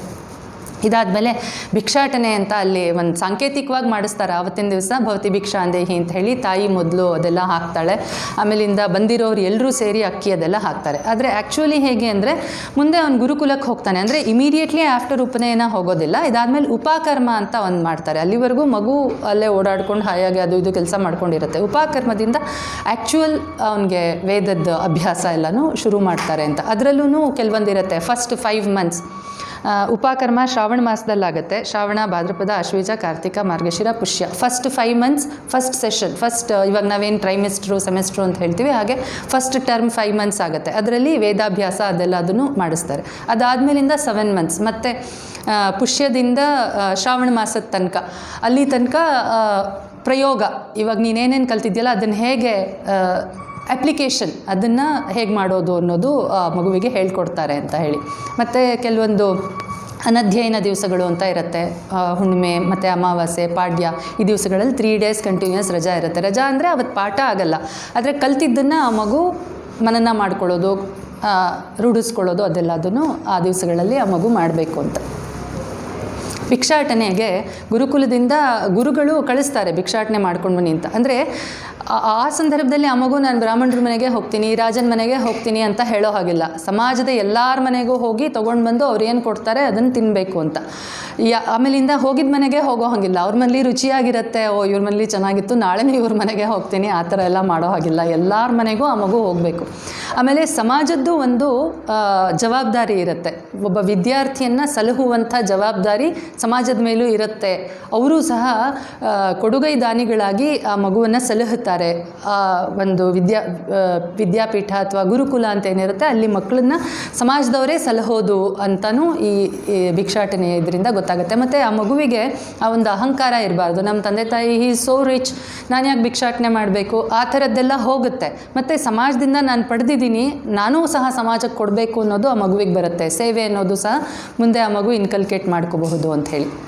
ಈ ವಿದ್ಯಾಭ್ಯಾಸದ ಕಾಲ ಮುಗಿದ ಮೇಲೆ ಕೇಶಾಂತ ಅಂತ ಅದೇ ಹೇರ್ ಕಟ್ ಮಾಡಿಸ್ಕೊಳ್ಳೋದು. ವಿದ್ಯಾಭ್ಯಾಸದ ಸಮಯದಲ್ಲಿ ಅವರೇನು ಆ ಥರದ್ದೆಲ್ಲ ಮಾಡ್ಕೊಳ್ಳೋದಕ್ಕೆ ಅವಕಾಶ ಇರೋದಿಲ್ಲ. ಇದಾದಮೇಲೆ ಗೋದಾನವನ್ನು ಮಾಡಿ ಅವರಿಗೆ ಗುರುಗಳಿಗೆ ಒಂದು ಹಸುವನ್ನು ದಾನ ಮಾಡಿ ಕೂದಲು ಕಟ್ ಮಾಡ್ಕೊಳ್ಳೋದು ಅನ್ನೋದು ಒಂದು ಸಂಸ್ಕಾರ. ಇದಾದಮೇಲೆ ಸಮಾವರ್ತನ ಅಂತ ಅಂದರೆ ಅಷ್ಟು ದಿವಸ ಮೈಗೆ ಎಣ್ಣೆ ಹಚ್ಕೊಳ್ಳೋದೋ ಗಂಧ ಹಚ್ಕೊಳ್ಳೋದೋ ಪರ್ಫ್ಯೂಮ್ಸು ಅದೆಲ್ಲ ಏನೂ ಇರೋದಿಲ್ಲ. ಇವಾಗ ಅವನು ಸ್ನಾನ ಮಾಡಿಕೊಂಡು ಸ್ನಾತಕ ಅಂತ ಆಗ್ತಾನೆ. ಸ್ನಾನ ಆದಮೇಲೆ ಇಷ್ಟು ದಿವಸದ ಎಜುಕೇಷನ್ ಎಲ್ಲ ಮುಗಿದ ಮೇಲೆ ಅವನೊಬ್ಬ ಇವಾಗ ಗ್ರ್ಯಾಜುಯೇಟ್ ಅಂತ ಆಗ್ತಾನೆ. ಅದಾದಮೇಲೆ ಅವನು ಮನೆಗೆ ಹೋಗೋದು, ಗುರುಗಳು ಅವನನ್ನು ಕಳಿಸ್ಕೊಡ್ತಾರೆ, ನೀನು ಹೋಗ್ಬಿಟ್ಟು ಬರ್ಬೋದು ಅಂತ. ಅವಾಗ ಕೆಲವೊಬ್ಬರು ಗುರುದಕ್ಷಿಣೆ ಕೊಡೋದು ಅದು ಎಲ್ಲನೂ ನಡೆಯುತ್ತೆ. ಈ ಸಂದರ್ಭದಲ್ಲೇ ಗುರುಗಳು ಅವನಿಗೆ ಒಂದು ಉಪದೇಶವನ್ನು ಮಾಡ್ತಾನೆ. ಇದು ತೈತ್ತರೀಯೋಪನಿಷತ್ತಿನಲ್ಲಿ ಶಿಕ್ಷಾವಲಿ ಅಂತ ಅವರು ಒಂದು ಏನು ಹೇಳ್ತೀವಿ, ಒಂದು ಪ್ರಾಮಿಸ್ ಮಾಡೋದು. ಇವಾಗ ಪೊಲೀಸ್ ಆಗ್ತಾನೆ, ಅದಾದಮೇಲಿಂದ ಹೊರಗೆ ಬಂದು ಅವನೊಂದು ಪ್ರೊಫೆಷನಲ್ ತೊಗೊಳಕ್ಕೆ ಮುಂಚೆ ಅವನಿಗೊಂದು ಇದು ಹೇಳ್ತಾರೆ, ಪ್ರಾಮಿಸ್ ಮಾಡಿಸ್ತಾರೆ. ನಾನು ಇನ್ಮೇಲಿಂದ ಸಮಾಜದ ರಕ್ಷಣೆ ಮಾಡ್ತೀನಿ ಆ ಥರ ಎಲ್ಲ. ಈವನ್ ಡಾಕ್ಟರ್ಸ್ಗೂ ಆ ಥರದ್ದು ಒಂದಿರುತ್ತೆ, ಲಾಯರ್ಸ್ಗೂ ಇರುತ್ತೆ ಆ ಥರ. ಹಾಗೆಯೇ ಇದು one of the best promises. ಗುರುಗಳು ಹೇಳಿಕೊಟ್ಟು ಶಿಷ್ಯನ ಮೂಲಕ ಅದನ್ನು ಹೇಳಿಸೋದು ಮತ್ತು ಅವನು ಅದಕ್ಕೆ ವ್ರತಬದ್ಧನಾಗಿರೋದು ಅಂತ. ನಾನು ಸತ್ಯವನ್ನೇ ಹೇಳ್ತೀನಿ, ಧರ್ಮ ಮಾರ್ಗದಲ್ಲಿ ನಡೀತೀನಿ, ಮಾತೃದೇವೋಭವ ಪಿತೃದೇವೋಭವ, ಈ ಎಲ್ಲ ವಾಕ್ಯಗಳನ್ನು ಇದು ಬಹುಶಃ ಎಲ್ಲೆಲ್ಲಿ ಹೇಳ್ತಾರೆ ಅದನ್ನು ನಾವೇ ಇಂಟ್ರಾಸ್ಪೆಕ್ಟ್ ಮಾಡ್ಕೋಬೇಕು. ಆದರೆ ಅಷ್ಟು ವರ್ಷಗಳು ಆ ಮಗು ಗುರುವಿನ ಹತ್ರ ಇರುತ್ತೆ ಮತ್ತು ಅದನ್ನು ಈ ಥರದಲ್ಲಿ ಇನ್ನೊಂದು ಸತಿ ಪ್ರಾಮಿಸ್ ಮಾಡಿ ಗುರುಗಳ ಎದುರುಗಡೆಗೆ ನಾನು ಹೀಗೆ ನಡ್ಕೊಳ್ತೀನಿ ಅಂತ ಹೇಳುವಂಥದ್ದು ತುಂಬ ಮುಖ್ಯವಾದ ಭಾಗ ಇಲ್ಲಿ ಬರುತ್ತೆ. ನೆಕ್ಸ್ಟ್ ಬರೋದು ವಿವಾಹ. ಇದಕ್ಕೆ ಎಲ್ಲೂ ಈ ಬಾಲ್ಯ ವಿವಾಹ ಪದ್ಧತಿ ಅಂತ ಏನಿದೆಯಲ್ವ, ಅದಕ್ಕೆಲ್ಲೂ ನಮಗೆ ಆಧಾರಗಳು ಸಿಕ್ಕೋದಿಲ್ಲ. ಒನ್ಸ್ ಅಗೇನ್ ಅದಕ್ಕೆ ಸೋಷಿಯಲ್ ರೆಸ್ಟ್ರಿಕ್ಷನ್ಸೋ ಅಥವಾ ಇನ್ವೇಷನ್ಸೋ ಅದೆಲ್ಲ ಕಾರಣ ಇರ್ಬೋದು. ಇಲ್ಲೆಲ್ಲ ಕಡೆ ಬರೋದು ಪ್ರೌಢವಾಗಿರುವಂಥ ಹುಡುಗಿ, ಪ್ರೌಢವಾಗಿರುವಂಥ ಹುಡುಗ. ಇಲ್ಲಿ ಹೇಗೆ ಬರುತ್ತೆ ಅಂದರೆ ಅವರೇ ಸೆಲೆಕ್ಟ್ ಮಾಡಬೇಕು ಹುಡುಗನ್ನ ಅಥವಾ ಹುಡುಗಿನ ಅನ್ನೋವಂಥದ್ದು ಮುಖ್ಯ ಬರುತ್ತೆ. ತಂದೆ ತಾಯಿಗಳ ಇನ್ಫ್ಲೂಯೆನ್ಸು ಅಫ್ಕೋರ್ಸ್ ಅವ್ರು ಹೇಳ್ತಾರೆ, ಕೆಲವೊಂದೆಲ್ಲ ಮುಂಚಿನ ಕೆಲಸಗಳನ್ನೆಲ್ಲ ಮಾಡಿ ಹುಡುಕಿ ಕುಟುಂಬ ಹೇಗಿದೆ, ವಿದ್ಯಾಭ್ಯಾಸ ಹೇಗಿದೆ, ಅದೆಲ್ಲದೂ ಕೆಲವೊಂದು ಬೇಸಿಕ್ಸ್ ನೋಡ್ತಾರೆ. ಆದರೆ ಎಸ್ ಅನ್ನುವಂಥದ್ದು ಹುಡುಗಿ ಮತ್ತು ಹುಡುಗನ ಕೈನಲ್ಲೇ ಇರುತ್ತೆ ಅಂತ. ಈ ಮದುವೆ ಮಾಡ್ಕೋಬೇಕು ಅಂತ ಅವರಿಬ್ರಿಗೂ ಅನಿಸಿರಬೇಕು, ಆಗಷ್ಟೇ ನಾವು ವಿವಾಹ ಮಾಡಬೇಕು ಅಂತಲೂ ಸೂತ್ರಕಾರರು ಹೇಳ್ತಾರೆ. ಅಂದರೆ ನಿನಗೆ ವಯಸ್ಸಾಯಿತು ಅಥವಾ ನಿನ್ನ ಫ್ರೆಂಡ್ಸ್ ಎಲ್ಲ ಮದುವೆ ಮಾಡ್ಕೊಳ್ತಾ ಇದ್ದಾರೆ, ಅದಕ್ಕೆ ನೀನು ಮದುವೆ ಮಾಡ್ಕೊ ಅಂತ ಹೇಳೋ ಹಾಗಿಲ್ಲ. ಅವರು ಒಪ್ಕೊಂಡು ಹೌದು ನನಗೆ ಮದುವೆ ಮಾಡ್ಕೋಬೇಕು ಅಂತ ಅನ್ನಿಸ್ತಾ ಇದೆ ಅಂತ ಹೇಳಿದಾಗಲೇ ವಿವಾಹ ಮಾಡಬೇಕು ಅನ್ನೋಂಥದ್ದು ಬರುತ್ತೆ. ಮತ್ತು 8 ಥರದ ವಿವಾಹಗಳನ್ನು ನಮ್ಮ ಸೂತ್ರಕಾರರು ಮುಖ್ಯವಾಗಿ ಹೇಳಿದ್ದಾರೆ. ಆರ್ಷ, ಪ್ರಾಜಪತ್ಯ, ರಾಕ್ಷಸ, ಪೈಶಾಚ, ಗಾಂಧರ್ವ, ಬ್ರಾಹ್ಮ, ಅಸುರ, ದೈವ ಅಂತ. ಆಸುರ ಅಂತ ಹೇಳಿದ್ರೆ ಈಗ ಹುಡುಗಿಗೆ ಫೋರ್ಸ್ಫುಲಿ ಮದುವೆ ಮಾಡ್ಕೊಳ್ಳೋದು, ಅವಳಿಗೇನೂ ಇಷ್ಟ ಇರೋದಿಲ್ಲ, ಆದರೆ ಬಲವಂತವಾಗಿ ಮದುವೆ ಮಾಡ್ಕೊಳ್ಳೋದು ಅಂಥೇಳಿ. ಪ್ರಾಜಾಪತ್ಯ ಅಂತ ಹೇಳಿದ್ರೆ ತಂದೆ ತಾಯಿಗಳು ನೋಡಿ ಹುಡುಗ ಹುಡುಗಿ ಅವ್ರಿಗೆ ಬೇರೆ ಇನ್ನೇನು ಅಲ್ಲಿ ಪ್ರೀತಿ ಪ್ರೇಮ ಆ ಥರದ್ದಕ್ಕೇನು ಅವಕಾಶ ಇರೋದಿಲ್ಲ. ಬಟ್ ಇಟ್ಸ್ ಎ ರಿಚುವಲ್ ಅಥವಾ ಇದೊಂದು ಕರ್ತವ್ಯ ನಿಮ್ಮದು, ನೀವಿಬ್ಬರು ಇವತ್ತಿನಿಂದ ದಂಪತಿಗಳಾಗಿದ್ದೀರಿ, ನಿಮ್ಮ ಕರ್ತವ್ಯ ಇದು, ನೀವು ಹೀಗೆ ನಡ್ಕೊಂಡು ಹೋಗಬೇಕು ಅಂತ ಹೇಳಿ ಮಾಡಿಸುವಂಥದ್ದು ಪ್ರಾಜಾಪತ್ಯ ಅಂತ. ರಾಕ್ಷಸ ಅಂತ ಹೇಳಿದ್ರೆ ಇದು ಅಷ್ಟೇ ಒಂಥರ ಹುಡುಗಿನ ಹಾರಿಸ್ಕೊಂಡು ಹೋಗಿ ಮದುವೆ ಮಾಡ್ಕೊಳ್ಳೋದು ಅಂತಲೇ, ಆದರೆ ಇಲ್ಲಿ ಅವಳು ಒಪ್ಪಿಗೆನೂ ಇರುತ್ತೆ ಆ ಥರದ್ದೊಂದು ವಿವಾಹ ಅಂಥೇಳಿ. ಈ ಪೈಶಾಚ ಅನ್ನೋವಂಥದ್ದು ಅವಳಿಗೇನೋ ಒಂದು ಮತ್ತು ಬರೆಸುವಂಥದ್ದು ಒಂದು ಕೊಟ್ಟು ಅವಳಿಗೆ ಗೊತ್ತಿಲ್ಲದೇನೆ ಅಥವಾ ಅವಳಿಗೇನೋ ಒಂದು ರೆಸ್ಟ್ರಿಕ್ಟ್ ಮಾಡಿ ಮದುವೆ ಮಾಡ್ಕೊಳ್ಳುವಂಥದ್ದು, ಅವಳಿಗೆ ಗೊತ್ತಿಲ್ಲದೇನೆ ಮಾಡ್ಕೊಳ್ಳುವಂಥದ್ದು ಪೈಶಾಚ ಅಂತ ಆಗುತ್ತೆ. ಗಾಂಧರ್ವ ವಿವಾಹ ಅಂದರೆ ಈಗಿನ ಕಾಲದ ಲವ್ ಮ್ಯಾರೇಜನ್ನು ನಾವು ಅಂದ್ಕೋಬೋದು. ಅದಕ್ಕೇನು ತಂದೆ ತಾಯಿಗಳು ಒಪ್ಪಿಗೆ ಬೇಕು ಅಂತ ಇಲ್ಲ, ಸಮಾಜದವ್ರು ಒಪ್ಪಿಗೆ ಬೇಕು ಅಂತ ಇಲ್ಲ, ಬಂಧು ಬಾಂಧವ್ರು ಬಂದಿರಬೇಕು ಅಂತ ಇಲ್ಲ. ಹುಡುಗಿ ಅವರಿಬ್ರಿಗೆ ಒಪ್ಪಿಗೆ ಆಯಿತು, ನಾವಿಬ್ಬರು ಮದುವೆ ಮಾಡ್ಕೊಳ್ತೀವಿ, ಇದು ನಮ್ಮ ಜವಾಬ್ದಾರಿ ಅಂತ ಅಂದ್ಕೊಂಡು ಮುಂದುವರಿಯೋದು ಗಾಂಧರ್ವ ವಿವಾಹ ಅಂತ. ಬ್ರಾಹ್ಮ ಅನ್ನುವಂಥದ್ದು ಎಲ್ಲರಿಗೂ ಇವಾಗ ತಂದೆ ತಾಯಿನೂ ನೋಡಿ ಹುಡುಗಿನೂ ಒಪ್ಪಿ ಬಂಧು ಬಾಂಧವರು ಸೇರಿ ಶಾಸ್ತ್ರೋಕ್ತವಾಗಿ ಮಂತ್ರಪೂರ್ವಕವಾಗಿ ಮದುವೆ ಮಾಡಿಕೊಳ್ಳುವಂಥದ್ದು ಅಂಥೇಳಿ. ಹಾಗೆಯೇ ಅಸುರ, ದೈವ, ಅದು ಎಲ್ಲ ದೈವ ವಿವಾಹ ಅಂತ ಹೇಳಿದ್ರೆ ಭಗವಂತನ ಸಾಕ್ಷಿಯಾಗಿಟ್ಕೊಂಡು ಮಾಡುವಂಥದ್ದು, ಬೇರೆ ಇನ್ಯಾವುದೂ ರೆಸ್ಟ್ರಿಕ್ಷನ್ಸ್ ಇಲ್ಲದೇನೆ ಆ ಥರದ್ದು ಬರುತ್ತೆ. ಮತ್ತು ಗೋತ್ರ, ಇವಾಗ ಸಗೋತ್ರದಲ್ಲಿ ಮಾಡಬಾರ್ದು. ಗೋತ್ರ ಅಂತ ಹೇಳಿದ್ರೆ ಒಬ್ಬ ಗುರುವಿನ ಹತ್ರ ಅವರ ಶಿಷ್ಯರು ಯಾರ್ಯಾರು ಇರ್ತಾರೆ ಅವರೆಲ್ಲರೂ ಆ ಗುರುವಿನ, ಇವಾಗ ಮುಖ್ಯವಾಗಿ ಒಂದು 8 ಜನ ಇದ್ದಾರೆ ಅಂತ ಅಂದ್ಕೊಂಡ್ರೆ, ವಸಿಷ್ಠರು, ಆಂಗಿರಸ, ಅತ್ರಿ, ಈ ಥರದವ್ರದ್ದು ಅವ್ರ ಗೋತ್ರಗಳನ್ನೇ ಮುಂದುವರಿಸ್ಕೊಂಡು ಬಂದವರು. ಆಮೇಲಿಂದ ಆಯಾಯ ಶಿಷ್ಯರು ಮತ್ತೆ ಅದನ್ನು ವಿಸ್ತರಿಸ್ಕೊಳ್ತಾ ಹೋಗಿ 100 ಗೋತ್ರಗಳು ಇವಾಗ ಆಗಿದೆ ಅನ್ನುವಂಥದ್ದನ್ನು ಕಾಣಬಹುದು. ಆಮೇಲೆ ಈ ಜಾತಕಗಳನ್ನು ನೋಡುವಂಥದ್ದು ಸಹ ಎಲ್ಲೂ ನಮಗೆ ಕಂಡು ಬರೋದಿಲ್ಲ. ರಾಮಾಯಣ ಆಯಿತು, ಮಹಾಭಾರತ ಆಯಿತು, ಶಾಸ್ತ್ರ ಗ್ರಂಥಗಳಾಯಿತು. ಆದರೆ ಇವಾಗ ಅದು ಮಾಡಬಾರ್ದು ಅಂತ ಅಲ್ಲ, ಇವಾಗ ಏನೋ ಒಂದ್ರ ಮೇಲೆ ನಾವು ನಂಬಬೇಕಾಗಿರುತ್ತೆ. ಹಾಗೆ ಸುಮ್ಮನೆ ನಾವು ಮಾಡೋದಕ್ಕಾಗೋದಿಲ್ಲ. ಅದೊಂದು ಭರವಸೆ, ಓಕೆ ಅವ್ರು ಹುಟ್ಟಿದ ಸ್ಥಳ, ಕ್ಷಣ ಅಥವಾ ಊರು, ಅದರ ಬೇಸಿಸ್ ಮೇಲೆ ಕೆಲವೊಂದು ವಿಷಯಗಳನ್ನ ಹೇಳ್ತಾರೆ. ಅದ್ರ ಮೇಲೆ ನಾವು ಭರವಸೆ ಇಟ್ಟು ಅದನ್ನು ಮಾಡುವಂಥದ್ದು. ಆದರೆ ಅದನ್ನು ಹಿಂದೆ ಮಾಡ್ತಿದ್ರು ಅನ್ನೋದಕ್ಕೆ ನಮಗೆಲ್ಲೂ ಪ್ರೂಫ್ ಸಿಕ್ಕೋದಿಲ್ಲ. ಹಾಗೆಯೇ ಬಹುಪತ್ನಿತ್ವ ಅನ್ನೋದು ಹಿಂದೆ ಇತ್ತು ಅಂತ. ಬಹುಪತಿತ್ವ ಅನ್ನೋದು ಇತ್ತು, ಆದರೆ ಈಗಲೂ ಇದೆ ಅಂತ ಹೇಳ್ತಾರೆ ಹಿಮಾಚಲ್ ಪ್ರದೇಶದಲ್ಲೆಲ್ಲೋನೋ. ಆದರೆ ಅದು ಅಷ್ಟೊಂದು ಮುಂದೆ ಬರಲಿಲ್ಲ. ಯಾಕೆಂದರೆ ತುಂಬ ಜನ ಗಂಡಂದಿರ್ತಾರೆ, ಅವಳು ಒಂದು ಸತಿ ಗರ್ಭಿಣಿ ಆಗ್ತಾಳೋ ಮತ್ತು ಅದು ಇನ್ನೊಂದಷ್ಟು ಕಾಲಗಳು ಮುಂದೆ ಹೋಗುತ್ತೆ. ಹಾಗಾಗಿ ಬಹುಪತಿತ್ವ ಅನ್ನೋದು ಮುಂದೆ ಬರಲಿಲ್ಲ. ಅದರದ್ದೇ ಆದ ಕಾರಣಗಳಿಂದ. ಬಹುಪತ್ನಿತ್ವ ಅನ್ನೋದು ಒನ್ಸ್ ಅಗೇನ್ ಈ ಥರ ಬೇಟೆಗೆ ಹೋದಾಗ, ಯುದ್ಧಕ್ಕೆ ಹೋದಾಗ ಎಲ್ಲ ಸತ್ತು ಹೋಗಿರ್ತಾಯಿದ್ರು ಗಂಡಸರು. ಹಾಗಾಗಿ ಎಷ್ಟೊಂದು ಜನ ಹೆಂಡತಿಯರನ್ನ ರಾಜ ಮದುವೆ ಮಾಡ್ಕೊಳ್ತಾ ಇದ್ದಿದ್ದು, ಅಥವಾ ಊರಿನ ಪ್ರಮುಖರು ಎಲ್ಲ ತುಂಬ ಜನ ಹೆಂಡತಿಯರನ್ನ ಮದುವೆ ಮಾಡ್ಕೊಳ್ತಾ ಇದ್ದಿದ್ದು, ಅದೆಲ್ಲ ಅದೂ ಆಗಿನ ಕಾಲದಲ್ಲಿ ಇತ್ತು ಅನ್ನೋದು ಕಾಣಿಸುತ್ತೆ. ಮತ್ತು ರೀಮ್ಯಾರೇಜ್ ಅನ್ನೋದು ಇತ್ತು ಅಂಥೇಳಿ ಸೂತ್ರಗಳಲ್ಲಿ ಕಂಡು ಬರುತ್ತೆ. ಗಂಡ ಸತ್ತು ಹೋದಾಗ ಅವನ ಶವದ ಮೇಲೆ ಅಥವಾ ಆ ಚಿತೆಯ ಮೇಲೆ ಅವಳು ಕೂತು ಎದ್ದು ಬರ್ತಾ ಇದ್ಲು ಅಂತ. ಅವಳನ್ನು ಯಾರಾದರೂ ಒಬ್ಬರು ಎಬ್ಬಿಸಬಹುದಿತ್ತು. ಅದು ಯಾರು ಬೇಕಾದರೂ ಆಗ್ಬೋದು. ಯಾರಾದರೂ ಇಷ್ಟಪಟ್ಟು ನೆಕ್ಸ್ಟ್ ನಾನು ನಿನ್ನ ಮದುವೆ ಮಾಡ್ಕೊಳ್ತೀನಿ ಅಂತ ಹೇಳೋನು ಎಬ್ಬಿಸ್ಬೋದಾಗಿತ್ತು. ಅಥವಾ ಇನ್ನು ಮುಂದೆ ನಿನ್ನ ಯೋಗಕ್ಷೇಮವನ್ನು ನಾನು ನೋಡ್ಕೊಳ್ತೀನಿ ಅಂತ ಹೇಳುವಂಥವ್ರು ಎಬ್ಬಿಸ್ಬೋದಾಗಿತ್ತು. ಅವಳಿಗೆ ವಿಧವೆ ಅಂದ ಮಾತ್ರಕ್ಕೆ ಅವಳಿಗೆ ಮತ್ತೆ ಜೀವನದಲ್ಲಿ ಸಂತೋಷವಾಗಿರಬಾರ್ದು ಅಂತ ಆಗಲಿ, ಅರ್ಶಿನ ಕುಂಕುಮ ತೆಗಿಬೇಕು ಅಂತಾಗಲಿ, ಕುಂಕುಮ ತೆಗಿಬೇಕು, ಬಣ್ಣದ ವಸ್ತ್ರಗಳನ್ನು ಉಡಬಾರ್ದು, ಇದು ಯಾವುದೂ ಆಗಿನ ಕಾಲದಲ್ಲಿ ಸೂತ್ರಕಾರರು ಎಲ್ಲೂ ಬರೆದಿಲ್ಲ. ಅದು ಆಮೇಲಿಂದ ಒನ್ಸ್ ಅಗೇನ್ ಚಿಕ್ಕ ವಯಸ್ಸಿನಲ್ಲೇ ಗಂಡ ಹೋಗಿರೋದು ಅದೆಲ್ಲನೂ ನಮಗೆ ಗೊತ್ತಿದೆ, ಯಾಕೆ ಅದೆಲ್ಲ ಬಂತು ಅಂತ ಹೇಳಿ. ಈವನ್ ವಿಧುರನಿಗೂ ಅಷ್ಟೇ.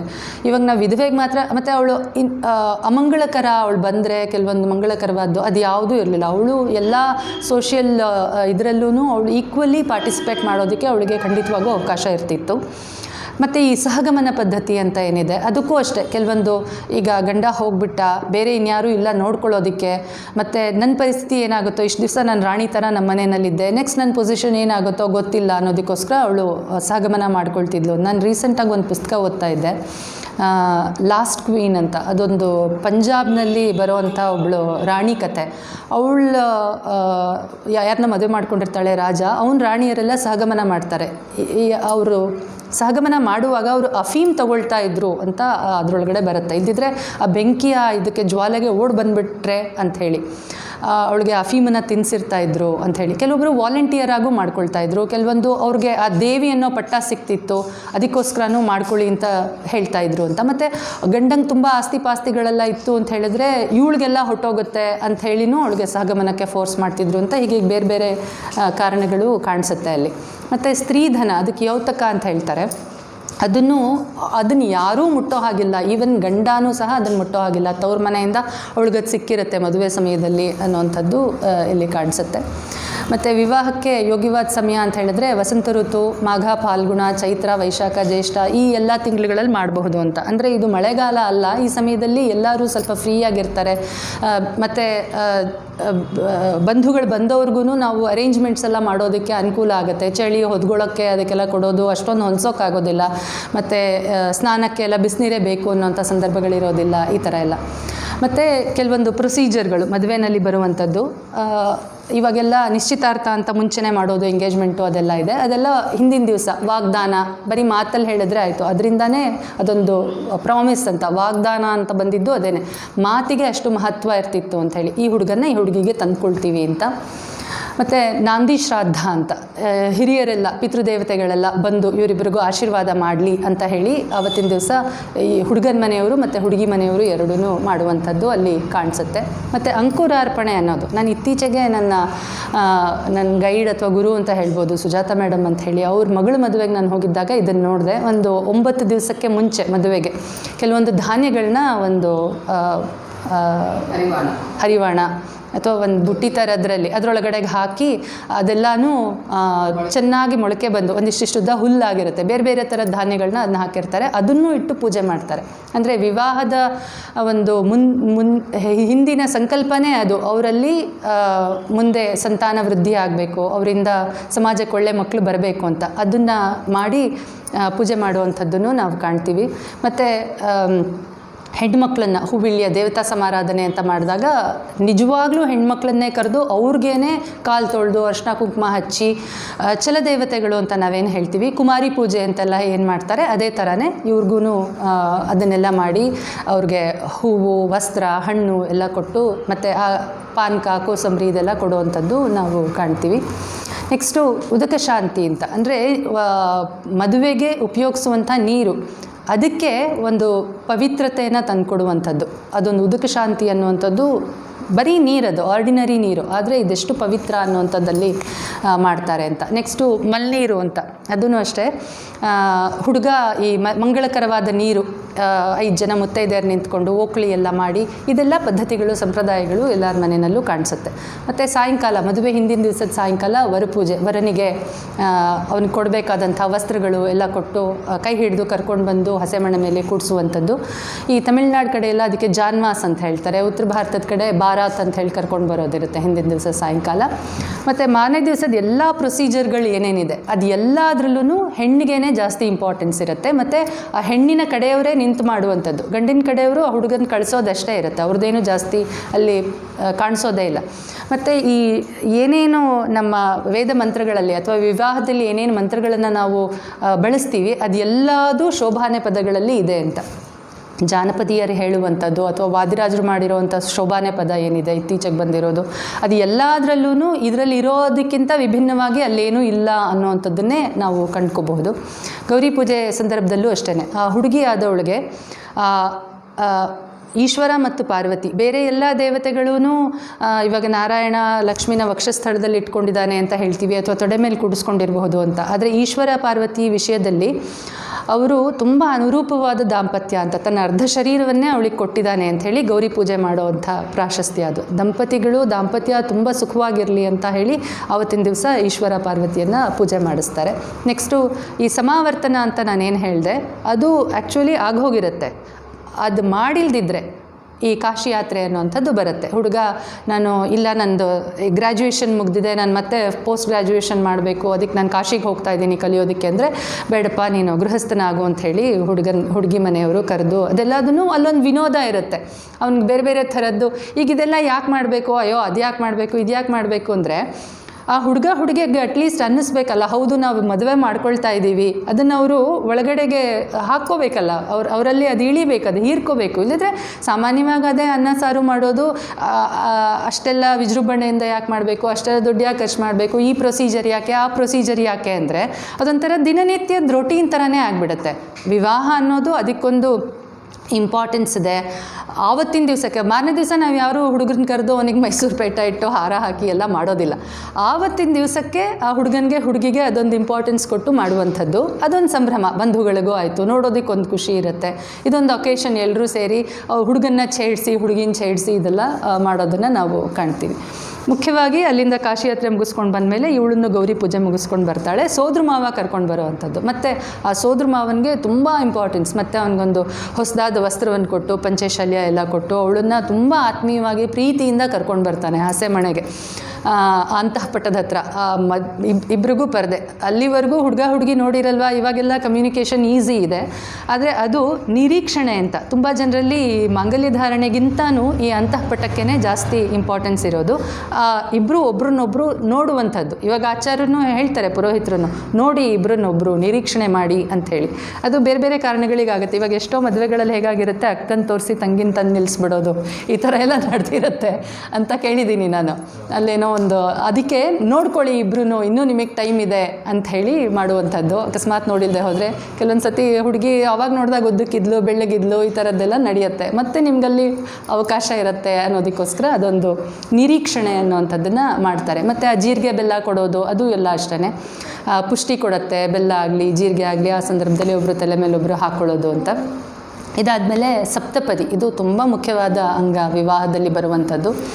ಅವರಿಬ್ಬರೂ ನಾವಿಬ್ಬರು ಎಲ್ಲ ಸಂದರ್ಭದಲ್ಲೂ ಜೊತೆಯಾಗಿರ್ತೀವಿ ಅಂತ. ಸಂಪತ್ತಿರ್ಬೋದು, ಸಂತತಿ ಇರಬಹುದು, ಆಹಾರ ಇರ್ಬೋದು, ಪ್ರಾಣಿಗಳನ್ನು ಸಾಕೋದಿರ್ಬೋದು, ಎಲ್ಲದರಲ್ಲೂ ನಾವು ಜೊತೆಯಾಗಿರೋಣ, ನಾನು ನಿನ್ನ ಜೊತೆಯಾಗಿರ್ತೀನಿ, ನೀನು ನನ್ನ ಜೊತೆಯಾಗಿರ್ತೀನಿ, ಇರು ಅಂತ ಹೇಳಿ ಒಬ್ರಿಗೊಬ್ಬರು ವಾಗ್ದಾನಗಳನ್ನು ಮಾಡುವಂಥದ್ದು.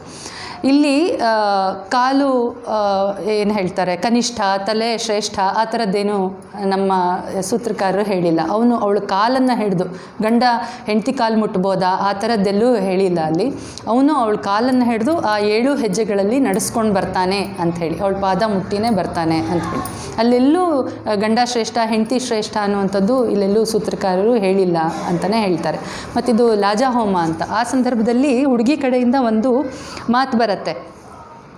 ಇಲ್ಲೂ ಆ ತಮ್ಮನೋ ಅಣ್ಣನೋ ಬರ್ತಾರೆ. ಇಲ್ಲಿ ಅಣ್ಣ ತಮ್ಮಂದರು ಇರಬೇಕು ಹೆಣ್ಮಕ್ಳಿಗೆ ಅಂಥೇಳಿ ಒಂದು ಏನು ಅಂದರೆ, ಒಂದು ಆ ಹುಡುಗಿಗೆ ಗಂಡು ಮಕ್ಳ ಜೊತೆ ಬೆಳೆದು ಗೊತ್ತಿರುತ್ತೆ. ಏಕ್ದಮ್ ಗಂಡನ ಮನೆಗೆ ಬಂದಾಗ ಬರೀ ಹುಡುಗಿರೇ ಇದ್ದ ಮನೆ ಆದರೆ ಅವಳಿಗೆ ಎಷ್ಟೊಂದು ವಿಷಯಗಳು ನೇರವಾಗಿ ಗೊತ್ತಿರಲ್ಲ. ತಂದೆ ಜೊತೆ ಇರೋವಂಥ ಸಂಬಂಧಕ್ಕಿಂತ ಅಣ್ಣ ತಮ್ಮಂದರು ಇರೋವಂಥ ಮನೆಯಿಂದ ಹೆಣ್ಣು ತರಬೇಕು ಅನ್ನುವಂಥದ್ದು ಒಂದು ಸಂಪ್ರದಾಯವನ್ನು ಕೆಲವೊಬ್ಬರು ಪಾಲಿಸ್ತಾ ಇದ್ರು ಅಂತ. ಅಕಸ್ಮಾತ್ ಅಣ್ಣ ತಮ್ಮಂದರು ಇಲ್ಲ ಅಂತ ಹೇಳಿದ್ರೆ ಕಸಿನ್ಸ್ ಯಾರಾದ್ರೂ ಅಥವಾ ಬಂಧುಗಳಲ್ಲಿ ಯಾರಾದರೂ ಬಂದು ಆ ಒಂದು ಸಂಸ್ಕಾರವನ್ನು ನಡೆಸ್ಕೊಡೋದು. ಆ ಅರಳನ್ನು ಅವಳ ಕೈ ಕೊಟ್ಟು ಅದನ್ನು ಲಾಜಾಹೋಮದಲ್ಲಿ ಹಾಕ್ಸೋದು. ಅವಳು ಅವಾಗ ಒಂದು ಪ್ರತಿಜ್ಞೆ ಮಾಡ್ತಾಳೆ, ಏನು ಅಂದರೆ, ನಾನು ಇಷ್ಟು ದಿವಸ ನನ್ನ ತವ್ರ ಮನೆಯಲ್ಲಿದ್ದೆ, ಎಲ್ಲ ಸರ್ವಸ್ವನೂ ಅವರೇ ಆಗಿದ್ದರು, ಆದರೆ ಈಗ ನಾನು ಗಂಡನ ಮನೆಗೆ ಹೋಗ್ತಾ ಇದ್ದೀನಿ, ಗಂಡನ ಮನೆಯನ್ನು ನನ್ನ ಮನೆ ಅಂತ ಅಂದ್ಕೊಳ್ಬೇಕು ನಾನು, ಆ ಒಂದು ಶಕ್ತಿ ನನಗೆ ಬರಲಿ, ಆ ಪ್ರತಿಜ್ಞೆಯನ್ನು ನಾನು ಮಾಡ್ತೀನಿ, ಅಲ್ಲಿಯವರು ಎಲ್ಲರೂ ನನ್ನವರು ಅಂತ ನಾನು ಅಂದ್ಕೊಳ್ತೀನಿ ಅಂತ ಅವಳು ಆ ಮಂತ್ರಗಳ ಮೂಲಕ ಅಲ್ಲಿ ಹೇಳ್ತಾಳೆ ಅಂತ. ಅಂದರೆ ಕಂಪ್ಲೀಟ್ಲಿ ಅವಳು ಡಿಟ್ಯಾಚ್ ಆಗಿಬಿಡಬೇಕು ತವ್ರ ಮನೆಯಿಂದ ಅಂತ ಅಲ್ಲ, ಆದರೆ ತುಂಬ ಅಟ್ಯಾಚ್ಡ್ ಆಗಿರೋದೂ ಅವಳಿಗೆ ಅಲ್ಲಿ ಹೊಂದ್ಕೊಳ್ಳೋದಕ್ಕೆ ಕಷ್ಟವಾಗುತ್ತೆ. ಹೋಗಿ ಬಂದು ಇಲ್ಲಿ ಬರಬೇಕು ಅಂತನೋ, ಅಲ್ಲಿ ಸರಿ ಇಲ್ಲ ಅಂತನೋ ಆ ಥರದ್ದೆಲ್ಲ ಅಲ್ಲ. ಅವಳಿವಾಗ ಪ್ರೌಢಳಾಗಿದ್ದಾಳೆ, ತನ್ನ ಜೀವನವನ್ನು ನಾನು ನೋಡ್ಕೋತೀನಿ, ಇದು ನನ್ನ ಮನೆ, ಇದು ನನ್ನದು ಅನ್ನೋದು ಅದು ಬರಬೇಕು ಅವಳಿಗೆ ಅಂತ ಆ ಮಂತ್ರಗಳ ಮೂಲಕ ಅಲ್ಲಿ ಹೇಳಿಸ್ತಾರೆ ಅನ್ನೋದು ಅಲ್ಲಿ ಲಾಜಾಹೋಮದಲ್ಲಿ ಬರುತ್ತೆ. ಮತ್ತು ಅಶ್ಮಾರೋಹಣ ಅಂತ, ಒಂದು ಕಲ್ಲು ಮೇಲೆ ಅವಳು ನಿಲ್ಲಿಸಿ, ಅಂದರೆ ನೀನು ಎಷ್ಟು ಸ್ಥಿರವಾಗಿರಬೇಕು, ಈ ಮನೆಗೆ, ನಿನ್ನ ಗಂಡನಿಗೆ, ನಿನ್ನ ಮಕ್ಕಳಿಗೆ ನೀನೆಷ್ಟು ಲಾಯಲ್ ಆಗಿರಬೇಕು ಅನ್ನುವಂಥದ್ದು ಅದರ ಪ್ರತೀಕವಾಗಿಯೂ ಆ ಕಲ್ಲಿನ ಮೇಲೆ ಅವಳನ್ನು ನಿಲ್ಲಿಸ್ತಾರೆ ಅಂತ ಹೇಳಿ. ಮತ್ತು ಗೃಹ ಪ್ರವೇಶ ಇದೆಲ್ಲ ಆದಮೇಲಿಂದ ಗಂಡನ ಮನೆಯವರು ಮನೆ ತುಂಬಿಸ್ಕೊಳ್ಳೋದು, ಮತ್ತು ಒಂದು ಬಳ್ಳದೊಳಗಡೆಗೆ ಅಕ್ಕಿನೋ ಅಥವಾ ಅವ್ರದ್ದೇನು ಪದ್ಧತಿ ಇರುತ್ತೋ ಅದನ್ನು ತುಂಬಿಸ್ಬಿಟ್ಟು ಅವಳನ್ನ ಗೃಹ ಪ್ರವೇಶ ಮಾಡಿಸ್ಕೊಳ್ತಾರೆ ಅನ್ನೋಂಥದ್ದು ಬರುತ್ತೆ. ಅದರಲ್ಲೂ ಶಾಸ್ತ್ರೋಕ್ತವಾಗಿ ನೀನು ನಮ್ಮನೆಗೆ ಬಂದು ನಿನ್ನಿಂದಾಗಿ ನಮ್ಮನೆ ಸಮೃದ್ಧಿಯಾಗಲಿ ಅನ್ನುವಂಥದ್ದು ಆ ಒಂದು ಇದು ಬರುತ್ತೆ.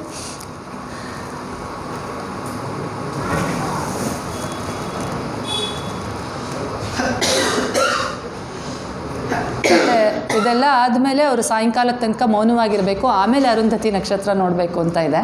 ಆದರೆ ಇವಾಗೆಲ್ಲ ಮಧ್ಯಾಹ್ನನೇ ತೋರಿಸ್ಬಿಡ್ತಾರೆ, ಅಲ್ಲಿ ನೋಡಿ ಅಂತ ಹೇಳ್ತಾರೆ, ಇವರು ನೋಡಿದ್ವಿ ಅಂತ ಹೇಳ್ತಾರೆ.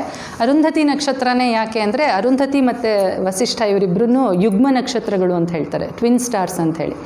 ಈಗ ನಾವು ನಾರ್ಮಲಿ ಈ ಸೋಲಾರ್ ಸಿಸ್ಟಮಲ್ಲಿ ನೋಡೋದು ಸೂರ್ಯನ ಸುತ್ತ ಎಲ್ಲ ಗ್ರಹಗಳು ಸುತ್ತಾ ಇರುತ್ತೆ ಅಂತ. ಇಲ್ಲಿ ಹೇಗೆ ಅಂದರೆ ಅವರಿಬ್ಬರೂ ಒಬ್ಬರು ಸುತ್ತ ಒಬ್ಬರು ಹೀಗೆ ಸುತ್ತಾ ಇರೋದು ಕಾಣಿಸುತ್ತಂತ. ಅಂದರೆ ಒಬ್ರಿಗೊಬ್ಬರು ಯಾವಾಗಲೂ ಪೂರಕವಾಗಿ ಇರ್ತಾರೆ ಅಂಥೇಳಿ. ಆ ಇಬ್ಬರು ಥರನೇ ನಿಮ್ಮಿಬ್ಬರು ಜೀವನವೂ ಇರಲಿ, ಯಾರು ಹೆಚ್ಚು ಯಾರು ಕಡಿಮೆ ಅಂತ ಇಲ್ಲ. ಒಬ್ಬರು ಕೆಳಗೆ ಅಂತ ಹೇಳಿದಾಗ ಇನ್ನೊಬ್ಬರು ಕೈ ಹಿಡಿದು ಮೇಲೆ ತರೋದಾಗ್ಬೋದು ಅಥವಾ ಸಾಂತ್ವನ ಹೇಳೋದಾಗ್ಬೋದು. ನಿಮ್ಮಿಬ್ಬರಲ್ಲೇ ಅದು ಇಬ್ರಿಗೂ ನಡೀತಾ ಇರಬೇಕು ಅನ್ನೋದಕ್ಕೋಸ್ಕರ ಅರುಂಧತಿ ಮತ್ತು ವಸಿಷ್ಠರು ದೇವದಂಪತಿಗಳು, ಮೂಲ ದಂಪತಿಗಳು ಅಂತಲೂ ಹೇಳ್ತಾರೆ. ಒಂದೇ ತೋರಿಸ್ತಾರೆ, ಆದರೆ ವಸಿಷ್ಠರನ್ನು ತೋರಿಸೋದಿಲ್ಲ. ಇವ್ರಿಗೆ ಅವನು ತೋರಿಸ್ತಾನೆ, ಅದು ಅರುಂಧತಿ ನಕ್ಷತ್ರ ನೋಡು ನೀನು ಅಂತ ಹೇಳಿ. ಅಂದರೆ ಅವಳ ಥರ, ಅವರಿಬ್ಬರು ಥರ ನಾವಿರೋಣ ಅಂತ ಹೇಳಿ. ಅವರಿಬ್ಬರು ಬೇರೆ ಬೇರೆ ಅಲ್ವೇ ಅಲ್ಲ. ಇವಾಗ ನಾವು ಲಕ್ಷ್ಮೀ ಪೂಜೆ ಮಾಡ್ತೀವಿ ಅಥವಾ ಗೌರಿ ಪೂಜೆ ಮಾಡ್ತೀವಿ ಅಂತ ಹೇಳಿದ್ರೆ ಬರೀ ಗೌರಿನಷ್ಟೇ ನಾವು ಪೂಜೆ ಮಾಡಿರಲ್ಲ, ಅಲ್ಲಿ ಶಿವನೂ ಇದ್ದೇ ಇರ್ತಾನೆ. ಲಕ್ಷ್ಮೀ ಪೂಜೆ ಮಾಡುವಾಗ್ಲೂ ನಾರಾಯಣನೂ ಇದ್ದೇ ಇರ್ತಾನೆ, ಆ್ಯಂಡ್ ವೈಸ್ ವರ್ಸ. ಶಿವನ್ ಮಾಡಿದ್ರು ಅಲ್ಲಿ ಪಾರ್ವತಿ ಸನ್ನಿಧಾನ ಇದ್ದೇ ಇರುತ್ತೆ. ಅವರಿಬ್ಬರು ಬೇರೆ ಅಂತ ನಾವು ಇರೋದೇ ಇಲ್ಲ. ಹಾಗೆಯೇ ಅರುಂಧತಿ ಇದ್ದಾಳೆ ಅಂದರೆ ಅಲ್ಲಿ ವಸಿಷ್ಠರು ಇದ್ದೇ ಇದ್ದಾರೆ ಅಂತಲೇ ಅರ್ಥ ಅಂತ ಒಂದು ಮಾತು ಹೇಳ್ತಾರೆ. ವಿವಾಹದ ಆಲ್ಮೋಸ್ಟ್ ನಾನೆಲ್ಲ ಹೇಳಿದೆ ಅಂತ ಅನಿಸುತ್ತೆ, ಟೈಮು ಜಾಸ್ತಿನೇ ಆಯಿತು. ಅಂತ್ಯೇಷ್ಟಿ ಇದು ಬಗ್ಗೆ ಹೇಳಬೇಕು ಅಂತ ಹೇಳಿದ್ರೆ ತುಂಬ ವಿವರಗಳಿದೆ. ಆದರೆ ಇದಕ್ಕೆ ಜಾಸ್ತಿ ಇಂಪಾರ್ಟೆನ್ಸ್ ಕೊಟ್ಟಿಲ್ಲ. ಯಾರೂ ಜನಗಳು ಇದ್ರ ಬಗ್ಗೆ ತಿಳ್ಕೊಳ್ಳೋದಕ್ಕೂ ಭಯ ಪಡ್ತಾರೆ. ಸಾವು ಅಂದ ತಕ್ಷಣವೇ ಏನೋ ಒಂದು ಆತಂಕ, ಒಂದು ಭಯ ಅಂತ. ಆದರೆ ನಮ್ಮ ಶಾಸ್ತ್ರಗಳಲ್ಲಾಯಿತು, ಸೂತ್ರಕಾರರಾಯಿತು, ಶಾಸ್ತ್ರಕಾರರಾಯಿತು, ಈ ಸಾವನ್ನು ಸಹ ಅದನ್ನು ಒಂದು ಸಂಸ್ಕಾರ ಅಂತಲೇ ಹೇಳ್ಕೊಂಡು ಬಂದಿದ್ದಾರೆ, ಸಾವಿನ ನಂತರ ಮಾಡುವಂಥದ್ದನ್ನು. ಮತ್ತು ಇದ್ರ ಬಗ್ಗೆ ಎಲ್ಲೂ ಭಯ ಪಡೋದು ಬೇಡ ಅಂತ. ಇದು ಪೂರ್ವಜನ್ಮ ಮತ್ತು ಮುಂದಿನ ಜನ್ಮ ಇದೆಲ್ಲದನ್ನು ಅದರಲ್ಲಿ ಇನ್ಕ್ಲೂಡ್ ಮಾಡಿರೋದ್ರಿಂದ ಇಟ್ ಈಸ್ ಅ ಸ್ಟೇಜ್. ಅದನ್ನೂ ಸಹ ಒಂದು ಕರ್ಮದ ಥರನೇ.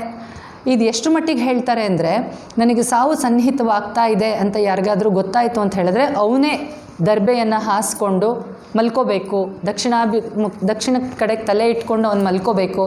ಆಮೇಲೆ ವೇದಗಳನ್ನು, ಉಪನಿಷತ್ತಿನ ವಿಷಯಗಳನ್ನು ಎಲ್ಲ ಕೇಳ್ತಾ ಇರಬೇಕು. ಭಗವದ್ಗೀತೆ, ರಾಮಾಯಣ, ಮಹಾಭಾರತ ಇದನ್ನೆಲ್ಲ ಕೇಳ್ತಾ ಅವ್ನು ಮಲ್ಕೊಂಡು ಅವ್ನು ಪ್ರಿಪೇರ್ ಆಗಬೇಕು ಅಂತ. ಇನ್ನೂ ಕೆಲವೊಂದು ಕಡೆ ಆತ್ಮಶ್ರಾದ್ದ ಅಂತೆಲ್ಲ ಬರುತ್ತೆ, ನನ್ನ ಶ್ರಾದ್ದವನ್ನು ನಾನೇ ಮಾಡ್ಕೊಳ್ಳೋದು ಅಂತ. ಇದೆಲ್ಲದನ್ನು ಅವ್ನು ಮಾಡಿಕೊಂಡಾಗ ಸಾವಿನ ಬಗ್ಗೆ ಇರುವಂಥ ಅಂಜಿಕೆ, ಭಯ ಇದ್ಯಾವುದೂ ಅವರಲ್ಲಿ ಇರಬೇಕಾದ ಅಗತ್ಯ ಇಲ್ಲ ಅಂತ. ಆ್ಯಕ್ಚುಲಿ ಇರಬೇಕಾಗಿಲ್ಲ. ಇದನ್ನು ನಾವು ಓದಿನೋ ಅಥವಾ ಕೇಳಿನೋ ಅಥವಾ ಬೇರೆ ಬೇರೆ ಸಂದರ್ಭಗಳಲ್ಲಿ ಬೇರೆ ಇನ್ಯಾರ್ದಾದ್ರೂ ಸಾವು ಆದಾಗ ಅಲ್ಲಿ ನಾವು ಸಂಪೂರ್ಣವಾಗಿ ಭಾಗವಹಿಸಿ ನಮ್ಮ ಭಯದಿಂದ ನಾವು ಹೊರಗೆ ಬರಬಹುದು ಅಂತಲೂ ಹೇಳ್ತಾರೆ. ಈ ಸಾವಿನ ನಂತರ ನಮ್ಮ ಈ ಶರೀರನೇ ಒಂದು ಸಮಿತ್ತು ಅಂತ, ಒಂದು ಕಟ್ಟಿಗೆ ತುಂಡು ಅಥವಾ ಒಂದು ಕಡ್ಡಿ ಅಂತ, ಅದನ್ನೇ ನಮ್ಮನ್ನೇ ನಾವು ಅರ್ಪಣೆ ಮಾಡೋದು, ಆ ಬಾಡಿನೇ ನಾವು ಅರ್ಪಣೆ ಮಾಡೋದು. ಅಲ್ಲಿವರೆಗೂ ಪಾಪ ಒಂದು ಹೆಸರು ಇರುತ್ತೆ, ಜೀವ ಅಂತಿರುತ್ತೆ, ಅದೇನೋ ತಂದೆನೋ ತಾಯಿನೋ ಇನ್ನೇನೋ ಒಂದು ಬಂಧುನೋ ಏನೋ ಹೇಳ್ತಿರ್ತೀವಿ. ಆದರೆ ಜೀವ ಹೋದ ತಕ್ಷಣ ಅದು ಬಾಡಿ ಅಥವಾ ಶರೀರ ಅಂತ ನಾವು ಅದಕ್ಕೆ ಹೇಳ್ತೀವಿ. ಈ ಸಂಸ್ಕಾರಗಳನ್ನು ಮಾಡೋದು, ಸಾವಿನ ನಂತರ ಸಂಸ್ಕಾರ ಮಾಡೋದು ಬೇಕಾ, ಅದು ಅವ್ರಿಗೇನು ಗೊತ್ತಾಗೋದಿಲ್ಲ ಯಾಕೆ ಮಾಡಬೇಕು ಅಂತೆಲ್ಲ. ಆದರೆ ನಮ್ಮ ಪರಂಪರೆಯಲ್ಲಿ ಅದೇ ಶ್ರೀರಾಮನೇ ಜಟಾಯುಗೆ ಮಾಡ್ದ ಅನ್ನೋವಂಥದ್ದು ಬರುತ್ತೆ. ಅದೊಂದು ಪಕ್ಷಿ ಅದು. ಈಗ ಎಷ್ಟೋ ಜನಗಳು ನೀವು ನೋಡಿರ್ಬೋದು, ನಾಯಿಗೆ ಅವರು ಎಷ್ಟೋ ವರ್ಷಗಳಿಂದ ಪ್ರೀತಿಯಿಂದ ಸಾಕಿರ್ತಾರೆ, ಅದನ್ನು ದಹನ ಮಾಡೋದು ಅಥವಾ ಅದನ್ನು ಹೂಳೋದು ಅದೆಲ್ಲ ಮಾಡ್ತಾರೆ.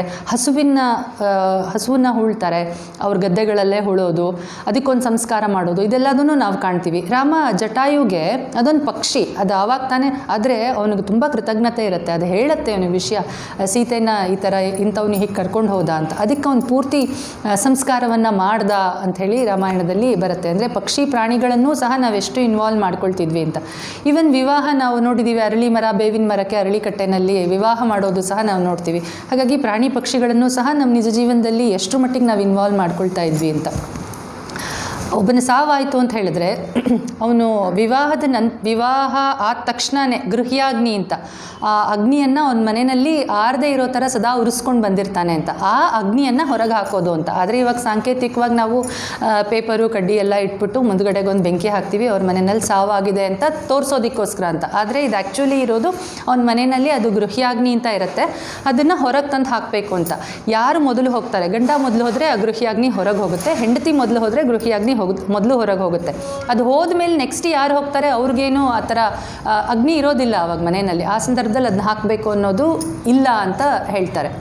ಕೆಲವೊಂದು ಮನೆಯಲ್ಲಿ ಪದ್ಧತಿ ಇರುತ್ತೆ ದಹನ ಮಾಡೋದು ಅಂತ, ರುದ್ರಭೂಮಿಗೆ ತೊಗೊಂಡು ಹೋಗಿ ದಹನ ಮಾಡೋದು ಅನ್ನೋದಿರುತ್ತೆ. ಕೆಲವೊಬ್ಬರು ಹೂಳೋದು ಅಂತಲೂ ಇರುತ್ತೆ. ಆ ಹೂಳೋದಕ್ಕೆ ಅದರದ್ದೇ ಆದ ಲಿಮಿಟೇಷನ್ಸ್ ಇರುತ್ತೆ. ಶವವನ್ನು ಇನ್ಯಾರೋ ತೊಗೊಂಡು ಹೋಗಿ ಬೇರೆ ಬೇರೆ ಕಾರಣಕ್ಕೆ ಮಾರ್ಕೊಂಡ್ಬಿಡೋದು ಅಥವಾ ಅದರದ್ದು ಬೇರೆ ಕಾರ್ಯಗಳಿಗೆ ಉಪಯೋಗಿಸಬಹುದು ಅಂತ ಹೇಳಿ ಈ ದಹನ ಮಾಡೋದಕ್ಕೇ ಜಾಸ್ತಿ ಇಂಪಾರ್ಟೆನ್ಸ್ ಇದೆ. ಹಿಂದೆಲ್ಲ ಅದಕ್ಕೆ ಅಂತ ಒಂದು ರುದ್ರಭೂಮಿ ಅಂತ ಇರ್ತಾ ಇತ್ತು, ಅಲ್ಲಿ ಹೋಗಿ ಇಂತಿಂಥದೇ ಸೌದೆಗಳು ಹೀಗೆ ಈ ದಿಕ್ಕಿನಲ್ಲಿ ಇಡಬೇಕು, ಮತ್ತು ಅದ್ರ ಜೊತೆಗೆ ಆಹಾರಗಳನ್ನು, ದುಡ್ಡು ಇಡಬೇಕು, ವಸ್ತ್ರಗಳನ್ನು ಇಡಬೇಕು, ಅದೆಲ್ಲ ಮಾಡ್ತಿದ್ರು. ಇವಾಗೆಲ್ಲ ಎಲೆಕ್ಟ್ರಿಕಲ್ ಕ್ರಿಮಿಟೋರಿಯಂ ಎಲ್ಲ ಬಂದಿದೆ, ಅಲ್ಲೇ ಮಾಡ್ತಾರೆ ಅವರು. ಏನು ಈವನ್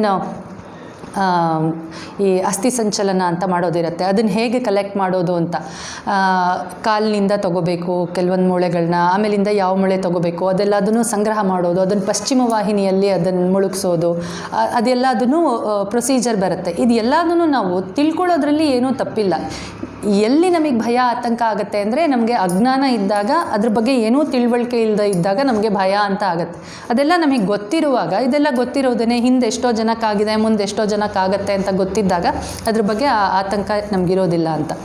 ಆಮೇಲಿಂದ ಈ ಸಾವಿಗೆ ಮುಂಚೆನೋ ಬರೆದಿಟ್ಟಿರ್ತಾರೆ ಕೆಲವೊಬ್ಬರು, ನನ್ನ ಕಣ್ಣು ಕೊಟ್ಬಿಡಿ, ನನ್ನ ದೇಹದ ಭಾಗಗಳನ್ನೆಲ್ಲ ದಾನ ಮಾಡ್ತೀವಿ ಅಂತ ಹೇಳಿ, ಅಥವಾ ಸತ್ತು ಹೋದ್ಮೇಲೆ ಇಂತಿದ್ದನ್ನು ಇಷ್ಟು ಸಮಯಕ್ಕೆ ಮುಂಚೆನೇ ಕೊಟ್ಬಿಡಿ ಅಂತೇಳಿ ಬರೆದಿಟ್ಟಿರ್ತಾರೆ ವಿಲ್ನಲ್ಲಿ ಅಂತ. ಇದು ಸರಿಯಲ್ಲ ಅಂತ ಕೆಲವೊಬ್ಬರು ಹೇಳ್ತಾರೆ. ಅಂದರೆ ಶರೀರ ಊನ ಆಗುತ್ತೆ, ಅದು ದಹನ ಸಂಸ್ಕಾರಕ್ಕೆ ಎಲ್ಲ ಬರೋದಿಲ್ಲ ಅಂತೆಲ್ಲ. ಆದರೆ ಅದನ್ನು ಮಾಡಬಹುದು, ಮಾಡಿದ್ರೆ ತಪ್ಪೇನೂ ಇಲ್ಲ ಅಂತ ನನ್ನ ಗುರುಗಳು ಅದನ್ನು ಹೇಳ್ತಾರೆ. ಇವಾಗ ಕೆಲವೊಂದು ಸರ್ತಿ ಎಲ್ಲೋ ಹೋಗಿರ್ತಾರೆ, ಪ್ರಯಾಣಕ್ಕೆ ಹೋಗಿರ್ತಾರೋ, ಯುದ್ಧಕ್ಕೆ ಹೋಗಿರ್ತಾರೋ, ಅಲ್ಲೆಲ್ಲೋ ಸತ್ತೋಗ್ತಾರೆ, ಅವ್ರ ಬಾಡಿ ನಮಗೆ ಸಿಕ್ಕೋದೇ ಇಲ್ಲ ಸಂಸ್ಕಾರ ಮಾಡೋದಕ್ಕೆ. ಆವಾಗ ಹಿಟ್ಟಿನಲ್ಲಿ ಮಾಡಿಟ್ಕೊಂಡು ಅಥವಾ ಅವ್ರ ಪ್ರತಿಮೆ ಮಾಡಿಟ್ಕೊಂಡು ಅದಕ್ಕೆ ನಾವು ಸಂಸ್ಕಾರ ಅಂಥೇಳಿ ಮಾಡ್ತೀವಿ. ಅದು ಊನ ಆಗೋದು ಅದೆಲ್ಲ ಇಲ್ಲೇನೂ ಮ್ಯಾಟ್ರ್ ಆಗೋದಿಲ್ಲ ಅಂತಲೂ ಹೇಳ್ತಾರೆ. ಆ ಶವಕ್ಕೆ ಸ್ನಾನ ಮಾಡಿಸೋದು, ಗಂಧಲೇಪನ ಮಾಡೋದು ಅದೆಲ್ಲದನ್ನು ಮಾಡಿ ಕರ್ತೃ ಯಾರಿರ್ತಾನೆ, ಮಗ ಇರಬಹುದು ಅಥವಾ ಅಳಿಯ ಇರ್ಬೋದು, ಬಂಧುಗಳಿರ್ಬೋದು ಅಥವಾ ಗಂಡ ಇರ್ಬೋದು, ಯಾರಾದರೂ ಮಾಡಬಹುದು ಅನ್ನೋದು ಇದೆ. ಈ ರುದ್ರಭೂಮಿಗೆ ಹೆಣ್ಮಕ್ಳು ಹೋಗಬಾರ್ದು ಅನ್ನೋದು ಇವಾಗ ಎಲ್ಲ ಕಡೆನೂ ಇದೆ. ಆಮೇಲೆ ಯಾರು ಸಾವನ್ನಪ್ಪಿರ್ತಾರೆ ಅಲ್ಲಿ ತುಂಬ ಜೋರಾಗಿ ಅಳೋದು, ಎದೆ ಬಡ್ಕೊಂಡು ಮಾಡೋದು ಅದೆಲ್ಲ ಮಾಡಬೇಡಿ ಅಂತ ಹೇಳ್ತಾರೆ, ಮಾಡಬಾರ್ದು ಅಂಥೇಳಿ. ಅವರು ಆ ಪ್ರೇತ ಅಥವಾ ಪ್ರೇತ ರೂಪದಲ್ಲಿ ಅದಿನ್ನೂ ಆ 10 ದಿವಸಗಳು ಅಲ್ಲೇ ಇರುತ್ತೆ. ಹಾಗಾಗಿ ನೀವು ಇಷ್ಟೊಂದು ಅಬ್ರ ಎಲ್ಲ ಮಾಡಿದ್ರೆ ಅದಕ್ಕೂ ಸಂಕಟ ಆಗತ್ತೆ ಅನ್ನುವಂಥದ್ದು ಒಂದು ವಿಷಯ. ಇನ್ನೊಂದು, ಇದೊಂದು ಶರೀರ ಅನ್ನೋದು ಒಂದು ವಸ್ತ್ರದ ಥರ, ಇದನ್ನು ಕಳಚಿ ಮತ್ತೆ ಇನ್ನೊಂದು ಜನ್ಮ ಅವ್ರಿಗೆ ಬರೋದಿರುತ್ತೆ. ಅಥವಾ ಇಲ್ಲಿಂದ ಅವ್ರು ಬಿಡುಗಡೆ ಹೊಂದಿದ್ರು, ಅವ್ರನ್ನ ಕಳಿಸ್ಕೊಡ್ಬೇಕು ನಾವು ಸಂತೋಷವಾಗಿ ಅನ್ನೋದಕ್ಕೂ ನಾವು ತುಂಬ ದುಃಖ ಪಡೋ ಅಗತ್ಯ ಇಲ್ಲ, ಮಾಡಬಾರ್ದು ಅದನ್ನು ಆ ಥರ ಎಲ್ಲ ಅಬ್ರ ಮಾಡ್ಕೊಂಡು ಅಳ್ಕೊಂಡು ಅದೆಲ್ಲ ಅಂತಲೂ ಹೇಳ್ತಾರೆ. ಮತ್ತು ರುದ್ರಭೂಮಿ ತನಕ ಹೆಂಗಸರು ಸಹ ಹೋಗಬಹುದು, ಹೋಗಬೇಕು ಅಂತಲೂ ಹೇಳ್ತಾರೆ. ಅಲ್ಲಿ ಏನೇನು ನಡೆಯುತ್ತೆ ಅದೇ ಹೇಳಿದೆ ಅಲ್ವಾ, ಚಿತೆ ಮೇಲ್ಗಡೆ ಆ ಹೆಂಡತಿ ಆದವಳು ಮಲಗಿ ಎದ್ದು ಬರ್ತಾಳೆ ಅಂತಲೂ, ಅಂದರೆ ಅವಳು ಹೋಗಲೇಬೇಕು ರುದ್ರಭೂಮಿಗೆ ಅಂತಲೂ ಇಲ್ಲಿ ಶಾಸ್ತ್ರಕಾರರು ಹೇಳ್ತಾರೆ. ಆದರೆ ಕೆಲವೊಬ್ಬರು ಅಧೀರರಾಗುವಂಥವ್ರು ಅಥವಾ ನಮ್ಗೆ ಆಗೋದಿಲ್ಲ ನೋಡೋದಕ್ಕೆ ಅನ್ನೋಂಥವ್ರನ್ನ ನೀವು ಬರಲೇಬೇಕು ಅಂತ ಬಲವಂತ ಮಾಡೋ ಅಗತ್ಯ ಇಲ್ಲ, ಆದರೆ ಹೋಗ್ತೀವಿ ಅಂದರೆ ಹೋಗಬಹುದು ಅಂತ. ಈ ಕಡೆ ಅದೆಲ್ಲ ಪದ್ಧತಿ ಇಲ್ಲ, ಮೈಸೂರು ಕಡೆ ಹಾಗೆ. ಬಟ್ ಈ ಕಡೆ ತೀರ್ಥಹಳ್ಳಿ ಆ ಕಡೆ ಎಲ್ಲನೂ ಇದಿದೆ. ನಾವು ನಮ್ಮ ಮನೆಯವರ ಚಿಕ್ಕಪ್ಪ ಹೋದಾಗ ಅವರಲ್ಲಿ ಮಣಿಪಾಲದಲ್ಲಿ ಹೋಗಿದ್ದು, ಅವ್ರ ಹೆಂಡತಿ ಬಂದು ತೀರ್ಥಹಳ್ಳಿಯವರು, ಅವ್ರ ಕಡೆ ಎಲ್ಲ ಹೋಗೋದು ಪದ್ಧತಿ ಇದೆ ಹೆಂಗಸರೆಲ್ಲ. ಸೊ ನನ್ನ ಮಗಳು ಅವಾಗಿನ್ನೂ 22 ವರ್ಷ ಇರ್ಬೋದು ಅವಳಿಗೆ, ಅವಳು ಬಂದಿದ್ಲು. ನಮ್ಮನ್ನೆಲ್ಲರೂ ಅಲ್ಲಿ ಅಲೋ ಮಾಡಿದರು ಒಳಗಡೆ, ನಾವು ಎಲ್ಲದನ್ನೂ ನೋಡೋದಕ್ಕೂ ಅವಕಾಶ ಕೊಟ್ಟಿದ್ದರು. ಅಂದರೆ ಅದನ್ನು ನಾವು ನೋಡಿದಾಗ ಆ ಮಕ್ಕಳಲ್ಲಿ ಇದಿದು ವಿಧಾನ ಹೀಗೆ ಮಾಡ್ತಾರೆ, ಇದು ಹೀಗೆ ಅಂತ ಗೊತ್ತಾದಾಗ ಆ ತಿಳುವಳಿಕೆ ಏನಿದೆಯಲ್ವ ಅದು ಎಷ್ಟೋ ಮಟ್ಟಿಗೆ ಅವ್ರಿಗೆ ಧೈರ್ಯವನ್ನು ತಂದುಕೊಡುತ್ತೆ ಅನ್ನುವಂಥದ್ದು. ನಾನು ಹೇಳಿದಾಗೇ ಈ ಅಂತ್ಯಷ್ಟಿ ಬಗ್ಗೆ ತುಂಬ ಅದನ್ನೇ ನಾವು ಒಂದು ದಿವಸನೇ ಮಾತಾಡ್ಬೋದು. ಅವನು ಒಂದು ನೀರು ತುಂಬಿದ ಮಡಿಕೆ, ಆ ಕರ್ತೃ ಏನಿರ್ತಾನೆ ಅದನ್ನು ತೊಗೊಂಡು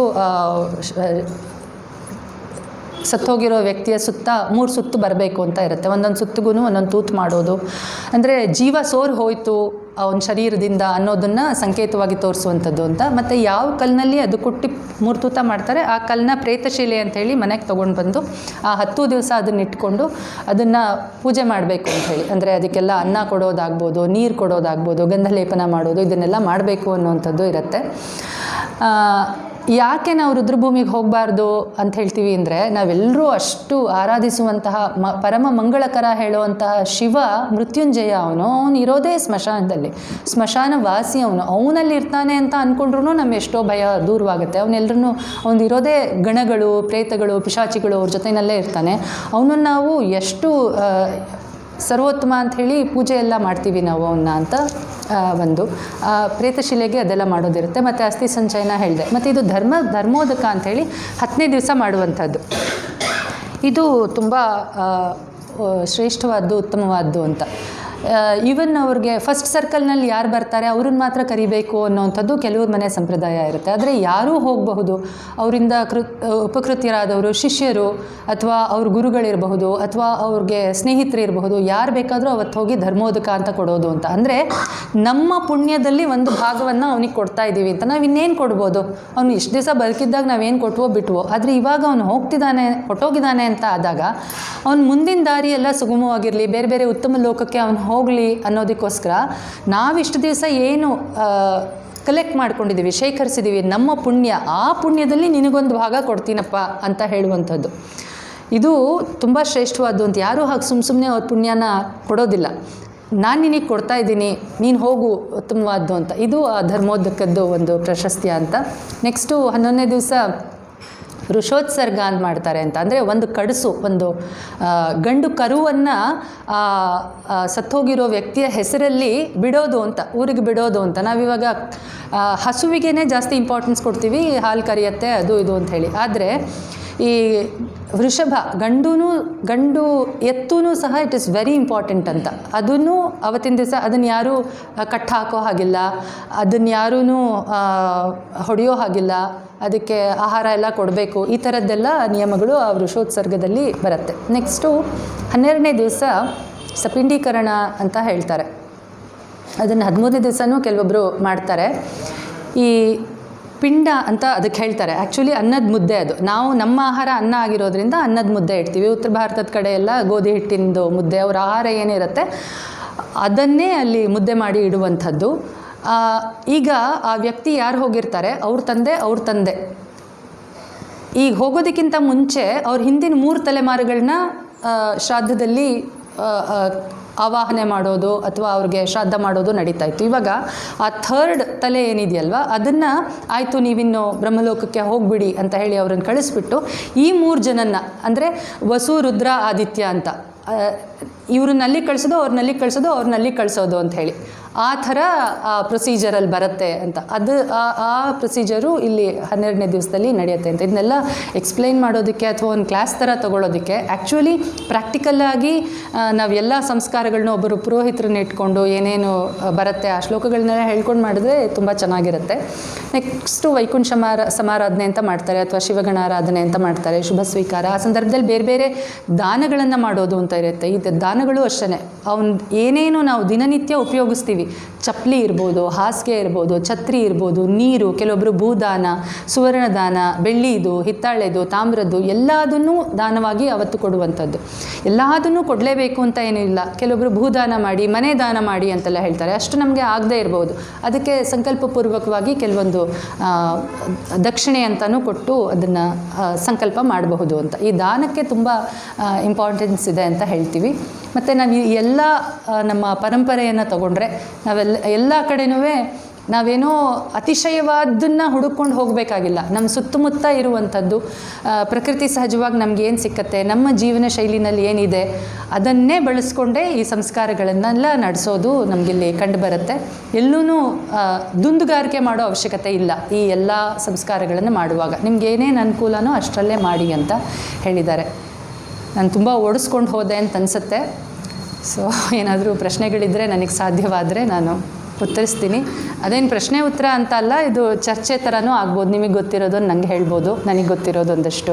ನಿಮ್ಗೆ ಅದೇನೋ ರೆಪ್ಯುಟೇಷನ್ ಅಂತಲೂ ಅನಿಸಿರ್ಬೋದು ನಾನು ಹೇಳಿದ್ರಲ್ಲಿ. ಮೂಗು ಚುಚ್ಚೋದೇನೂ ಇಲ್ಲ, ಅದೆಲ್ಲ ಅಲಂಕಾರದ ಭಾಗದಲ್ಲೇ ಬರುತ್ತೆ.